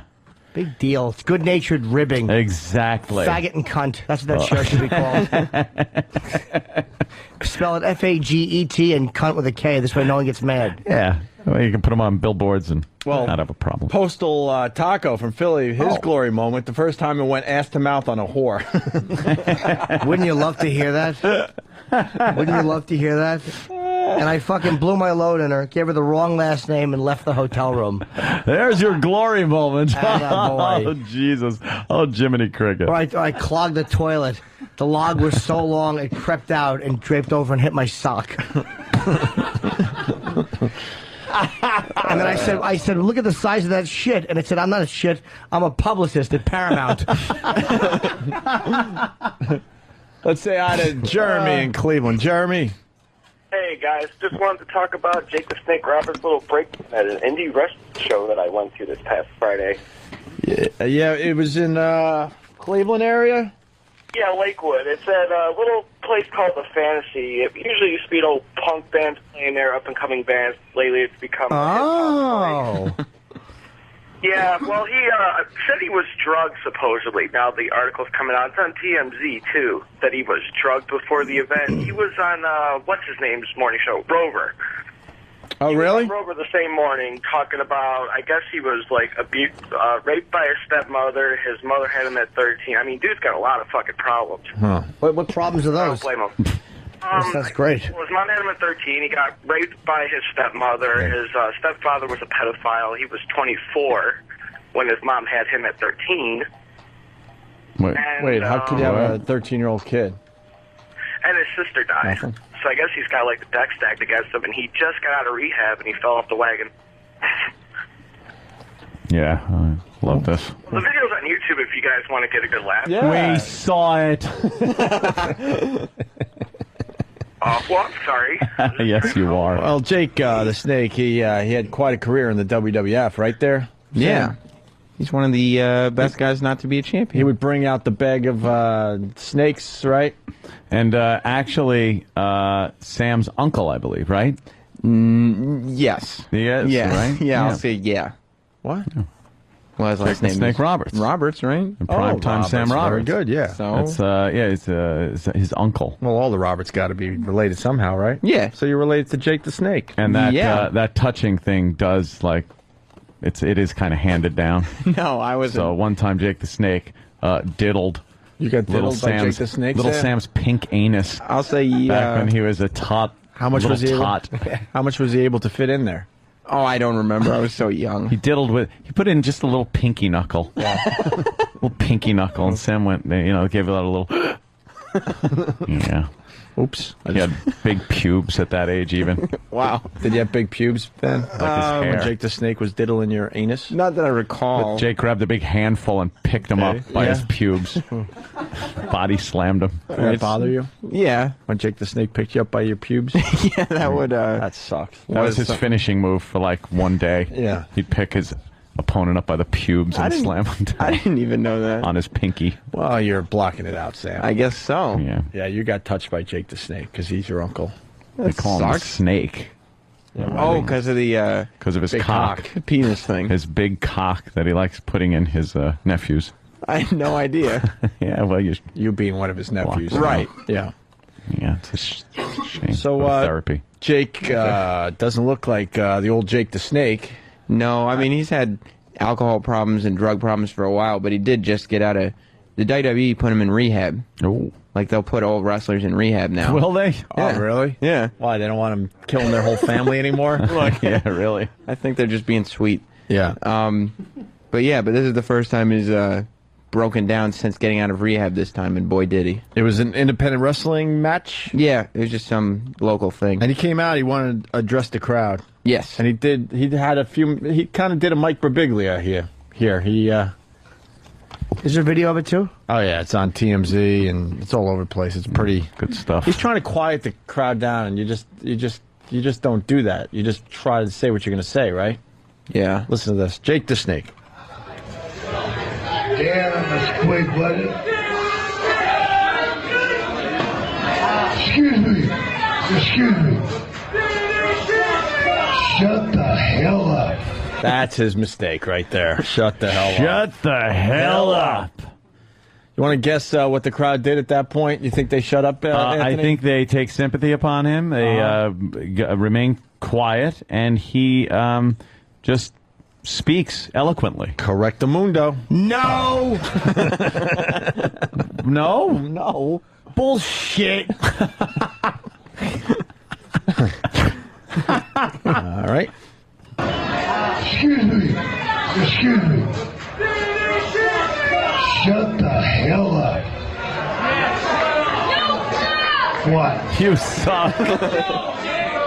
Yo, dick. Excuse me. Hello.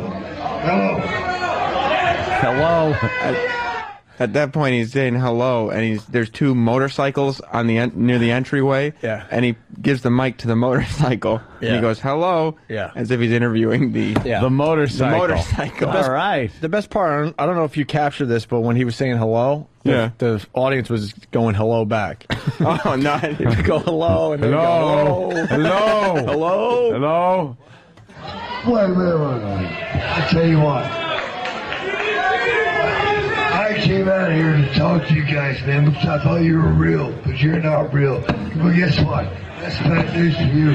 Somebody's going to kick your ass in about 3 or 4 or 5 minutes. I'm going to dump my on you, and I feel sorry for you. I got something for you right here. Bite me.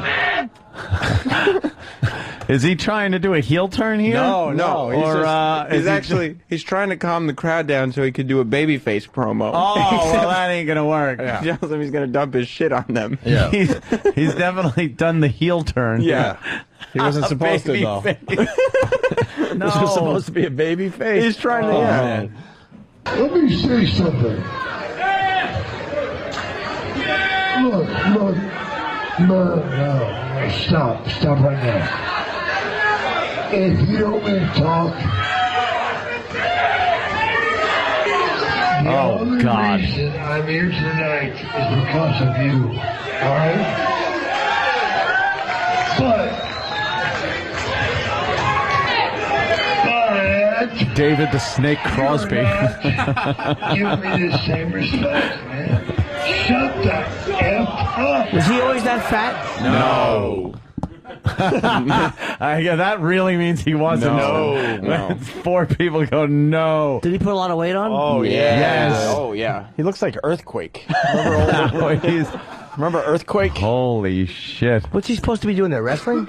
He was supposed to be just doing his, like Sam said, his baby face thing. Jake the snake swallowed a whole elk.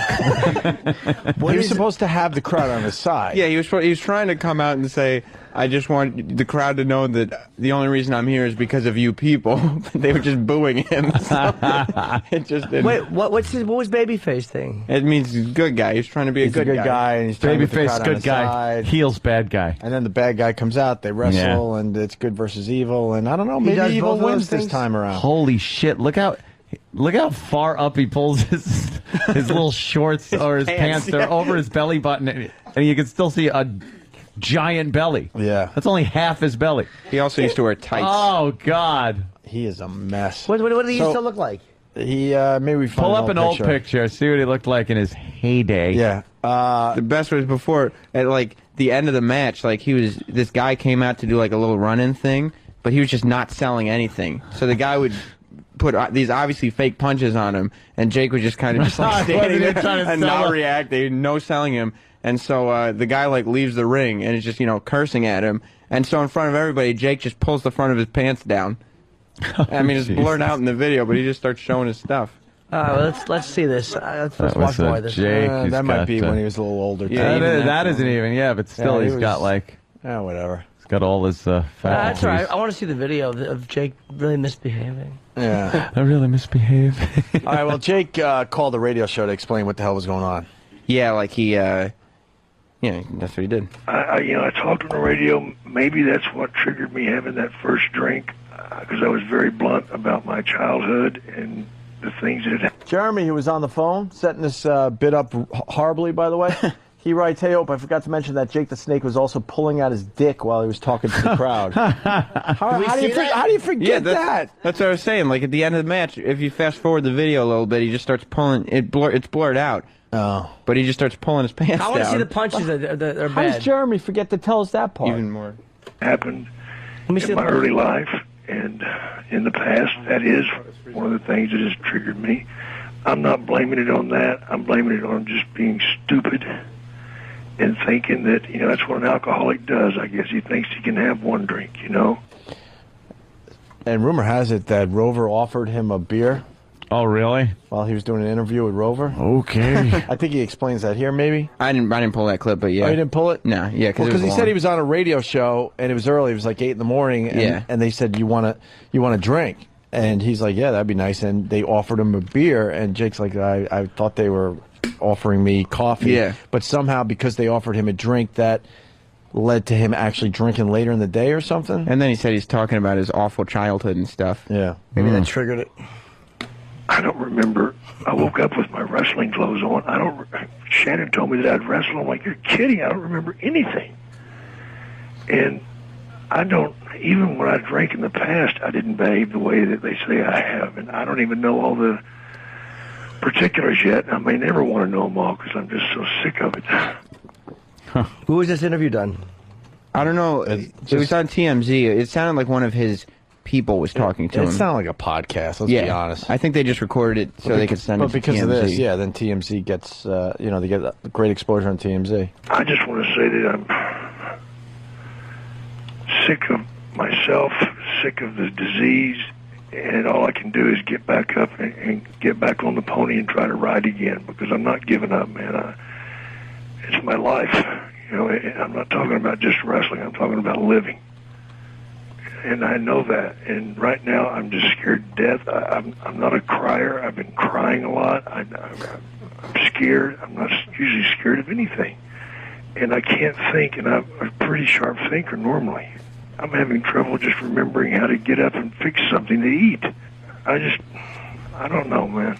No, I don't think he's having trouble fixing stuff to eat. No. To tell you the truth. That's the one thing I think maybe he's very good at. Maybe he just eats it in the box.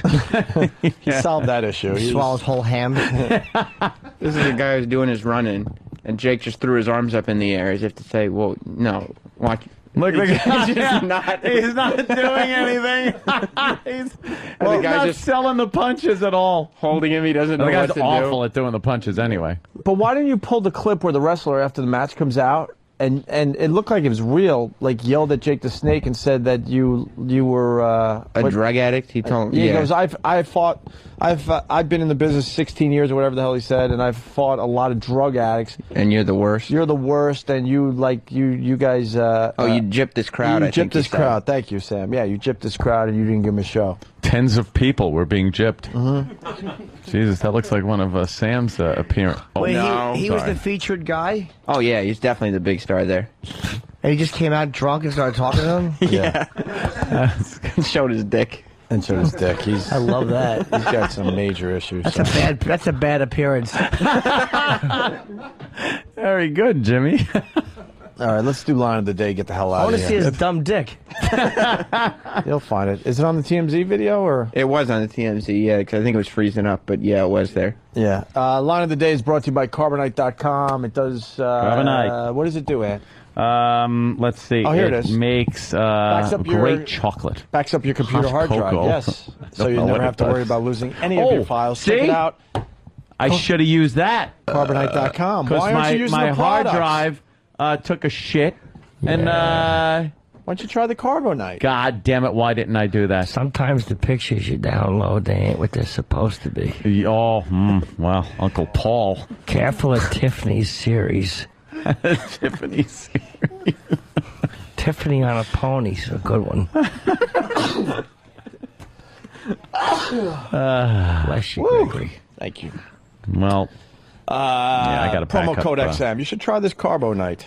Carbonite. I will with the new computer. Dog shit sniffer with a good observation from Woodside. He woke up with his wrestling clothes on. That means he woke up in his underwear. True. Here is a runner-up line of the day. Those blind shorts. What? The word that went in front of the shorts. Stupid shorts? What's wrong with wearing shorts? Fat boy shorts, people are saying. Piggy neck shorts? Mayonnaise shorts. Girls shorts. Shorts. Martin shorts. Retard shorts. They're all coming up. Incompetent shorts. Soon to be fired shorts. Small pee-pee shorts. Garlic butter shorts.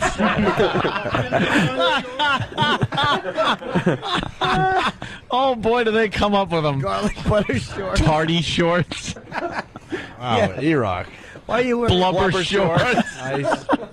Blubber shorts. E-Rock. He'll always make the line of the day. Yeah, he is a real bag of shit.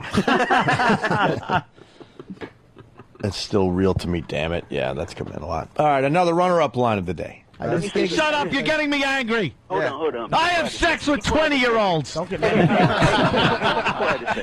Exactly. Hold on. And if they're not available, 2 10-year-olds. Little Jimmy.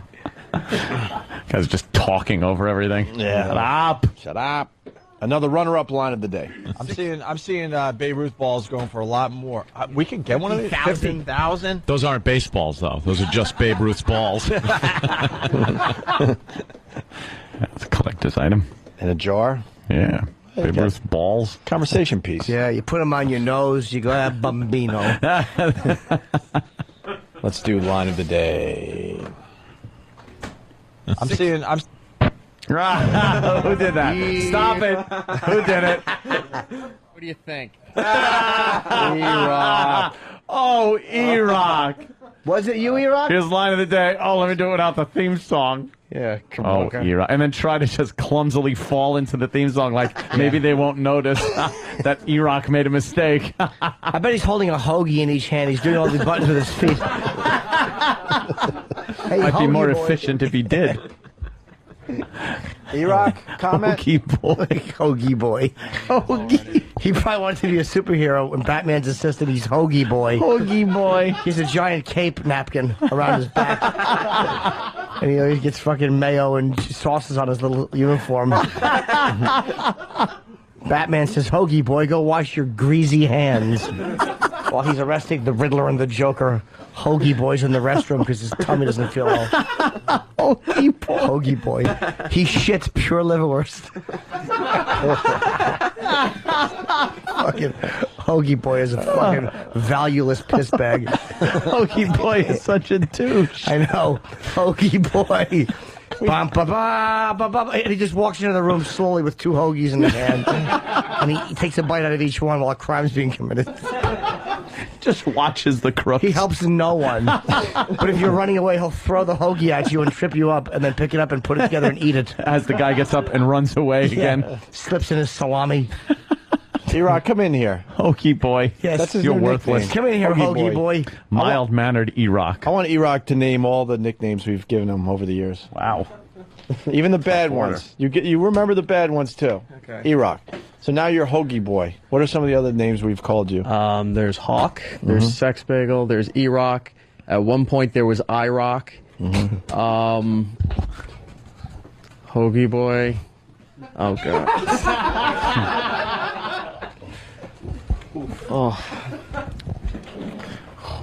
That was it?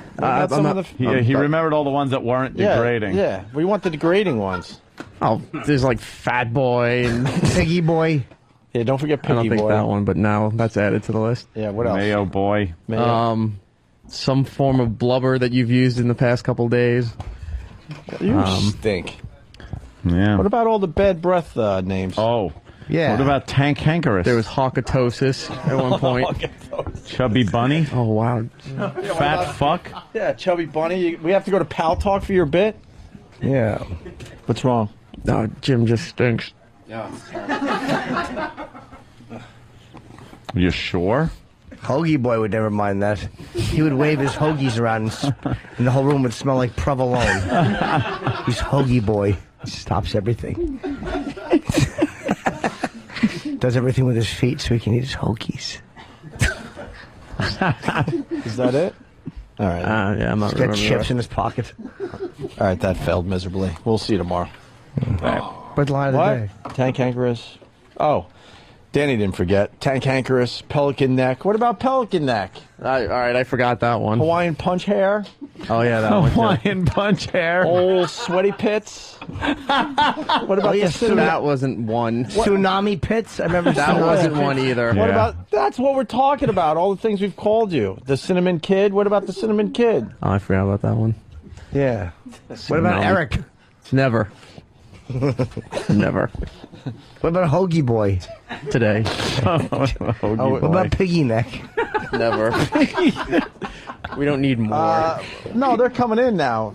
Fudge tits, shitbag, dog shit breath, e-slob. What about e-slob?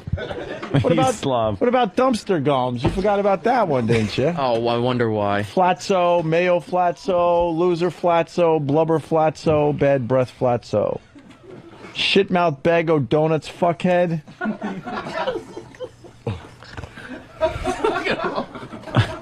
What about mumps neck? I called you mumps neck. We did call you mumps neck for a little while. Yeah, Roland? I don't remember that one. Why is Roland laughing? Or are you like trying not to smell Jimmy's fart? Where are you at, Roland? I still have the provolone thing. Oh, the provolone one got you?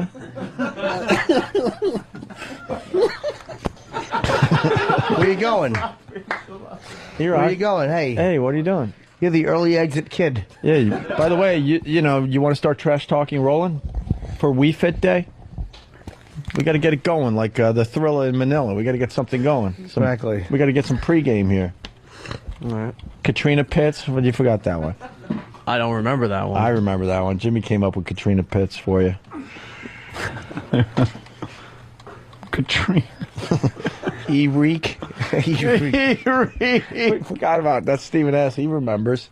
Of course he does. Hoagie Boy. And Hoagie Boy's the new one. You know there's going to be a thread on the message board. Sure now. there will be. I just hope for an animation of what Jimmy was saying. That would be really funny. Yeah, he's got his big superhero with the two hoagies in his hand. But his uniform is just a frumpy, way too tight, like superhero thing with his faggoty boots and a big H, like a yellow H with a red circle around it. Hoagie Boy. Hoagie Boy. And some woman is she's being raped with a cheerleading baton, and he's just taking a bite out of a sub sandwich. And just looking around. Yeah. He doesn't even really look at the crime. He hears her screaming for help. Yeah, his piece of tomato hanging out of his mouth. Pocket full of chips. A crunch, a crunch, a crunch, a crunch. A crunch, a crunch, a crunch, a crunch. Hoagie Boy's big thing is to try to get someone to pull down his superhero pants so he can shit while eating hoagies. Because whenever he puts his thumbs to pull his pants down, he drops some hoagie on the bathroom floor. That's how you know he's been there. It's like fucking James Earl Jones from fucking Coming to America. There's little shreds of lettuce instead of roses.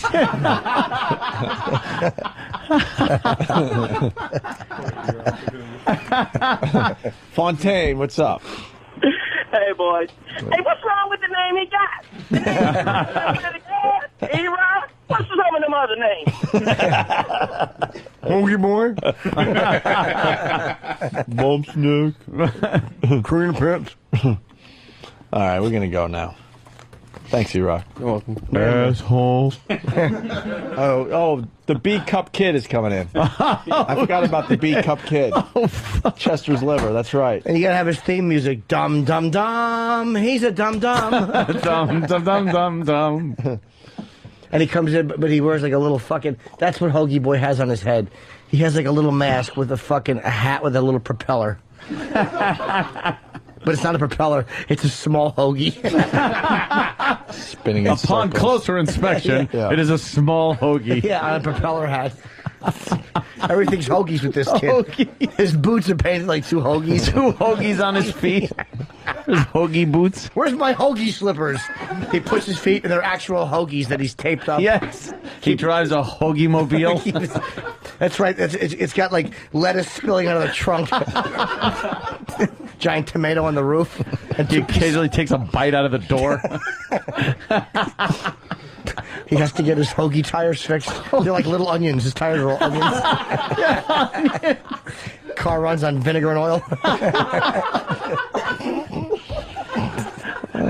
I hate Hoagie Boy. Oh, Hoagie Boy's a cunt.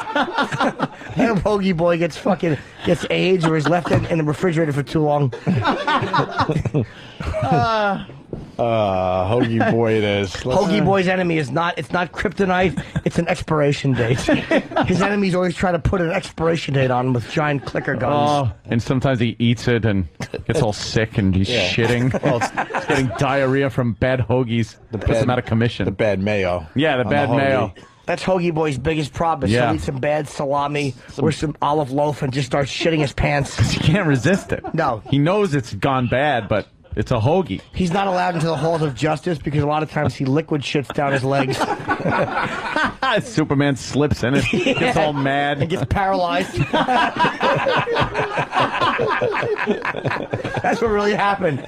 He slipped in Hoagie Boy's liquid shit in the League of Justice. He was trying to run to Margot Kidder to shave her pussy finally, and he slipped in Hoagie Boy's shit. and he cracked his spine on fucking Terry Shiloh's wheelchair. Hoagie Boy was trying to cure her. Holy shit. It's not going to get better than that right there. Yeah. Bravo. Now get on the animations, you fuckers. That'd be hysterical. What happened? We were going to do another animation festival. What happened? I don't know. The first one went swimmingly. Oh, whatever. We can talk about that tomorrow. All right. Let's get the fuck out of here.